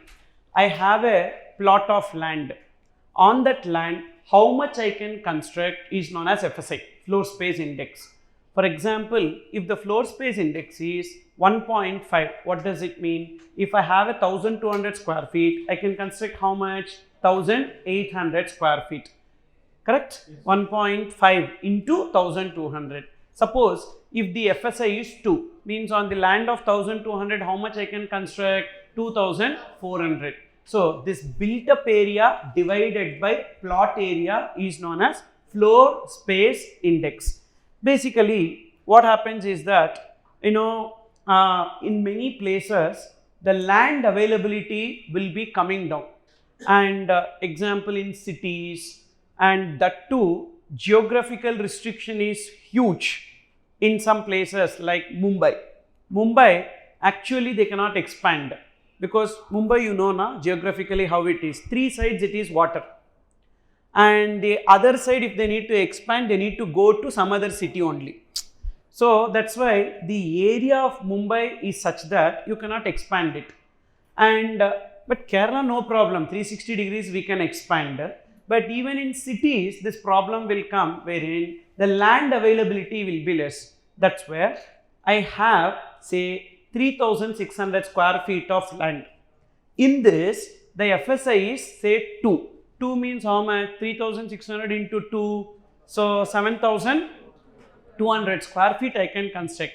But in this 3600 square feet land, I constructed only 2400 square feet. So because I have one individual house in this land, now a builder will approach me for a JD, Joint Development Agreement, JDA. So what he will ask, sir, anyhow you are occupying only 2400 square feet, remaining space you can construct actually 7200. That unutilized FSI you give it to me. I will do the construction on the top of your building and I will give you some consideration for that. Now what is the advantage for me? My house, it is there. Plus I am sacrificing the unutilized FSI.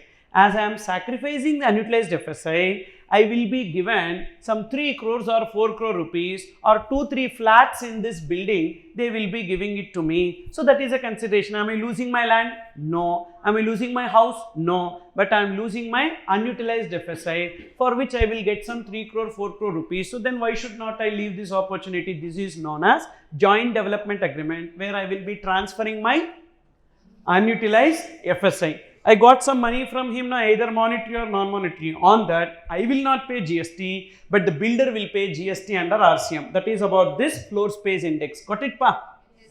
Then next one, transferable development rights. Yes. Who? He will not become the legal owner of the land, but he will become the owner of the building, because he is doing the construction of that. Okay. He is getting the right to construct from me. So when he gets the right to construct from me, he will do the construction. Then he will sell those flats. And for me as consideration, he will give few flats to me. Okay. Then each and every owner of this flat will not get the ownership of the land, but they will get the UDS, undivided share of land. I will allocate the UDS to them. Okay. My building, my flat ka UDS is with me, but remaining is there na, so that I will be allocating it to them. Okay. Then TDR, transferable development rights. Say in Kochi there is a metro, correct? Now there is one building of yours actually that causes disturbance to the metro line. They want to put the metro line and this building actually obstructs it. So they want to demolish this building. When they want to demolish this building, so they are telling you that your building is 1200 square feet. We need to demolish this building and the market value of this is 4000 rupees per square feet. So we will give you either 48 lakhs, or you wanted to have TDR, we will give you TDR also. What is this TDR? Virtual land. What is this TDR? Virtual land. Now what you can do with TDR is that some other locality they are doing the construction, the maximum permissible FSI is there. Beyond FSI, if they want to construct, they can buy TDR from you. So you have got TDR. For example, you have got a 1200 square feet TDR.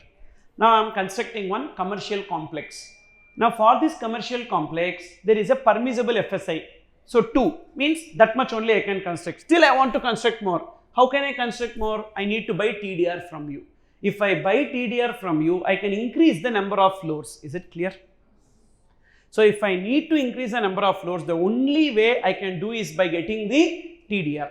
I need to procure the TDR from you as a builder, and I need to go to the government and tell, sir, the permissible FSI in this locality is this much only, but I want to construct 10 floors, but I have got the TDR. Permit me to construct. Then the government will permit you, but they will put some conditions. This much should be the pillar size, and you please show me the elevation plan, building plan, etc. Then only they will give the approval for me. Okay. Now in this case, so you are giving me TDR through which only I can increase the number of floors, for which I will give you some consideration, either monetary or non-monetary. On that consideration, you are not required to pay GST. I need to pay GST. Is it clear?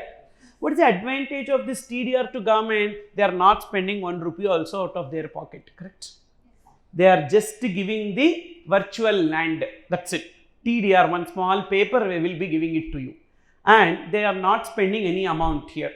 So the advantage to the government is huge. There is no cash outflow, okay? And how the saleability of this TDR depends, they are fixing the FSI limits. So therefore, if you need to cross the FSI limit, definitely you need to buy the TDR. Without buying TDR, you cannot cross the FSI limit. So like I have visited that mall, one big shopping complex is there, na? Lulu Mall. So that mall I visited, very big here it is. That big construction, that many floors, definitely it won't be possible without TDR. They have to procure the TDR. And some buildings and all I have seen, wherein 8 floors building and all I have seen, okay. So 8 floors, how it is possible? Definitely not possible, because FSI, if 8 floors one building can be constructed, then next building also can be constructed for 8 floors. Why they are not able to construct? Definitely they would have procured TDR. There is a FSI limit. Beyond that FSI limit, you cannot increase. If you want to increase, either it should be illegal construction or through procuring TDR only it will be possible. Is it clear or not? From where I will know whether the TDR is given or not? There is a registry which is available. So to whom, how much TDR is allocated, like that, a register which is available from that government database, we will be able to get it from that. Fine. So this transfer of TDR, transfer of FSI or long-term lease of land. So I get some consideration. On that consideration, who will pay GST? The recipient will pay GST under RCM. You got it? And related to this TDR, FSI and long-term lease, we have one exemption here. What is that exemption? You have a look into this in 87, page number 87 you see.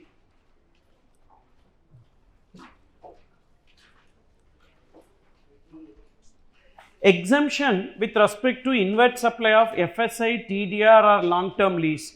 How much will be exempted? Value of inward supply into 18% into floor area of residential units booked before completion certificate of first occupation divided by total floor area of all the flats in the project is exempted. I will explain this with an illustration. Have a look into this. Value of inward supply of TDR or FSI is 10 lakhs and excluding GST 18%, and GST payable on inward supply is 1,80,000. That is, there is a landowner, and this landowner is giving TDR or FSI to builder. TDR or FSI to builder. For which, what is the builder paying? 10 lakhs. Check the question. How much the builder is paying? 10 lakhs. Excluding GST, 18%. Now, what builder is doing using this TDR and FSI? He will make construction. Construction of what? Both residential units as well as commercial units. Okay. Now, see this. He will, using this FSI or TDR, he will make commercial units and residential units. Commercial units and residential units. Now, the GST rate on commercial units is 18% with ITC. The GST rate on commercial units is 18% with ITC, which means whatever GST that he paid on inward supply, can he take as ITC? Please respond here. Yes. So there is a landowner who gave TDR FSI to the builder, and the builder has paid 10 lakhs plus GST 18%. Okay. Now, this builder using this TDR FSI, he made the construction and commercial units and residential units. For this commercial units, what is the rate of GST? 18% with ITC. Whereas this residential units, 1.5% or 7.5% without ITC, which means when he sell commercial units, he need to pay GST how much? 18%.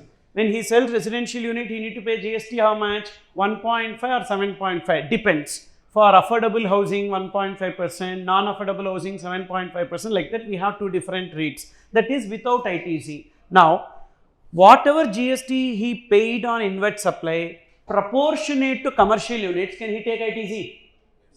Yes. Why? Because the rate is 18% with ITC. Whereas, proportionate to residential units, can he take ITC? Why he cannot take ITC? Because the rate of GST is 1.5, 7.5 without ITC, which means to that extent it will become double taxation for him, correct or not? On one hand, whatever GST he paid on inward supply, he will not be able to take ITC, and he need to charge GST also to the customer. In turn, this burden will come on whom? On the buyer. who is buying that residential units. That's why what does the law says?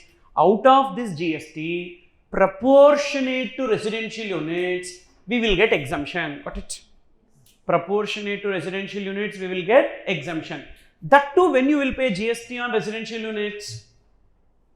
If entire consideration received after obtaining completion certificate, will you pay GST? No. So when you will pay GST? Before. So which means, see the wording, how much exemption will be available? Value of inward supply. What is the value of inward supply? 10 lakhs into 18%, correct? Into, to what extent it is exempted? Floor area. Because how you will divide here? One proportion you need now. What is the proportion you will follow? Floor area. Floor area of what units? Floor area of what units? Residential units. That too when? Booked before completion certificate of first occupation, whichever is earlier, divided by total carpet area of the project. Are you understanding this? Why they are giving this exemption? Because already we are paying GST on inward supply, which cannot be taken as ITC. That's why to reduce that burden, they are giving this exemption. Is it clear? Now, can you tell me again what is the exemption with respect to TDR FSA long-term lease? Value of inward supply into 18% into numerator. Carpet area of what units? Residential units. When? Booked before completion certificate or first occupation, whichever is earlier, divided by total carpet area of the project. So that should be taken. Understood here?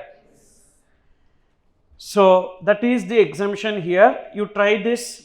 Value of inward supply 10 lakhs, GST 18%.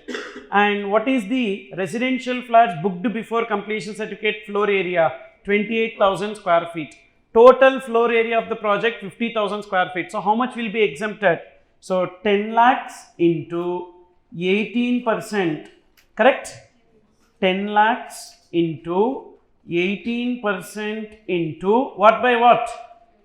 28,000 divided by 50,000. Okay. So 28 divided by 50, that is what? How much will be exempted? 1,800,000 will be exempted and remaining will be chargeable to GST. So tell me what is the exemption here? TDR FSA and long-term lease of land. To what extent exempted? Proportionate to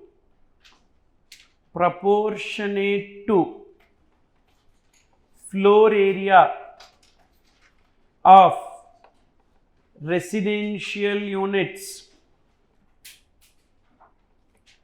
booked, proportionate to floor area of residential units booked before completion certificate or first occupation, whichever is earlier. Proportionate to floor area of residential units booked before completion certificate or first occupation, whichever is earlier.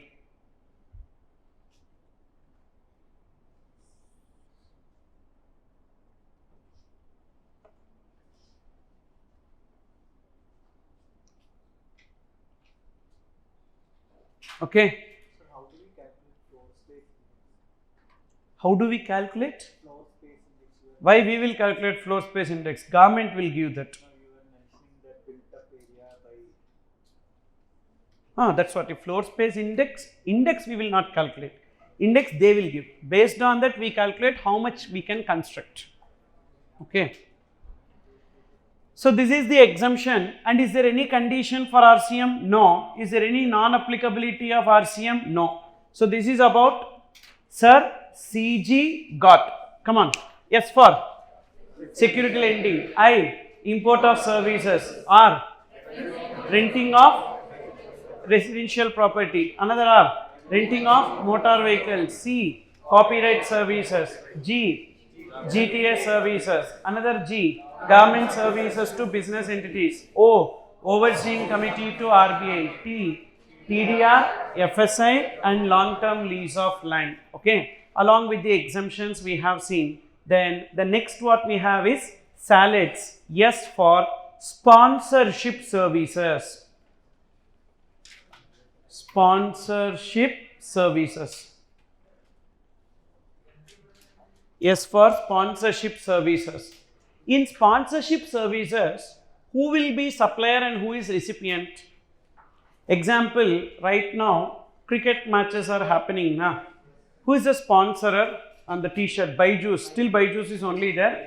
Okay. So when Byju's is paying money to BCCI, so now who will be treated as supplier? Who will be treated as recipient? BCCI is supplier and Byju's is recipient. The one who pay the sponsorship money is the recipient, and the one who collects the sponsorship money is the supplier. So organizer of the event is supplier and the sponsorer, the brand name owner, is the recipient. Now we have one exemption with respect to sponsorship services. Sponsorship of a recognized sporting event is exempted. Sponsorship of a recognized sporting event is exempted. Whatever may be the amount, how many crores it may be, fully it is exempted. So BCCI collecting sponsorship money, because they literally sell everything. They sell the space on bat, they sell the space on dress, they sell the space on stadium, everything they are selling in the name of brand promotion, correct? They get lot and lot of crores. Everything will be exempted because sponsorship to a recognized sporting event is exempted. So write down exemptions. Sponsorship with respect to recognized sporting event. Sponsorship with respect to recognized sporting event. Sponsorship with respect to recognized sporting event is exempted. What is considered as a recognized sporting event? If the event is conducted by National Sports Federation. So what will come under National Sports Federation? BCCI, then Indian Hockey Federation, all these are recognized. Boards are there under Government of India, Ministry of Sports. They will come under National Sports Federation. So what are considered as recognized sporting event? So write down, National Sports Federation. So any body under National Sports Federation. Then second, Inter-University Sports Board. Inter-University Sports Board. So what we are discussing now, what are considered as recognized sporting event? Any event conducted by National Sports Federation. Number 2, Inter-University Sports Board. Number 3, Paralympic Committee.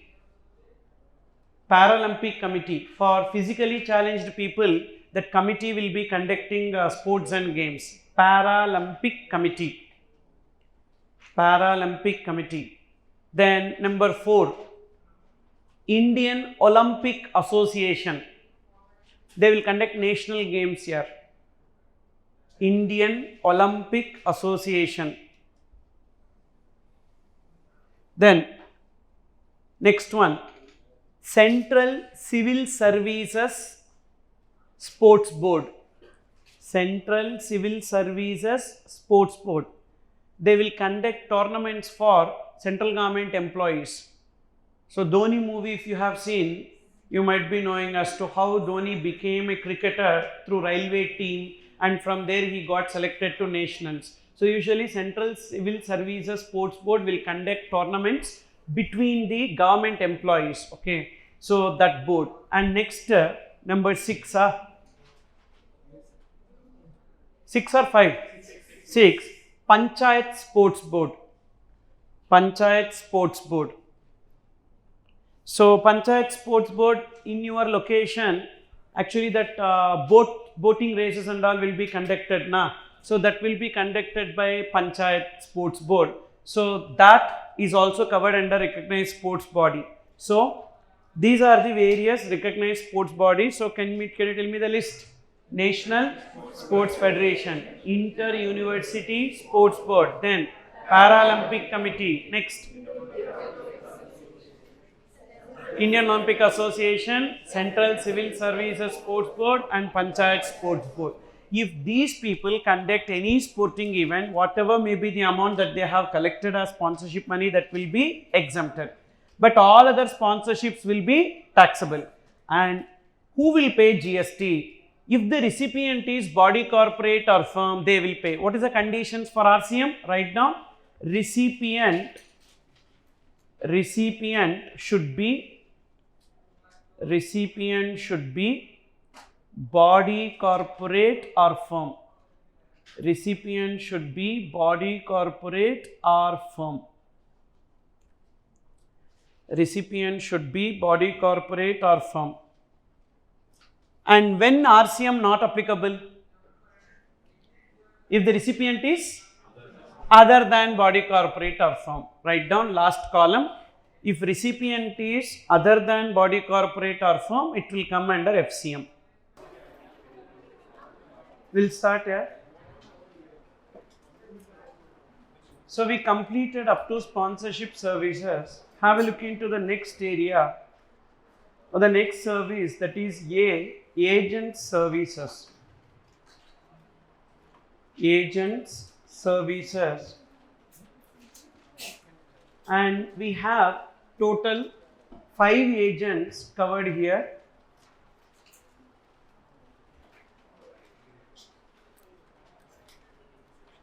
We have insurance agent to insurance company. There is an insurance agent who is providing services to insurance company. Now, this insurance agent gets some commission, right? On that commission, liability to pay GST is not on the insurance agent but on the insurance company. And is there any exemption with respect to this? Yes. Business facilitator or business correspondent located in rural area.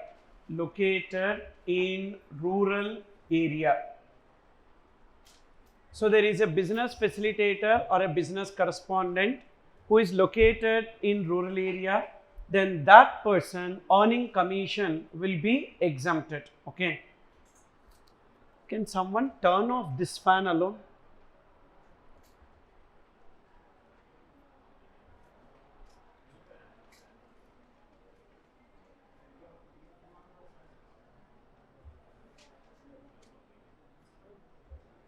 Only this not possible. Single switch. Okay, then turn on. Boss.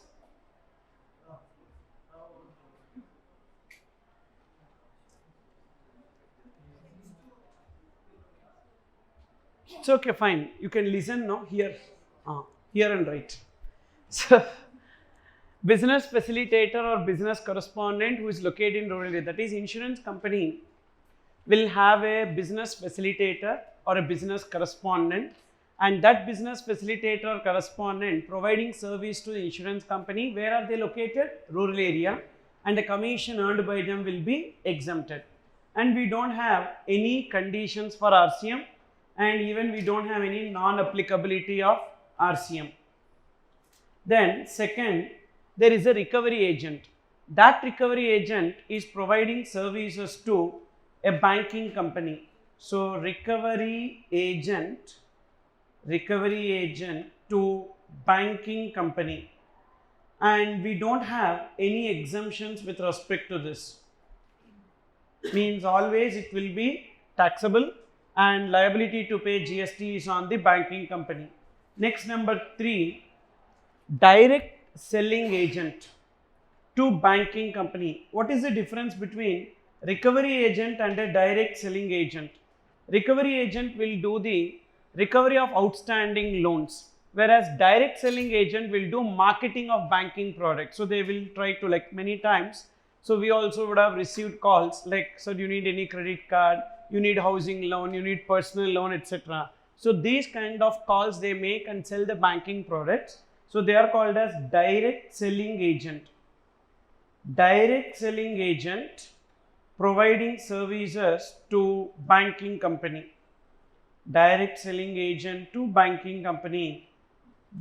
Again here we don't have any exemptions. but there is a condition for RCM. Supplier should be body corporate or firm. If the supplier is body corporate or firm, it will be coming under FCM. If the supplier is other than body corporate or firm, then only it will come under RCM. So if supplier is other than body corporate or firm, then only RCM. Other than body corporate or firm. If supplier is body corporate or firm, will it come under RCM? No. If it will come under FCM. Supplier is body corporate or firm. So how the direct selling agent should be? Constitution, individuals, okay, basically individuals, because the moment they become firm or they become body corporate, there is no RCM, it will be always FCM. Only if the direct selling agents are individuals, then only it will come under RCM. Then next one we have business facilitator to banking company. Number 4, business facilitator to banking company. There is a business facilitator who is providing services to banking company, and then liability to pay GST is on the banking company, but we have one exemption. That exemption is if he is working in rural area. So commission with respect to rural area branch is exempted, and we don't have any conditions for RCM, and we don't have any non-applicability of RCM. So let's try to understand this little bit in detail.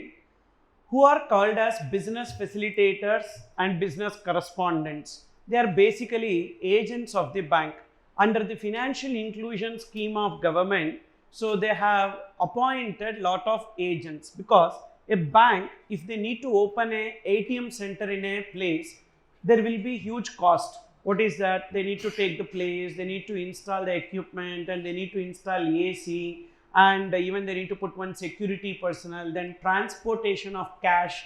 So these are all the costs associated with that ATM center.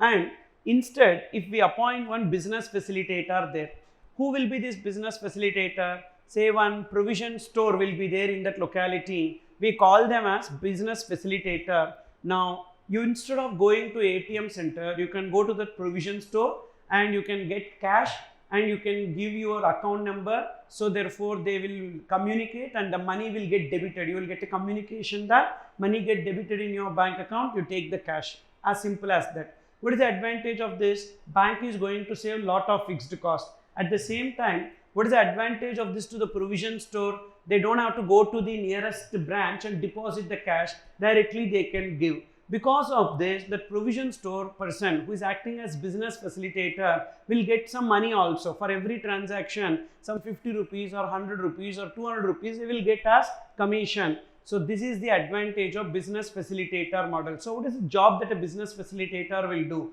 Basically, money remittances. They do money remittance.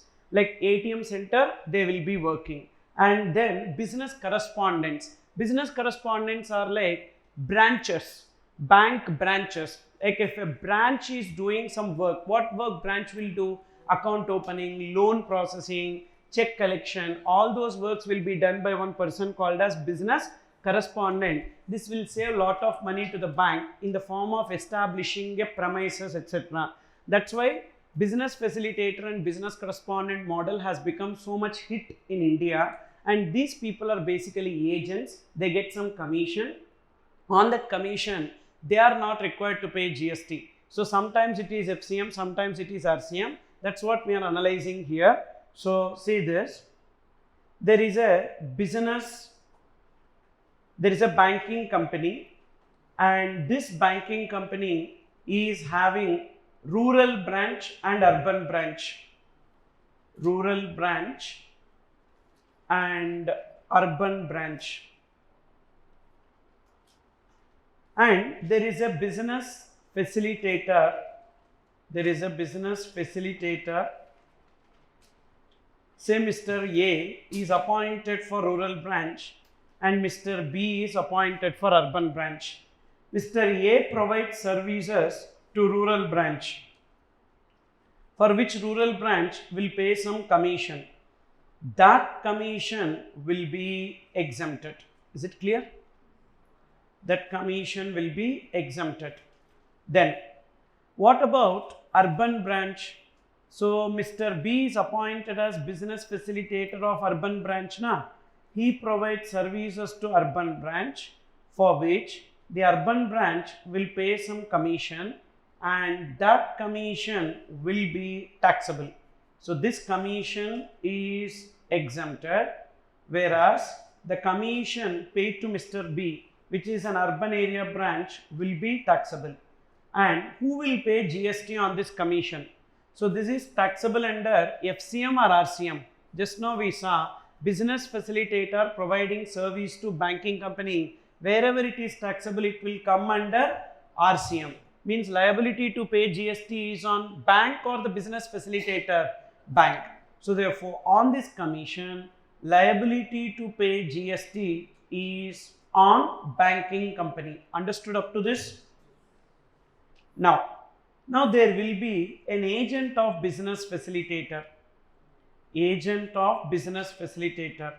Say Mr. X is appointed as agent of Mr. A and Mr. Y is appointed as agent of Mr. B. Now X will be providing services to whom? A. X will be providing services to A, for which A will share the commission. So whatever commission that A gets, it will be shared with X. As the main commission is exempted, subagent's commission is also exempted. So what is the point that you need to remember? Commission earned by business facilitator or agent of business facilitator in rural area branch is, come on, respond, exempted. Then what about the services provided by Y to B? This will not be exempted. Why? Because the main service is taxable. Subagent service is also taxable. So here there will be some commission paid by B to Mr. Y. This commission is taxable and it will not come under RCM, it will come under FCM. So which means who will pay GST on this commission? Mr. Y, that is agent of business facilitator, will be paying GST, which means business facilitator shall never pay GST, correct? On their inward supplies, who will pay GST? On their inward supply, from whom they are receiving service? Agent. On their inward supply, who will pay GST? Agent will pay GST. On their outward supply to bank, who will pay GST? Bank will pay GST. Which means business facilitator shall never pay GST. Okay, either it will be exempted or it will come under RCM. So therefore, they will not pay GST. Is it clear or not? And 2 points you need to remember here. What are the 2 points that we can conclude from this chart? Point number 1, business facilitator or agent of business facilitator earning commission from rural area is exempted. Earning commission from rural area branch is exempted. Then the next point that you need to remember is that business facilitator shall never pay GST, on inward supplies and outward supplies. Why? Because on inward supplies who will pay? Agent will pay. On outward supplies who will pay? Bank will pay. Shall never pay GST on inward supplies and outward supplies. So this chart is in whose context here? Business facilitator. Now same way we will see business correspondent.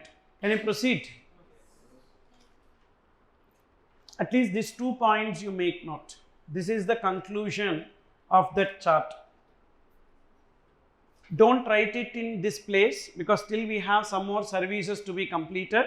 Some other place you write and keep. But I have already given this. In the book I have given this. In exemptions I have given. Okay, don't worry.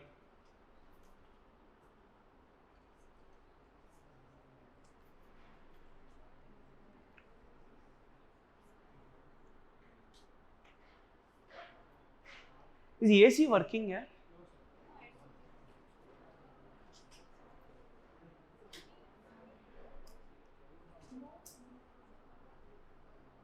Maybe the temperature is.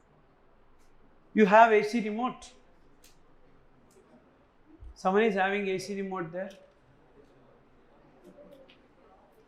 It is not here. Reduce temperature, no?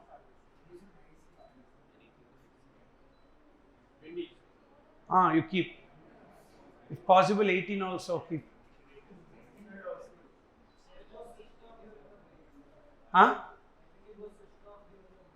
Okay. Then look into this, another chart related to business correspondent. There is a banking company, and this banking company is having rural area branch,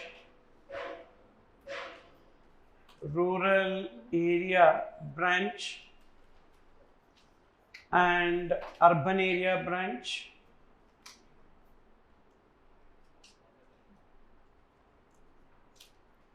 Mr. A is appointed as business correspondent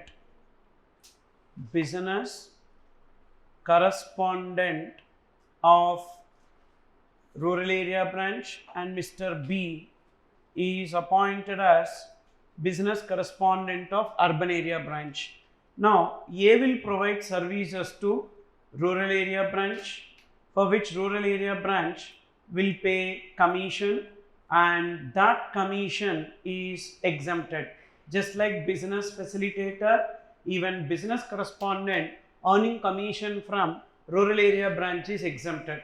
Now Mr. B provides services to urban area branch, for which urban area branch will pay commission, and this commission will be taxable. This commission is taxable. But is it covered under RCM? No. Only business facilitator service to bank is covered under RCM. So it is covered under FCM. Then who will pay GST? Business correspondent only will pay GST on this transaction. Now, this business correspondent has got one agent of business correspondent.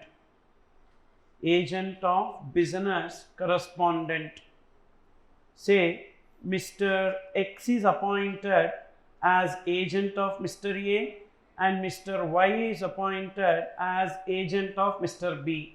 X will be providing services to A, and X will get some commission from A. So this commission, whatever X got from A, will be taxable or exempted. This commission is exempted. Why? As the main agent's commission is exempted, sub-agent's commission is also exempted. Then Mr. Y provides some services to Mr. B. Mr. Y provides some services to B, for which B will pay commission. Whether this commission will be taxable or exempted, this commission will be taxable. But it is coming under RCM, then who will pay GST? Business correspondent will pay GST. So which means, what is the exact opposite that you can see in case of business correspondent? In the previous chart, business facilitator shall never pay GST. But in this chart, business correspondent is only paying GST, both on inward supply and outward supply, correct or not? On his outward supply to bank, he is only paying GST. On his inward supply from agent, he is only paying GST under RCM. So they want to fix the liability completely on the business correspondent only. That's why they structured the transaction this way. Is it clear or not? So again, in this chart, what are the 2 points that you need to remember? Number 1, business correspondent or agent of business correspondent earning commission from rural area branch earning commission from rural area branch is taxable or exempted? Is exempted. Then next, number 2, business correspondent shall always pay GST,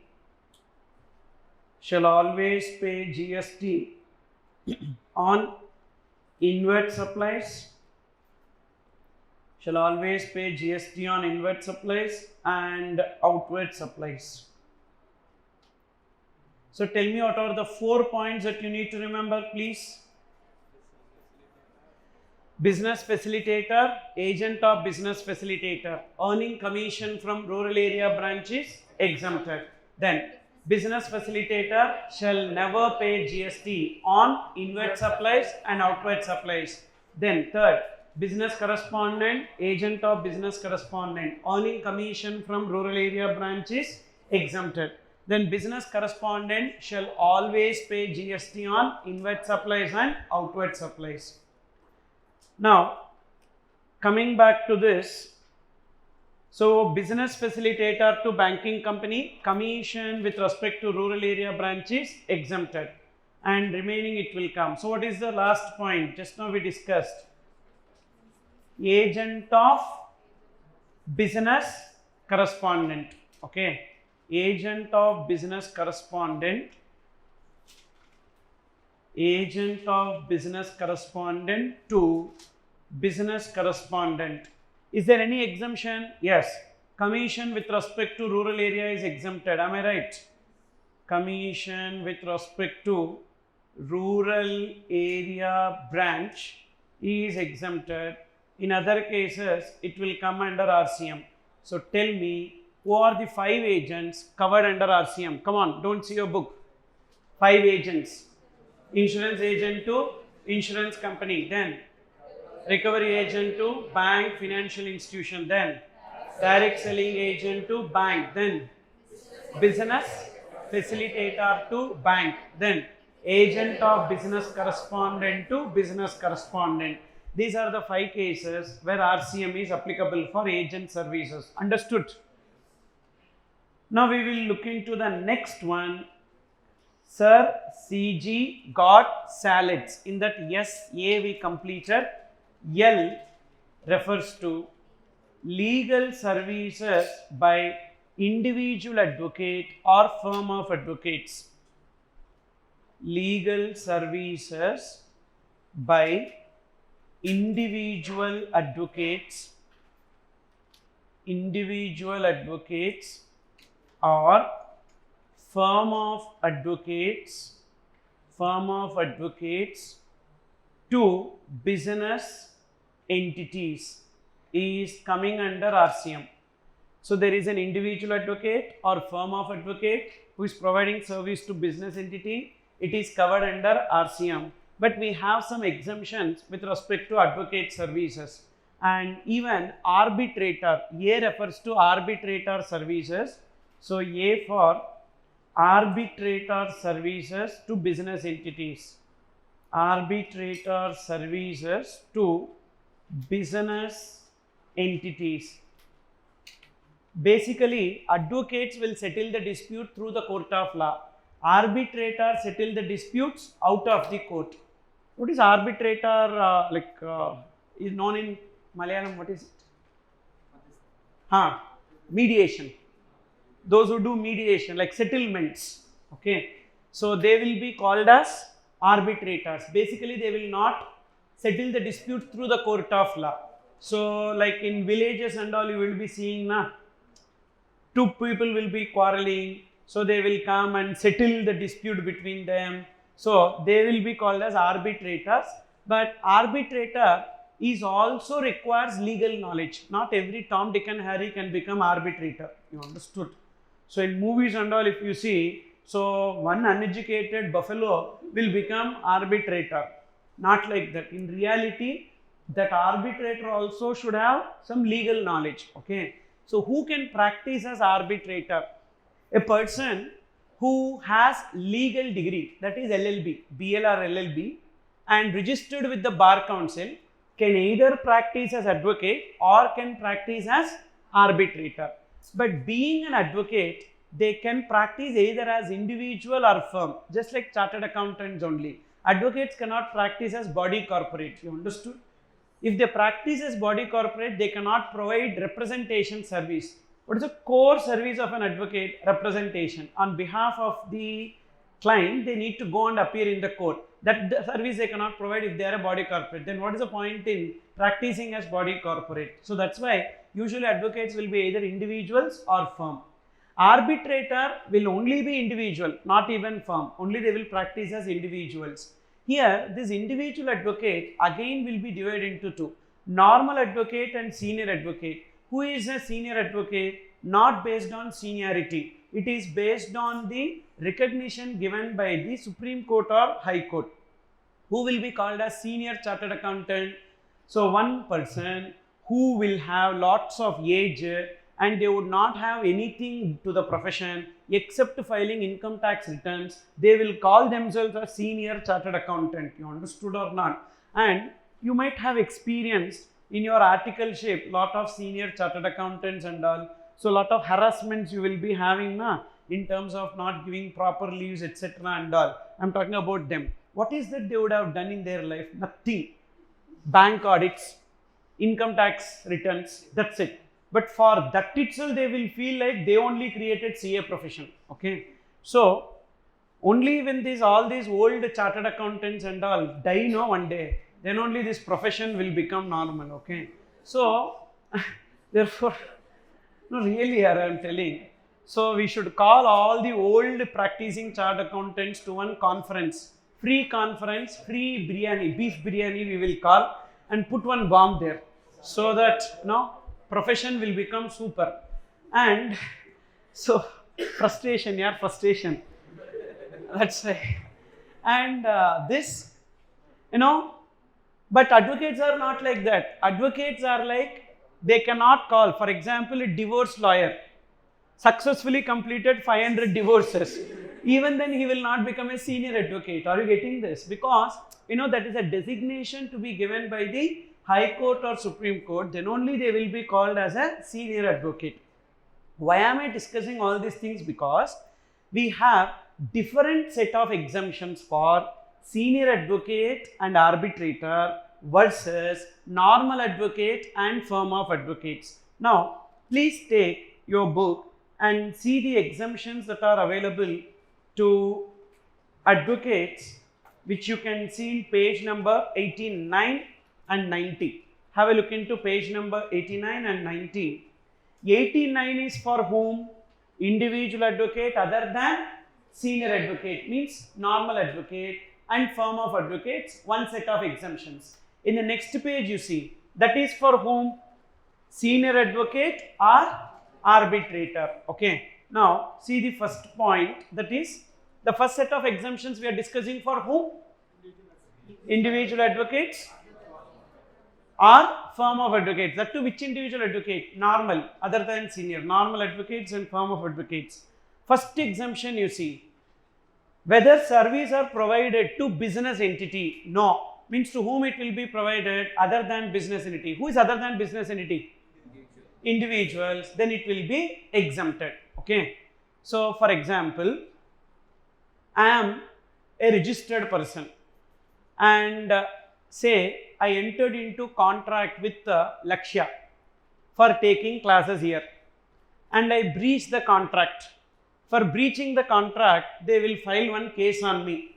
And no contract and all here. Example only. Okay. So, they will file a case on me. When they file a case on me, I need to appoint one advocate. Now, that advocate will provide service to me. Is it service provided to business entity or other than business entity?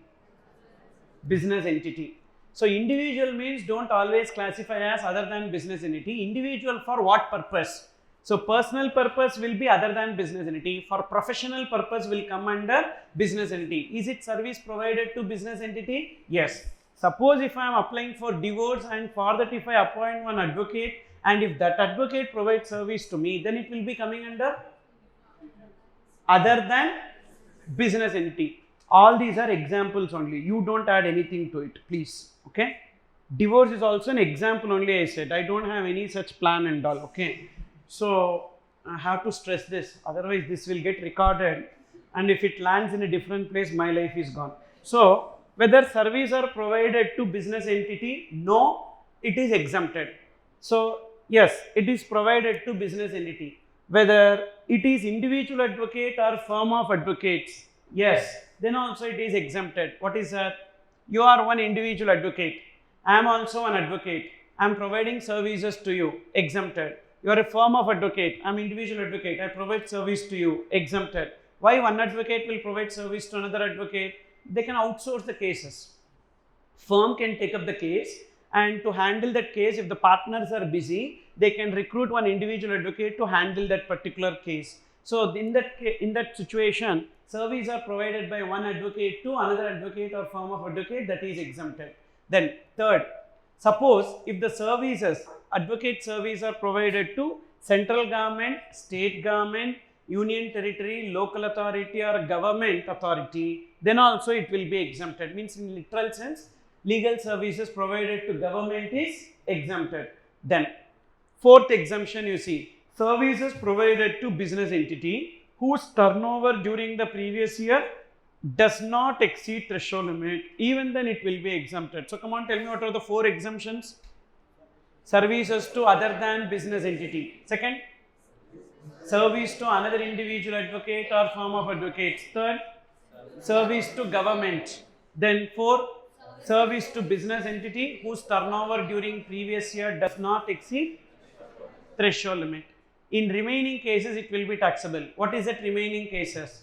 Services provided to a business entity whose turnover during previous year exceeds threshold limit, then only it will be taxable. Wherever it is taxable, who will pay GST?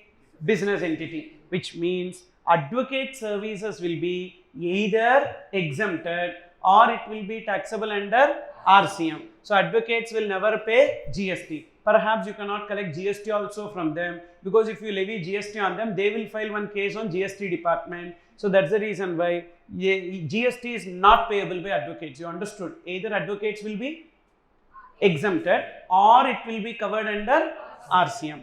Clear here? Then second page, you see, what if that advocate is a senior advocate or an arbitrator? What is the difference in exemptions? There are four exemptions. Here three exemptions. Correct? What are the three exemptions? Provided to other than business entity, exempted. Provided to government, exempted. Provided to business entity whose turnover during previous year does not exceed threshold limit, exempted. What is the point that is missing? Another advocate or firm of advocates. Now concentrate. There is a senior advocate who is providing services. There is a senior advocate who is providing services to firm of advocates. Senior advocate who is providing service to firm of advocates. Is it taxable or exempted? Is it exempted? No, it is not exempted. We don't have the exemption. And what does the law says? See to whom it is in turn provided. Senior advocate providing service to firm. Is it for the firm they provide? Why for firm they provide? In turn, on behalf of one case only they provide, correct or not? So there will be one litigant or applicant or petitioner. There will be one litigant, applicant or petitioner. Now for the senior advocate, the firm of advocate is not treated as recipient. The litigant, applicant or petitioner will be treated as the recipient, and you see whether this litigant, applicant or petitioner is other than business entity. Yes, exempted. If this litigant, applicant or petitioner is government, yes, exempted. If this litigant, applicant or petitioner is business entity whose turnover during previous year does not exceed threshold limit, yes, exempted. Otherwise, taxable. Again, who will pay GST? That litigant, applicant or petitioner only will pay GST. Ignore this firm of advocates. You got it? When senior advocate is providing service to another individual advocate or firm of advocate, whom should be taken as recipient? The litigant, the ultimate litigant or applicant or petitioner should be taken. What if it is not known, sir? Hypothetical situation. Why it will not be known? Then why the senior advocate is providing service to firm of advocates? Got it? Sir, maybe for the personal purpose of these partners they might be providing. Then it will be automatically other than business entity exempted. Correct? Suppose in this firm there will be some partners for their personal purpose. If senior advocate provides, senior advocate providing service to other than business entity exempted. You got it? So definitely it will be given in the question. So who should be taken? It's not the firm of advocates, but the ultimate litigant or petitioner or applicant should be taken as the recipient. Accordingly you interpret. Okay, that's what I have given here. Services provided by senior advocate to individual advocate or firm of advocate is not exempted. In such case, the ultimate litigant or applicant or petitioner shall be deemed to be recipient. Understood? Then next point, what if arbitrator is providing service to advocate or firm of advocate? That is also missing now here. See darlings, here senior advocate or arbitrator, what is missing? Provided to another advocate or firm of advocate is missing, correct? So now senior advocate to advocate or firm of advocate we interpreted. What if arbitrator is providing service to advocate or firm of advocate? Hypothetical. Definitely it is not possible. It is like allopathy doctor providing service to homeopathy doctor. You understood? So they both are practicing in two different lines here. Why one will be providing services to the other? Are you understanding? So because advocate will practice in the court of law. Arbitrator will do the settlement out of the court. So advocate will definitely not provide service to arbitrator related to profession. If it is related to personal, if it is provided anyhow, it will be other than business entity and it will become exempted. You got it? Then one more point, listen carefully. There is a recipient, okay, say for example, I am having a bookshop. Please concentrate. I am having a bookshop, and in this bookshop I am selling all published books, and all are exempted. Books are exempted. So therefore, I don't have to register at all. Why I don't have to register? Because a person who is exclusively engaged in exempted supplies is exempted from registration. Is it clear? Sir, I am a bookshop owner. I am engaged in sale of books only. Even though my turnover may be 1 crore, but I am not required to register. Why I am not required to register? Because I am making only exempted supplies. Where is it given? Section 23 says that a person who is making exclusively exempted supplies is exempted from registration. Is it clear? Now concentrate. Now, I received advocate services for my bookshop. Okay. So, someone has tried to occupy my bookshop. For that, I filed a case in the court. I received advocate services. Now, advocate services are received by business entity or other than business entity? Business entity, correct? And the business entity turnover during previous year exceeds threshold limit. You understood? So, this advocate service will be taxable or exempted? Taxable. Advocate service will be taxable and it will come under RCM. But I am not registered. So, should I pay GST? Section 24 says every person who is liable to pay GST under RCM is compulsorily required to get registered. But Section 23 overrides Section 24. As per Section 23, as I am exempted from registration, even though Section 24 says that I am required to pay GST under RCM, but Section 23 overrides Section 24. So, I don't have to register and pay GST. But the nature of service, what you should write in exam? Taxable. The service is taxable. Liability is on recipient. But GST not payable. Why GST not payable? Because Section 23 overrides Section 24. That point I have given there. See. An advocate and an arbitrator is not required to get registered. Why? As they are exclusively engaged in supplies which are covered under RCM. Even a person who is exclusively engaged in providing RCM supplies is exempted from registration. So, even if they have some inward supplies on which they need to pay GST under RCM, they are not at all required to register and pay. So, section 23 overrides section 24. Understood? So, we have seen advocate services and arbitrator services. So, tell me what are the exemptions? Legal services by advocates, firm of advocates, arbitrators. First, common exemptions. What are the common exemptions? Common exemptions.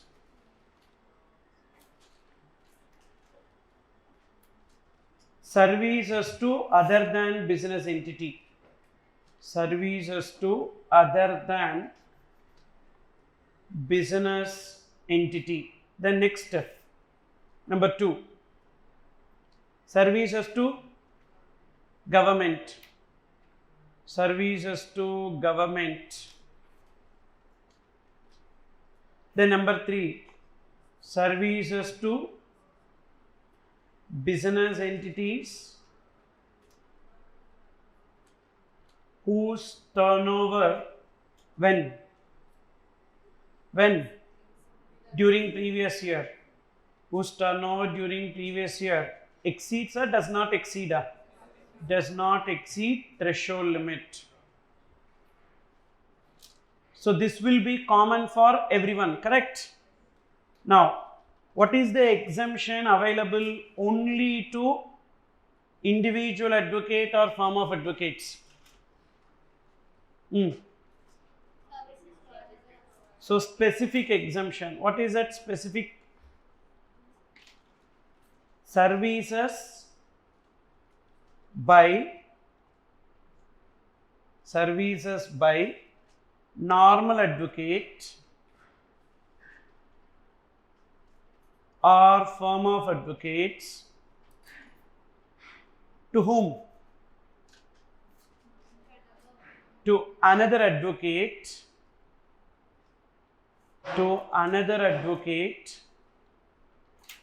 or firm of advocates is exempted. Okay. Now answer my question. I am a normal advocate. I provide service to a senior advocate. Is it taxable or exempted?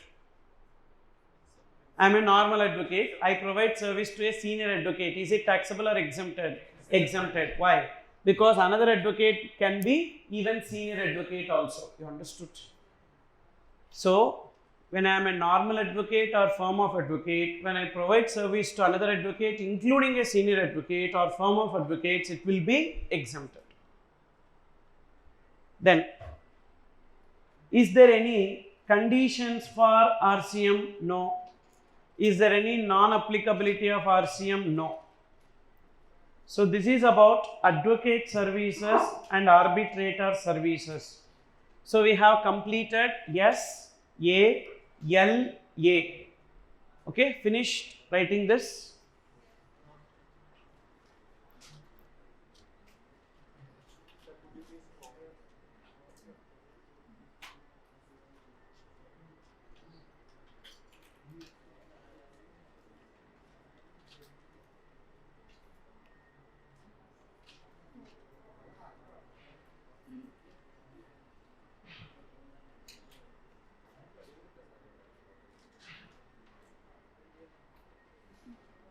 Then D for director services to company or body corporate.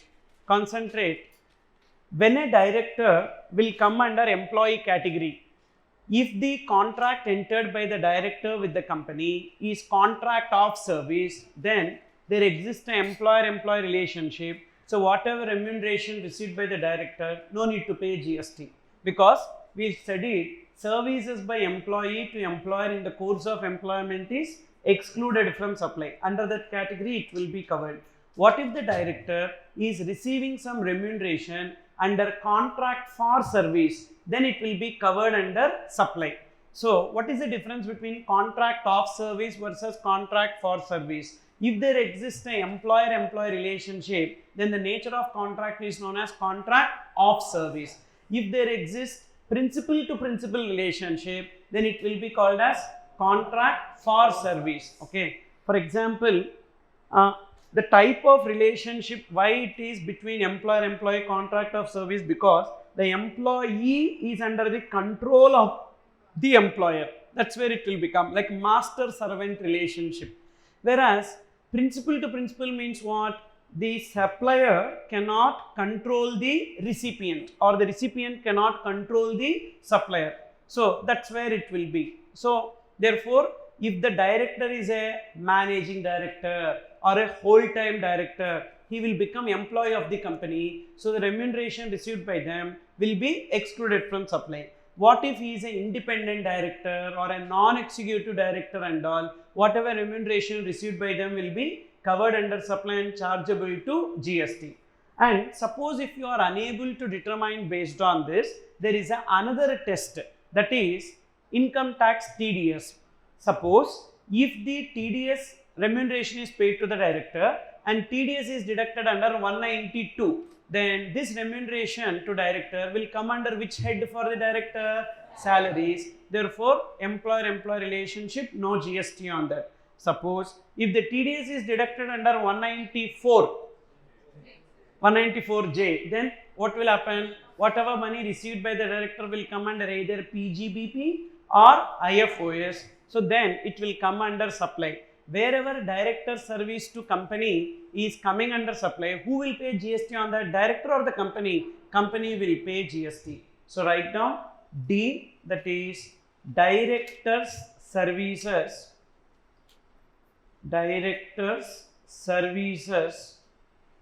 to company or body corporate. To company or body corporate. Is there any exemption? Is there any exemption? There is no exemption. Okay. There is no exemption here. But director service to company or body corporate, here other than as employee, correct? Other than as employee. And no conditions for RCM, and we don't have any non-applicability of RCM also.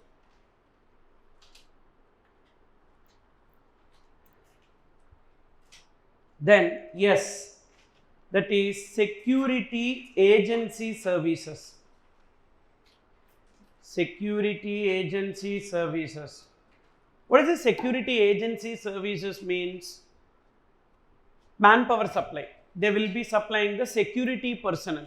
Like if you see cinema theater, shopping complexes, banks and all will have private security. This security personnel will be supplied by a manpower agency. That manpower agency is the security agency services.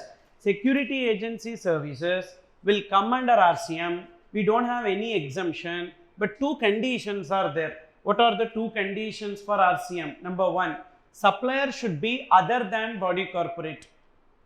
Supplier is other than body corporate. Then condition number two, recipient is registered. Recipient is registered. They can be anyone, body corporate or other than body corporate, but they should be registered, but not opting for composition scheme. But not opting for composition scheme.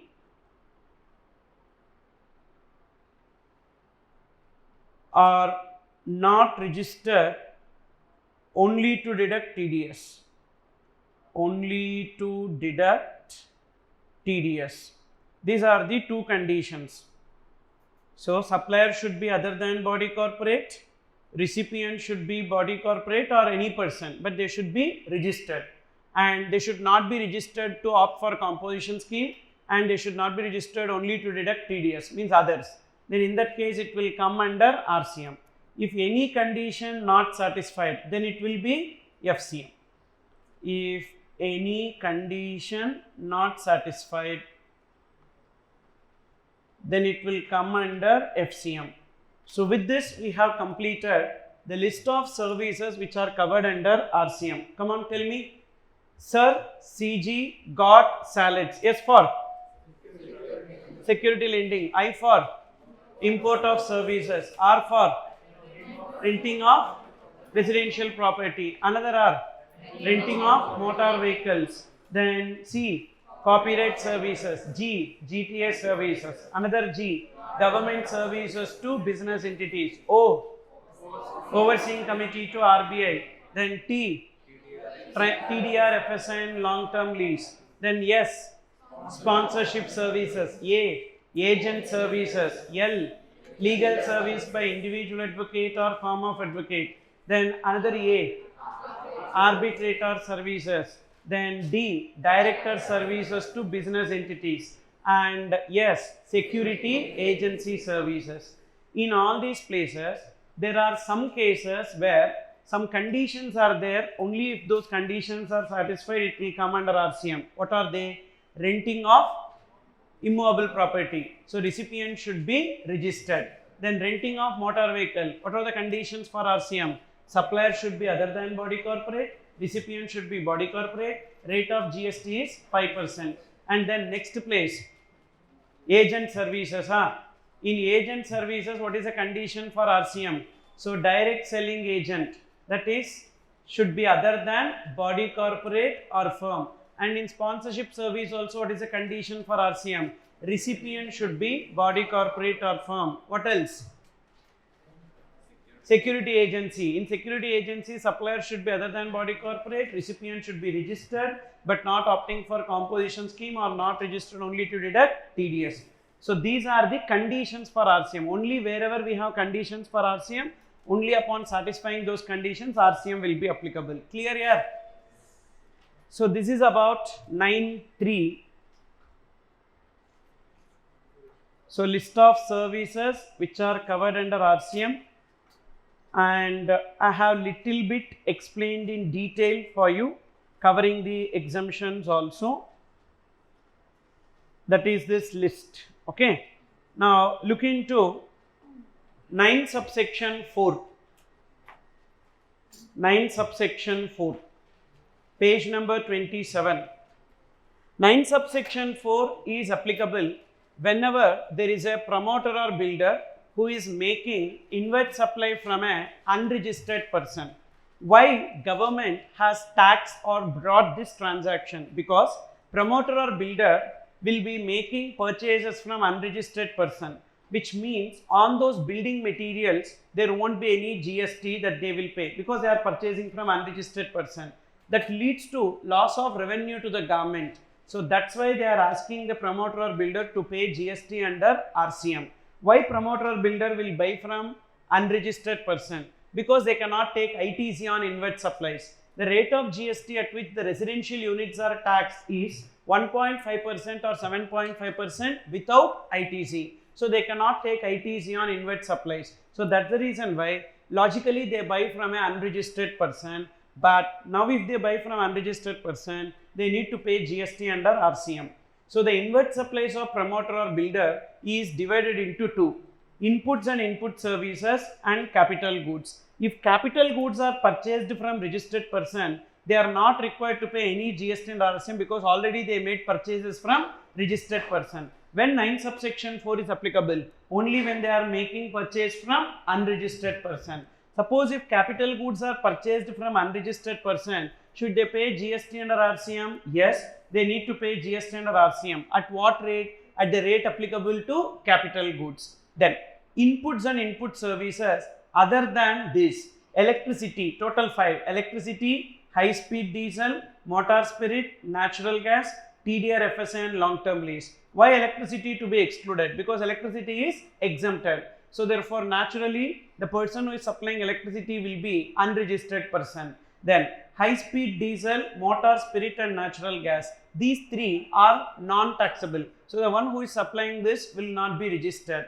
TDR, FSN, long term lease already covered under 9 subsection 3. Anyhow liability to pay GST is on recipient. So that's why it is excluded here. Why we don't have alcoholic liquor for human consumption? That is no way connected to construction. And why we don't have natural gas? Natural gas we have, but we don't have aviation turbine fuel, because aviation turbine fuel in turn is not related to construction. That's why those two they have not given, but remaining non-taxable supplies they have given. Now inputs and input service other than these 5, what are the 5 that should be excluded? Electricity, high-speed diesel, petrol, then natural gas, TDR, FSI and long-term lease. Remaining inputs and input service, what is the condition? You should purchase at least 80% from a registered person. So balance 20% you can buy from unregistered person, it is okay. But capital goods we don't have this 80-20 ratio. Capital goods always should be purchased from a registered person. But in case of inputs and input service we have a relaxation. What is that relaxation? 20% can be purchased from unregistered person. But in that 20% there should not be cement. Say for example, you purchased or received from registered person greater than or equals to 80%, means 90% we purchased from registered person. So what is the balance purchased from unregistered person? 10%. In that 10% we have cement. So we have to pay GST under RCM 28%. Why? Just now I said even though 80% is purchased from registered person, but in the balance cement should not be there. So if cement is purchased from unregistered person, always GST payable under RCM, because the rate applicable to cement is 28%. Government is not ready to lose that 28%, that's why. And suppose if you buy any other goods or services, no need to pay GST, because already you achieved the condition of 80%. So even if you achieve the condition of 80%, on cement we should always pay GST under RCM if we buy from a unregistered person. Then suppose if you purchased or received from an unregistered person less than 80%, say for example 75% is from unregistered person. 75% is from registered person. So what is from unregistered person? 25%. In that 25%, what is the shortfall? 5%. Why shortfall 5%? How much you should have purchased from registered person? 80. How much is the shortfall here? 5%. So on that 5%, we need to pay GST under RCM. At what rate? If it is cement, 28%. If it is other goods or services, you pay GST at the rate of 18%. Now, the moment you pay GST under RCM on this shortfall, remaining 20%, again cement, if it is there, you pay GST at the rate of 28%. If it is other goods or services, GST not payable under RCM. So this needs to be applied in 3 simple steps. So that is, first you need to check in step number 1. In step number 1, you need to check capital goods. Step number 1, you need to check capital goods. Capital goods is purchased from RP. Capital goods from registered person. Ignore, because already we would have paid GST. So ignore. Capital goods purchased from unregistered person. Then you pay GST under RCM. GST under RCM. At what percentage? At rate applicable to capital goods. At rate applicable to capital goods. Then next, number 2. Number 2, we have inputs and input services, but in that cement has a special point. What is that? Cement, if purchased from registered person, if purchased from registered person, ignore. We don't have to pay any GST, because already cement is purchased from registered person. What if cement is purchased from unregistered person? Then in that case, GST under RCM. At what rate? At the rate of 28% we need to pay. Then number 3, other inputs and input services from unregistered person. Other inputs and input services. Other inputs and input services from unregistered person divided by total inputs and input services. Divided by total inputs and input services into 100 you need to see. So what is this percentage? If this percentage is less than or equals to 20%, means you made purchases from unregistered person other than cement, because cement already considered, which is less than or equals to 20% of the total. Whether you need to pay any GST? No, ignore. You don't have to pay any GST under RCM. Suppose if it is greater than 20%, how much is allowed to be purchased from unregistered? Only 20%. So to whatever it is excess, that excess over 20% is taxable at RCM, is taxable under RCM at what rate? Is taxable under RCM at what rate? 18%. So these are the 3 steps that you need to do to arrive at the answer. Okay. Then look into 9 subsection 5. 9 subsection 5 talks about liability to pay GST on e-commerce operator. Page number 28. There are total 4 services. Already we know those 4 services. Housekeeping services, liability to pay GST is on e-commerce operator if the supplier is unregistered. Accommodation service also if the supplier is unregistered. Whereas transportation of passengers in any motor vehicle and eating food from a restaurant, let the supplier be registered or unregistered, always e-commerce operator only will pay GST. And in relation to supply of food by a restaurant, there is one point. If there is a restaurant in a hotel, there is a hotel, that hotel is having a declared tariff of greater than 7,500 rupees per unit per day. So means what type of hotel? It could be a 4-star hotel, 4-star or 5-star hotel. Per day, the unit accommodation is greater than 7,500 per unit. So in that hotel, there is a restaurant, there is a hotel having one room, at least one room, more than 7,500 rupees. In that hotel, there is a restaurant, and that restaurant is supplying food through e-commerce operator. In that case, so line subsection 5 will not be applicable. The restaurant only will pay GST. Supply of food by restaurant in a hotel having declared tariff greater than 7,500 per unit per day or equivalent, not covered under 9 subsection 5. Means liability to pay GST is on supplier only. Then some important points in this regard. When e-commerce operator is liable to pay GST on above services, they are not required to deduct TCS. There is a concept called as tax deducted at source and tax collected at source in GST. So e-commerce operator is required to collect tax at source and remit the money to the supplier, but that is not applicable in case of 9 subsection 5. In case of these notified services, TCS is not applicable. Only in case of notified services, that is 9 subsection 5, e-commerce operator is liable to pay GST. What about other transactions like Amazon and Flipkart? Is it given in this case? No, because that is supply of goods through e-commerce operator. In that case, what will be the burden on e-commerce operator? They get a commission. On that commission only they need to pay GST. Same is the case of Book My Show, Ticket New, etc. Whenever we book the movie tickets, is it notified service under 9 subsection 5? No. So then that Book My Show or Ticket New, etc., they will be getting some commission. On that commission, they will be paying GST. So therefore, only in case of notified service, e-commerce operator is liable to pay GST. In other cases, supplier shall pay GST and e-commerce operator shall pay GST on commission. Every e-commerce operator who is liable to pay GST or who is liable to deduct TCS is compulsorily required to get registered. That is, every e-commerce operator literally compulsorily required to get registered.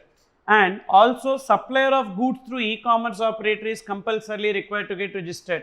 For example, if I want to sell some goods through Amazon or Flipkart, I need to compulsorily register. Okay. Same way, whether every service provider through e-commerce operator is compulsorily required to get registered? No. Only if they cross their aggregate turnover threshold limit, then only they need to register, otherwise they are not required to register.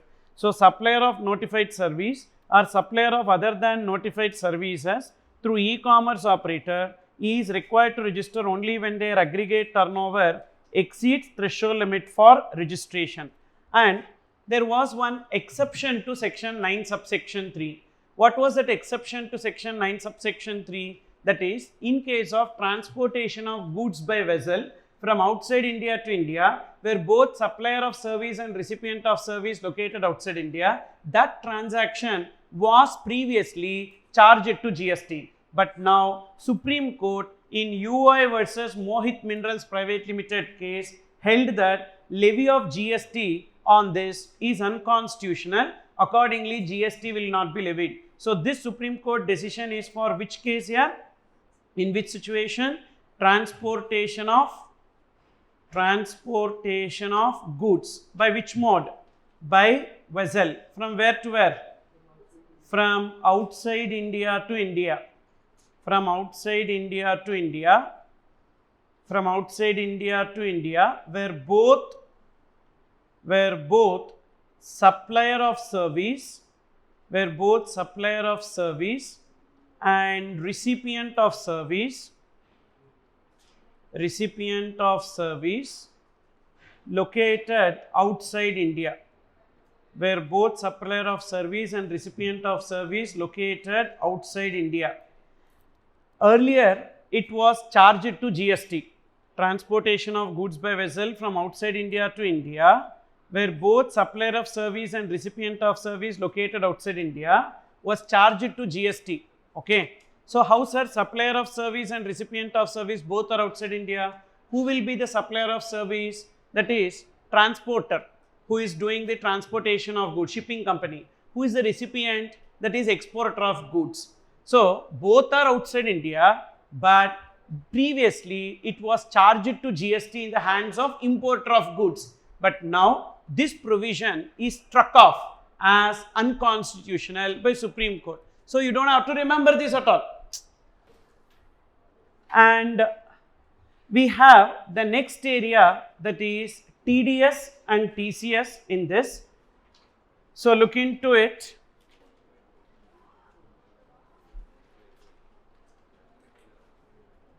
Any doubts in this? Liability to pay GST? The TDR is flat. Huh?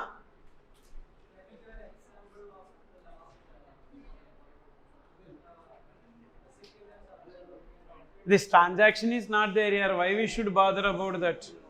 You ask me anything interesting, I will explain here. When some transaction itself is not there as chargeability to GST, why we should bother? See, something is happening outside India. Are we bothered about it? Supplier is outside India. Recipient is outside India. Okay. Should we bother about that? No. That's what it is. Okay. But previously we have bothered about it. And we even charged GST also on that. Now they are telling, don't bother. These are transactions which are happening outside India. So why we need to pay GST on that? Okay. Goods are coming to India, but the transportation service is provided by whom to whom? A shipping company outside India to an exporter outside India. That's why. Yes, goods are coming to India. On that freight, already we are paying customs duty. Freight will be included in the CIF value and we will pay the customs duty on that. That's why under GST it is held unconstitutional.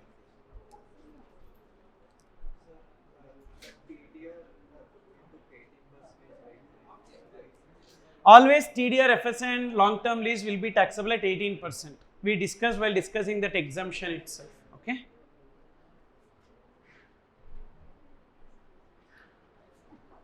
Okay. Look into this TDS and TCS under GST. Page number 29. TDS and TCS we have under section 51, under section 52 of CGST Act. So, when TDS is applicable, so I am making supply to some notified recipients. Who are those notified recipients? Government or government agency or public sector undertaking or government body where equity participation of the government is greater than or equal to 51%. These people are called as the notified recipients. So, who are the notified recipients? Government, government agency, public sector undertaking, government body where equity participation is greater than or equals to 51%. Now, you are making supply of goods or services to these people. Now, these people will deduct TDS. At what rate they will be deducting TDS? See the next, notified recipient will deduct TDS at the rate of 2%, and that 2% which is deducted by the recipient will be remitted on behalf of the supplier to government, and the supplier will get it as credit in their electronic cash ledger, which they can adjust against their future liabilities. For example, there is a supplier who is making supply of goods or services to central government department, and the value of these goods is say 8 lakhs. The value of these goods is 8 lakhs, and on these 8 lakhs excluding GST at 12%. Now what happens? They have to remit the amount to the supplier. Now what they will do is that, so this 8 lakhs plus 12%, so in that they will be deducting 2% towards TDS. So what is value? Value is 8 lakhs, and GST will be, so 12% of 8 lakhs, that is 96,000 minus TDS. What is the rate of TDS? 2%. But this TDS will be computed on what? 8 lakhs. So 8 lakhs into 2% is how much? 16,000. 16,000 will be deducted. So how much will be remitted to the supplier? 8 lakh 80,000 will be remitted to the supplier. So now central government department will pay to government as TDS on behalf of the supplier. TDS on behalf of supplier. How much TDS they will pay? 16,000 they will pay to government. Okay. Now this supplier will have some liability now. The supplier is having some liability of GST 96,000. So in this case, the supplier will get credit in electronic cash ledger. How much will get us credit in electronic cash ledger? 16,000, which is paid as TDS by the recipient. That is central government department is the recipient now. So they are paying. So that will be given as credit in the electronic cash ledger of the supplier. Now supplier will be paying the GST liability. While paying the GST liability, what is the gross GST liability? 96,000 minus 16,000 they will reduce. So remaining how much they will pay as their GST liability? 80,000. Understood the concept of TDS? That is, first there is a supplier who is making supply of goods to central government department. The value of these goods is 8 lakhs excluding GST at 12%. Now the recipient has to remit the money to the supplier. When they are remitting the money to the supplier, they need to deduct TDS, which is 2% of the value excluding GST. So therefore 8 lakhs is the value, GST is 96,000 and 2% of this 8 lakhs is 16,000. So therefore 8 lakh 80,000 will be remitted to the supplier and they will pay TDS on behalf of supplier 16,000. This 16,000 which is paid by the recipient on behalf of the supplier will come into the electronic cash ledger of the supplier as 16,000. Now when supplier is paying their GST liability of 96,000, they can adjust this 16,000 and remaining 80,000 they pay to government. So this is how the TDS will work. What is the objective of this TDS?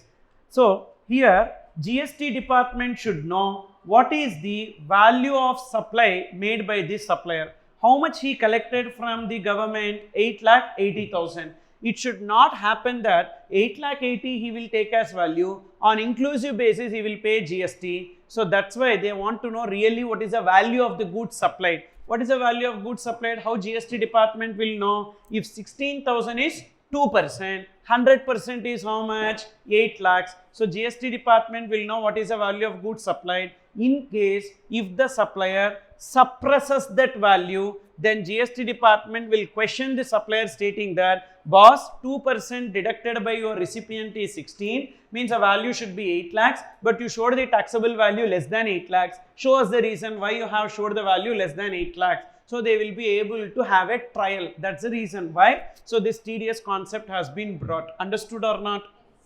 Then what is TCS about? Now let's see the TCS concept, which I have already given in the book itself. Illustration on TCS.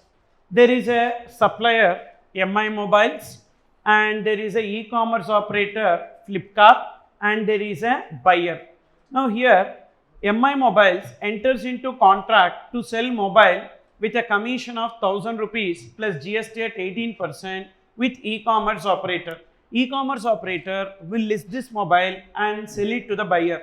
Buyer will place the order for the mobile and then MI Mobiles will dispatch it to e-commerce operator with a invoice 28% and the value of the mobile is 10,000. So 10,000 plus 28%, 12,800 they will invoice. Now what e-commerce operator will do? E-commerce operator will deliver the mobile to the buyer and buyer will make the payment of 12,800 rupees to e-commerce operator. And now how much e-commerce operator will remit? E-commerce operator will not remit entire 12,800. In this, TCS rate is 1%. So 1% will be deducted by e-commerce operator towards TCS. So 1% of what? 1% of value. TDS and TCS always compute on value excluding GST. So therefore, what is the value here? 10,000. So 10,000 into 1% is what? 100 rupees will be deducted and remitted as TCS. And even e-commerce operator has to deduct their commission. So what is the commission that they will be getting? 1,000. On that they need to pay GST 18%. So that 18% of 1,180 they will pay as GST. Now how much amount e-commerce operator will remit to supplier? How much they got from the buyer? 12,800. 12,800 minus commission 1,000 rupees minus GST on commission 180 minus TCS 100. So the remaining amount 11,520 will be remitted to the supplier. Again I am repeating, they got 12,800 from buyer, from that their commission 1,000 rupees will be deducted, then GST on commission 180 will be deducted and thereafter TCS 100 will be deducted, remaining 11,520 will be remitted to the supplier. Now what supplier will do? Supplier will get this 100 rupees deducted as credit in the electronic cash ledger and this 180 rupees supplier will take as input tax credit. So supplier will have two credits now. One input tax credit which is 180 rupees, another electronic cash ledger credit is 100 rupees, TCS credit. Using this 180 and 100 rupees from his liability. What is his liability? 28% on 10,000, 2,800 is his liability na, gross liability. From the 2,800 he will reduce, so 280, therefore 2,520 is his liability. Now again, what is the objective behind bringing this TCS? Now, whenever e-commerce operator pays this 1%, 100 rupees, now GST department understands what is the value of supply made by the supplier through the e-commerce operator. So if 1% is 100, then what will be 100%? 10,000 rupees. If supplier suppresses the value of 10,000 and shows that the value is only 8,000, definitely GST department will question this supplier stating that boss, e-commerce operator paid 100 rupees for 1%, means the value is 10,000, but you have shown the value as only 8,000 or 7,000. So you try to suppress the value and kindly pay the correct GST. So for creating this trial only, they brought this TCS concept. Okay.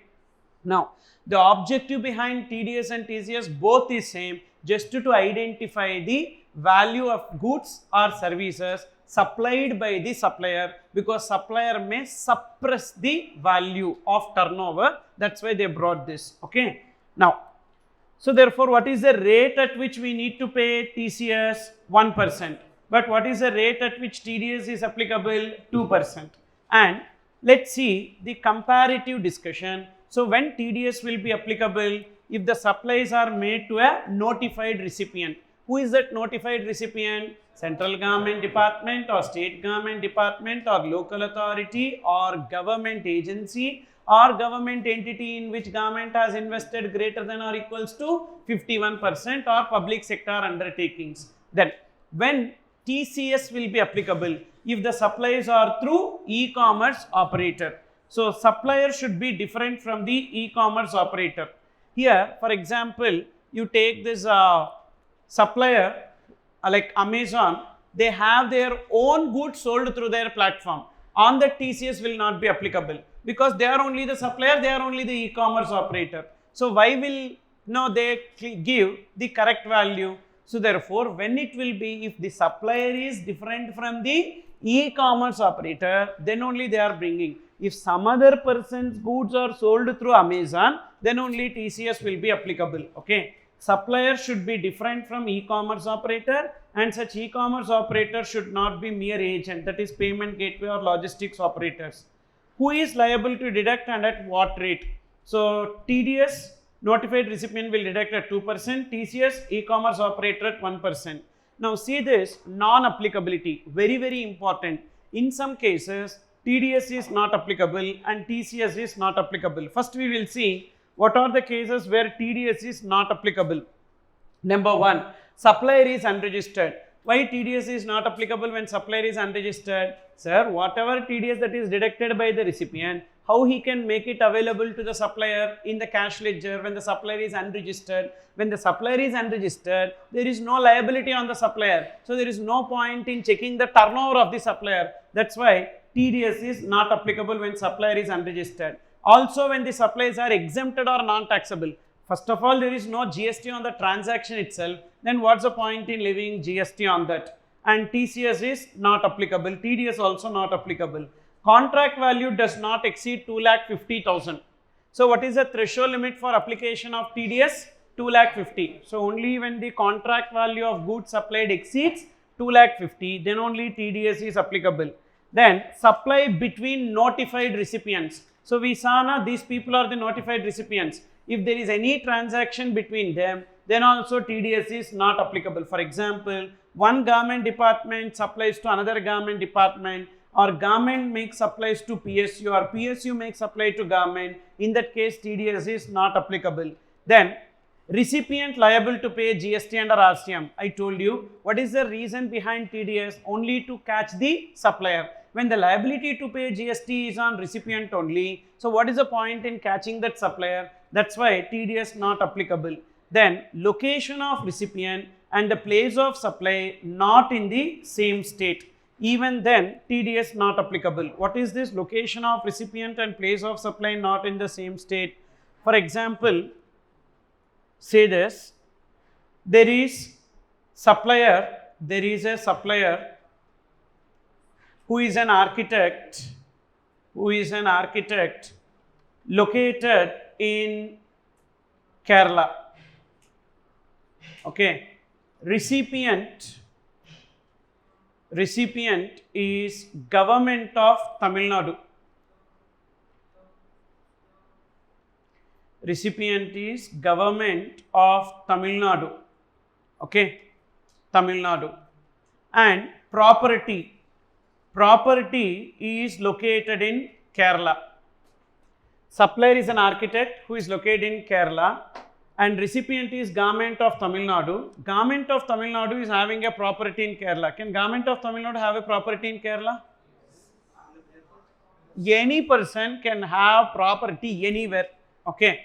Government of Tamil Nadu will definitely have a building in another state if they wanted to visit that particular state. So definitely they will have, mainly neighboring states easily they will be having. So even government of Tamil Nadu is having property in Andhra Pradesh, they have property in Karnataka, they have property in Kerala. So usually what they will do, they will be coming, that is the government people will be coming to interact with the other government. For that they need to stay in a guest house, correct or not? So these guest houses and all they will be constructing. You understood? Now, so Tamil Nadu is having a property in Kerala. For that property, this architect has provided the services. Now, in this case, what is the location of supplier? Kerala. What is the place of supply? Kerala. Location of immovable property. So it is what type of supply? Interstate supply or intrastate supply? Supplier in Kerala, place of supply Kerala. How it will become inter? It will become intra only. So what is the type of GST that is applicable? CGST, and Kerala SGST. Now who is the recipient? Tamil Nadu. How Tamil Nadu can deduct TDS 1% towards Kerala SGST and remit it? See, if it is IGST, they will deduct 2%. If it is intrastate, 1% CGST and 1% SGST, correct or not? Now 1% CGST they can deduct, no issue. But how they can deduct 1% SGST and remit? Actually this is which SGST? Kerala SGST. So is Tamil Nadu registered in Kerala? No. So that's the reason why TDS is not applicable. So when TDS is not applicable, if location of recipient and place of supply is in two different states. You understood or not? You want me to explain this again? So if the recipient is located in the same state as that of place of supply, easily they can deduct TDS because they need to remit it to that government only, either IGST, CGST, SGST. But suppose if they are located in a different state, then only this problem will arise. Now, let's take another case. Same supplier, architect, located in Kerala, recipient is government of Tamil Nadu and property is in Tamil Nadu. So now, in this case, what is the location of supplier? Kerala. What is the place of supply? Tamil Nadu. So what is the nature of supply? Interstate supply. Chargeable to what? IGST. Now can government of Tamil Nadu deduct 2% towards IGST? Yes. So TDS will be applicable. You got it? Then yet another example. If the architect is located in Tamil Nadu and government of Tamil Nadu and place of supply is immovable property in Tamil Nadu. Now, what is the nature of supply? Supplier is located in Tamil Nadu. Place of supply, Tamil Nadu. It is what type of supply? Intrastate supply. Chargeable to what? CGST, SGST. And can the recipient deduct 1% towards CGST and 1% towards SGST? Which SGST? Tamil Nadu SGST. Can it be done? Yes. So that's why TDS is applicable. So tell me when TDS is not applicable from these illustrations. If location of recipient and place of supply is not in the same state. So then in that case TDS is not applicable. Now, what are the situations where TDS is not applicable? Total 6 points. Try, come on. Supplier is a unregistered person. And next, exempted supplies are non-taxable supplies. Then value of supply, contract value of supply does not exceed 2,50,000. 3 points. Super. Then liability to pay GST is on recipient, RCM. Then between notified recipients. Okay. Then last point, if location of recipient and place of supply is in two different states. Then when TCS is not applicable, if the supplier is unregistered or if the supplies are exempted or non-taxable or if it is notified service under section 9 subsection 5. So first point same, second point also same. Third point already we discussed in 9 subsection 5. Whenever e-commerce operator is only having liability to pay GST, then what is the need of identifying the turnover of the supplier? That's the reason why whenever it is notified service under 9.5, TCS is not applicable. And the payment is not collected by e-commerce operator, then how he can deduct and remit TCS? So therefore, 4 cases TCS not applicable. Supplier is unregistered and the supply is exempted or non-taxable. Number 3, if it is notified under 9.5. Number 4, if the payment is not collected by e-commerce operator. TDS computed on the amount remitted to supplier by recipient and TDS not applicable if it is intrastate supply and recipient is in another state. Now remember, usually TDS for determining the value of supply under the contract only 2,50,000 is relevant, but not for computing the TDS. For example, there is one pharmaceutical company. That pharma company has entered into contract with state government of Kerala. So to make supply of vaccination, okay, and this vaccination they need to supply total 80,000 doses, and each dose will be of somewhere 100 rupees and it will be chargeable to GST. So what is the value of the supply under the contract? 80,000 doses into 100 rupees. 80 lakhs. 80 lakhs means value of supply under the contract is more than 2,50,000. But in the first phase, in the first phase as a trial, so they have supplied some service and received 1,50,000 plus applicable GST. In the second phase, they have received 2,50,000 plus GST. And in the third phase, they have received 8 lakhs plus GST. You understood or not? Not that everything will be done at a time. You understood? Yes. On a phased manner, they will implement, because they don't know what will happen to vaccine. Because, if this vaccine is provided to all the people and all the people turn out to be zombies, then Kerala will be full of zombies, correct? How many movies we would have seen? So one virus will come. For that virus to avoid, to kill that virus, they create a vaccination. And this vaccination will be used for all the people. Then all the people turn out to be zombies, okay? You did not see? Many English movies are there, like the same concept only. So that's the reason why for Nipah virus, some vaccination they put, and if entirely they become zombies and all, then we need to put big walls and all for Kerala so that the people cannot come. And that's the reason why any vaccination, first they will apply it on some 100 people, thereafter some 1,000 people, and it is like a testing basis. Suppose, sir, if that 100 people die, okay, 100 only, we will kill them, no issue. So therefore, 1,50,000 plus GST. In this case, whether TDS applicable or not applicable? Applicable. Even though the value does not exceed 2,50,000, applicable. Here also, even though value does not exceed 2,50,000, applicable. Here also TDS applicable. On all these transactions, TDS applicable. Don't see the amount remitted. See? Come on. See the value of supply under the contract. What is the value of supply under the contract? 80 lakhs. Whether it exceeds 2,50,000, yes. So TDS will be applicable. That is the point which I have given there. That is, TDS is computed on the amount remitted to the supplier by the recipient. Then, computation and compliance. TDS will be computed on the value of supply excluding GST. TDS deducted shall be payable to the government, and a statement in GSTR 7 shall be filed by 10th of the month following every month. So, both TDS and TCS is computed on value of supply excluding GST. But TDS, we don't have any exclusion. But in case of TCS, returns during the month.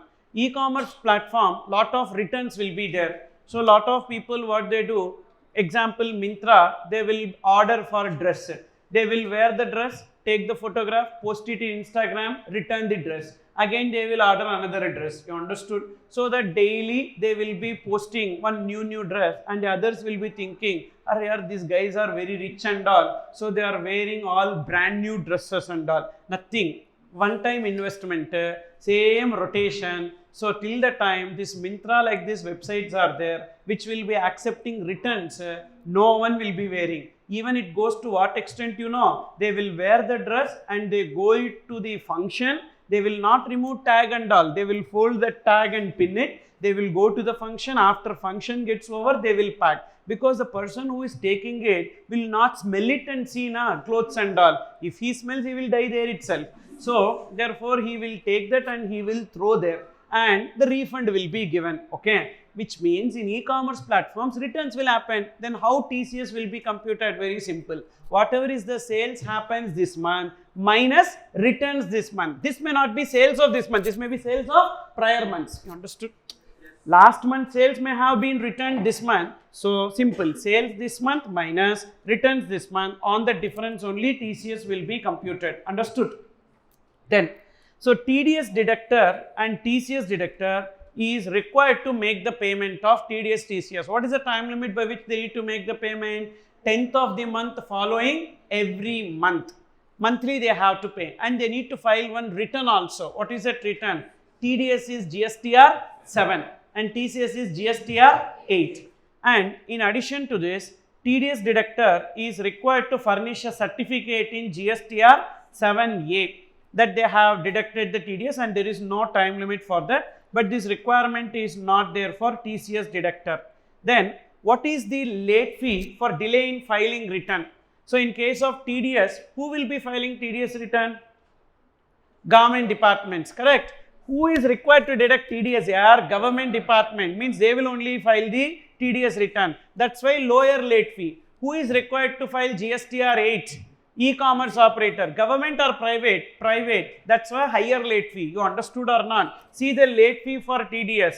25 rupees per day subject to maximum 1000 rupees. Why? Because it is government departments which are required to file. You cannot ask them much because they are so much, they will not have that much revenue. Come on, government, they will not have money. Private, you can levy 100 rupees per day subject to maximum how much? 5000 rupees. You understood? So what is the late fee for delay in filing TDS return? 25 rupees per day subject to maximum 1000. Whereas TCS, 100 rupees per day subject to maximum 5000.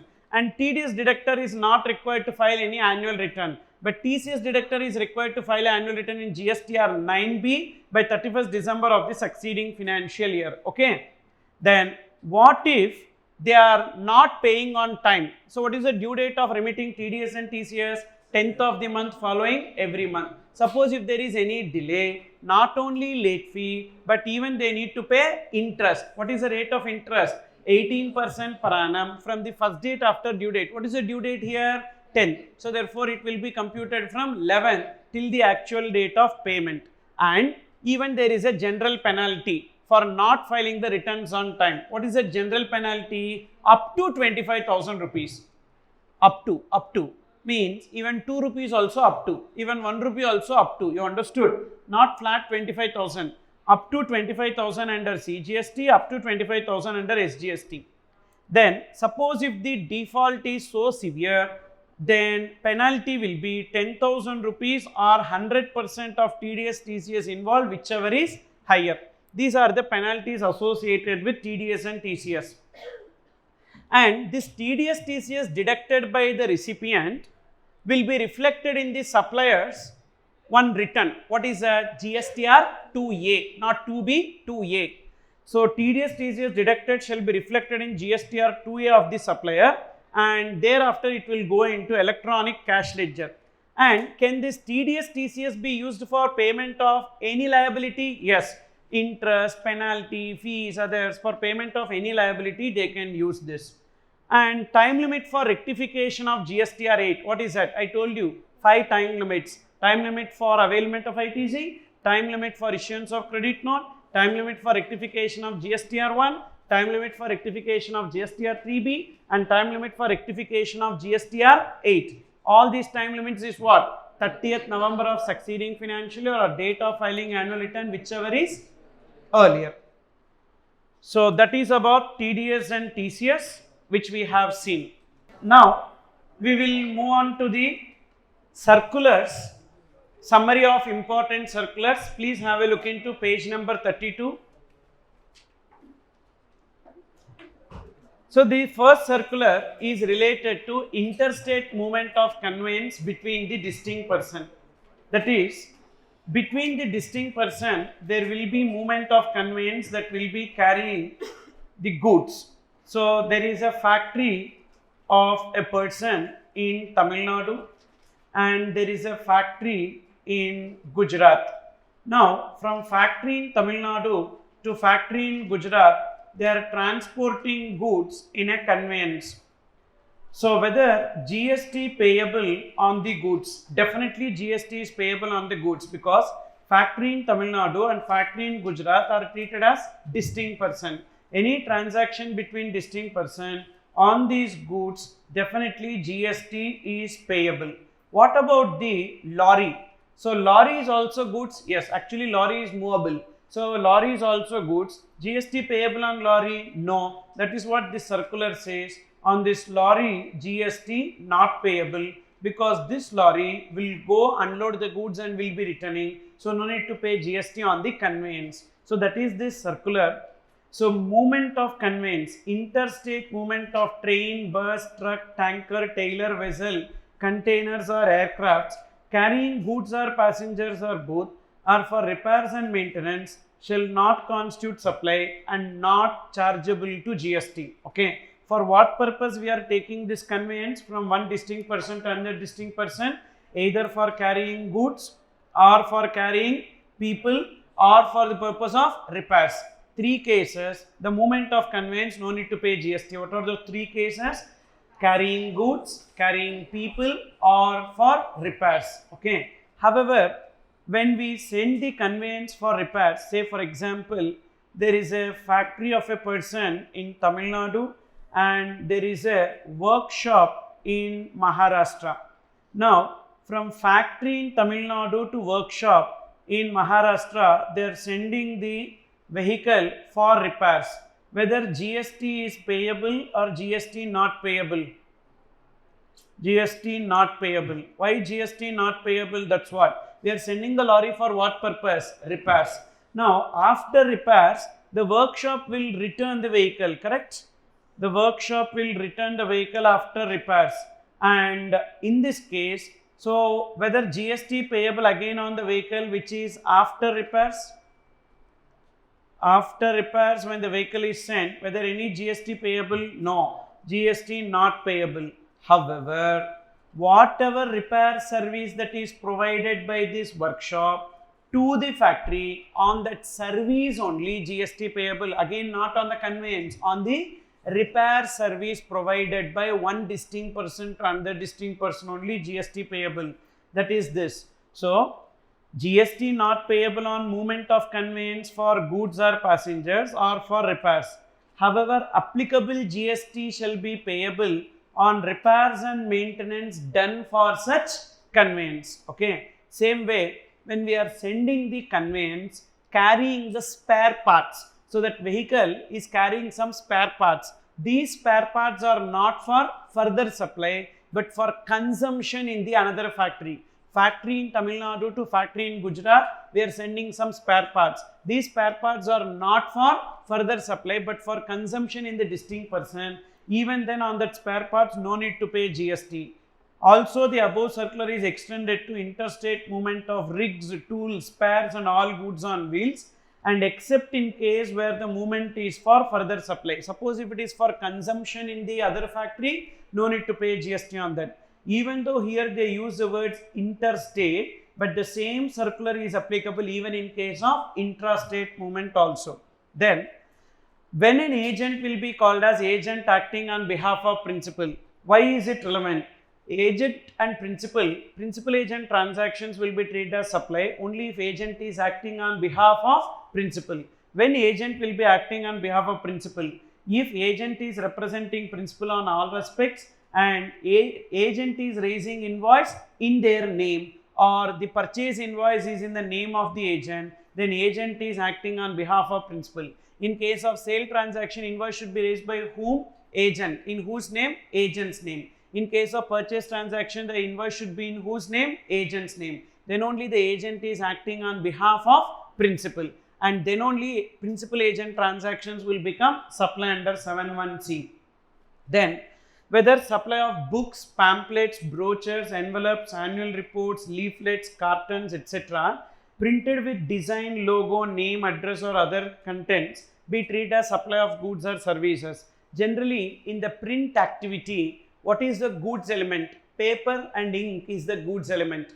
And what is the service element? Printing and binding is the service element. Now, when you buy a book, if the printing is not good, will you pay for that book? No. So, therefore, what constitutes the principal supply? Printing. It's not the paper and ink that constitutes principal supply. What constitutes principal supply? Printing constitutes principal supply. So, therefore, the classification should be based on principal supply. As printing constitutes principal supply, it will be treated as supply of services. Whereas, in case of tissue paper, where the restaurant name is printed on the tissue paper, what is the goods element? Tissue paper is a goods element. What is the service element? Printing of logo is a service element. Now, what constitutes principal supply there?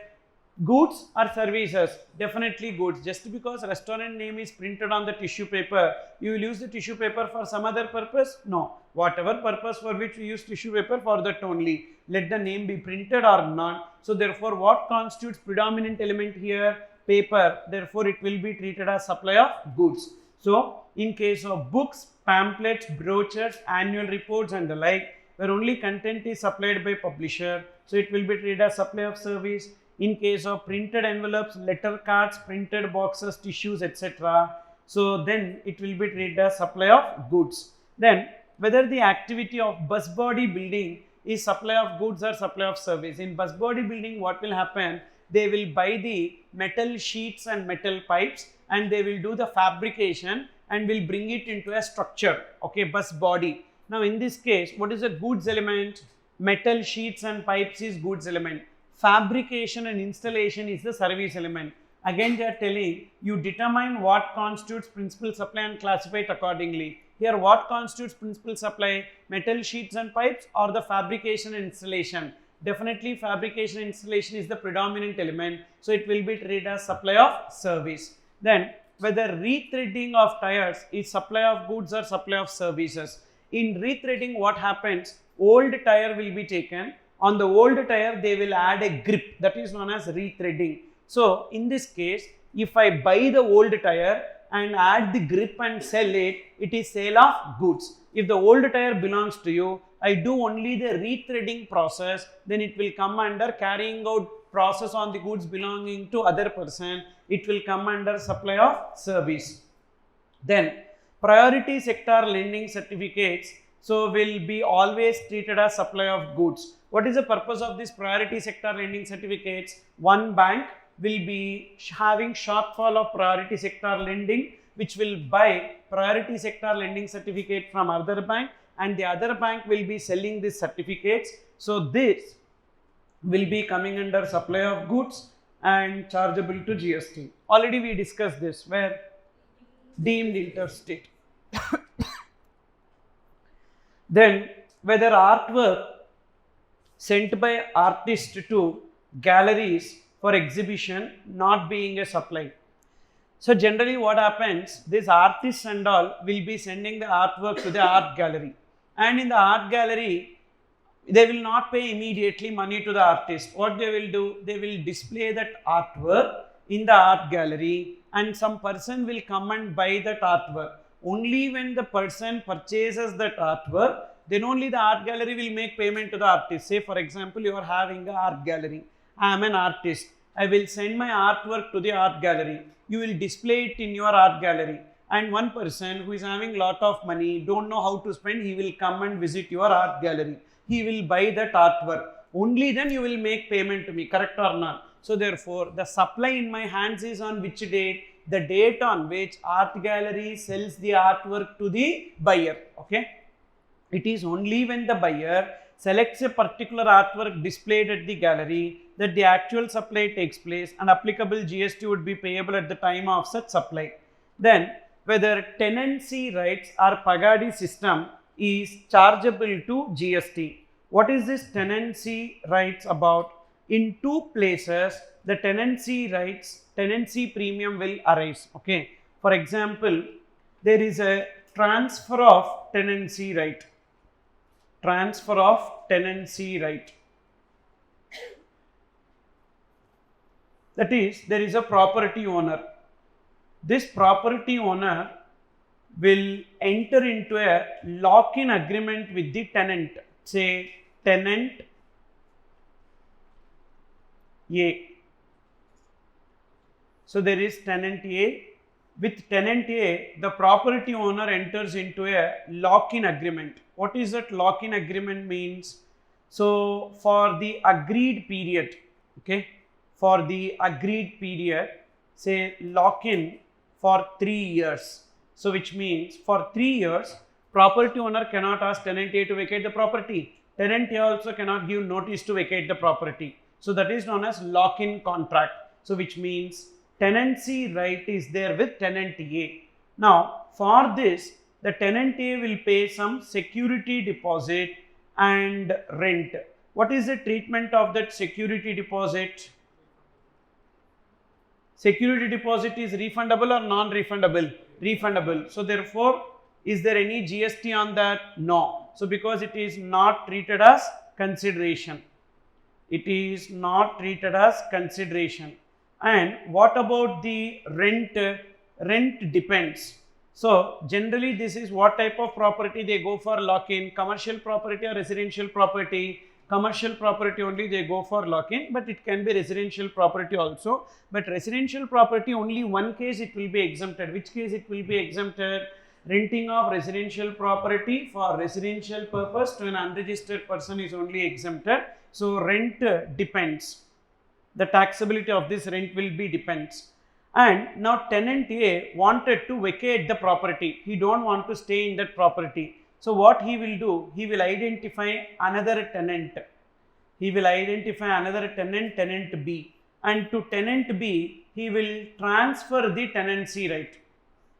He will transfer the tenancy right. Now 3 years the property is with whom? Tenant A. So now he can do anything with respect to that property. So he transfers the tenancy right to tenant B, for which tenant B will pay a premium. That premium is known as tenancy premium.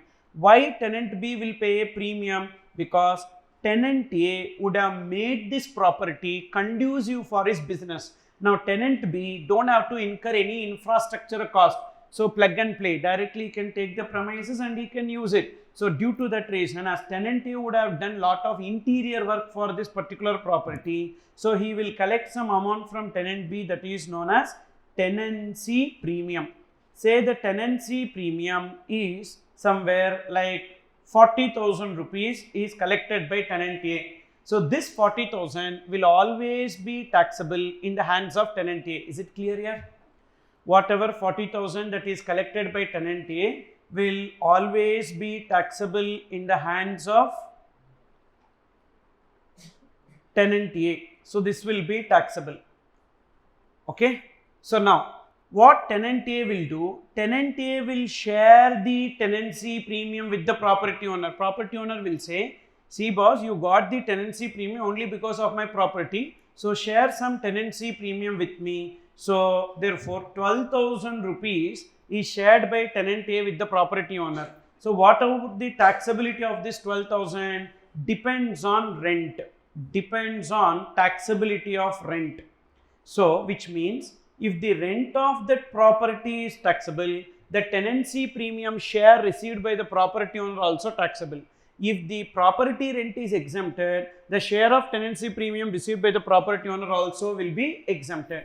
But the tenancy premium received by the tenant will always be taxable. Is it clear or not? Now, in some cases, what will happen? Tenant will renounce the tenancy right. Renounce the tenancy right means property owner will come and ask the tenant A to vacate the property. At that time, tenant will vacate the property, for which property owner will pay a tenancy premium to the tenant. That will also be always taxable. So, what are the two cases where tenancy premium will arise? In case of transfer of tenancy right or renouncement of tenancy right, there will be a tenancy premium earned by the tenant. That will always be taxable in the hands of the tenant. Whereas property owner may receive a share of tenancy premium. What is the taxability of that share received by the property owner? If the rent of that property is taxable, the tenancy premium share received by property owner also taxable, otherwise it will be exempted. That is this. So in relation to residential property, it is exempted. In relation to commercial property, it is taxable. In whose hands? This is in whose hands? Property owner. But in the hands of tenant, in the hands of tenant, in the hands of tenant, it is always taxable. But whatever we have seen, this is in whose hands? In the hands of property owner. But in the hands of tenant, it will always be taxable. Then GST on director's remuneration. Usually when director is an employee of the company, there is no GST. Already we discussed this part. Executive director or full-time director is an employee, and even TDS will be deducted under 192. That's why it will not be covered under GST. Whereas if the director is not covered under 192 but 194J, then the remuneration received by director will be chargeable to GST under RCM. Then whether the insured getting no claim bonus from insurance company is supply of service? No. Basically, this no claim bonus is for what? If you are not claiming any amount in the first year, second year you will get a no claim bonus that cannot be treated as any consideration. Then whether interest received by a del creditor agent is chargeable to GST. Who is a del creditor agent? A del creditor agent will undertake the risk of bad debts. That's what you would have studied in foundation. So apart from the del creditor agent getting a commission, he is also getting a interest income. Let's try to understand how this will function. So there is a principal. I am the del creditor agent. You are my buyer. What I will do? First, the principal will be sending goods to me and I will sell the goods to you. Even though I am not collecting money from you, but I will make payment to the del creditor agent. In return, I will collect the interest from you because I am giving you a credit facility. Are you understanding? First, principal will be sending goods to me. I will be selling goods to you, and whether I collect money from you or not, first I will make payment to my principal. Thereafter, I recover the money from you along with interest. This interest, whatever I am collecting, is it taxable or exempted? If this interest is on loans, advances or deposits, it is exempted. If this interest is on account of delay in receipt of consideration, it will be included in value and taxable accordingly. Now, what I will do, I will tell this interest is because of the finance activity. But department will say, no, this interest is on account of delay in receipt of consideration, for which they gave a CBSE circular. What does it say? Now, who is raising invoice to the buyer? Del creditor agent is raising invoice in his name. Then to the buyer, who is the supplier? Del creditor agent or principal? You are the buyer. I raise invoice to you. To you, who is the supplier? Del creditor agent or principal? Del creditor agent. Because I am only raising invoice to you. Do you know who is the principal? No, which means to you, who is the supplier? Del creditor agent. So whenever I am collecting interest, this is on account of delay in receipt of consideration. So this interest will be taxable.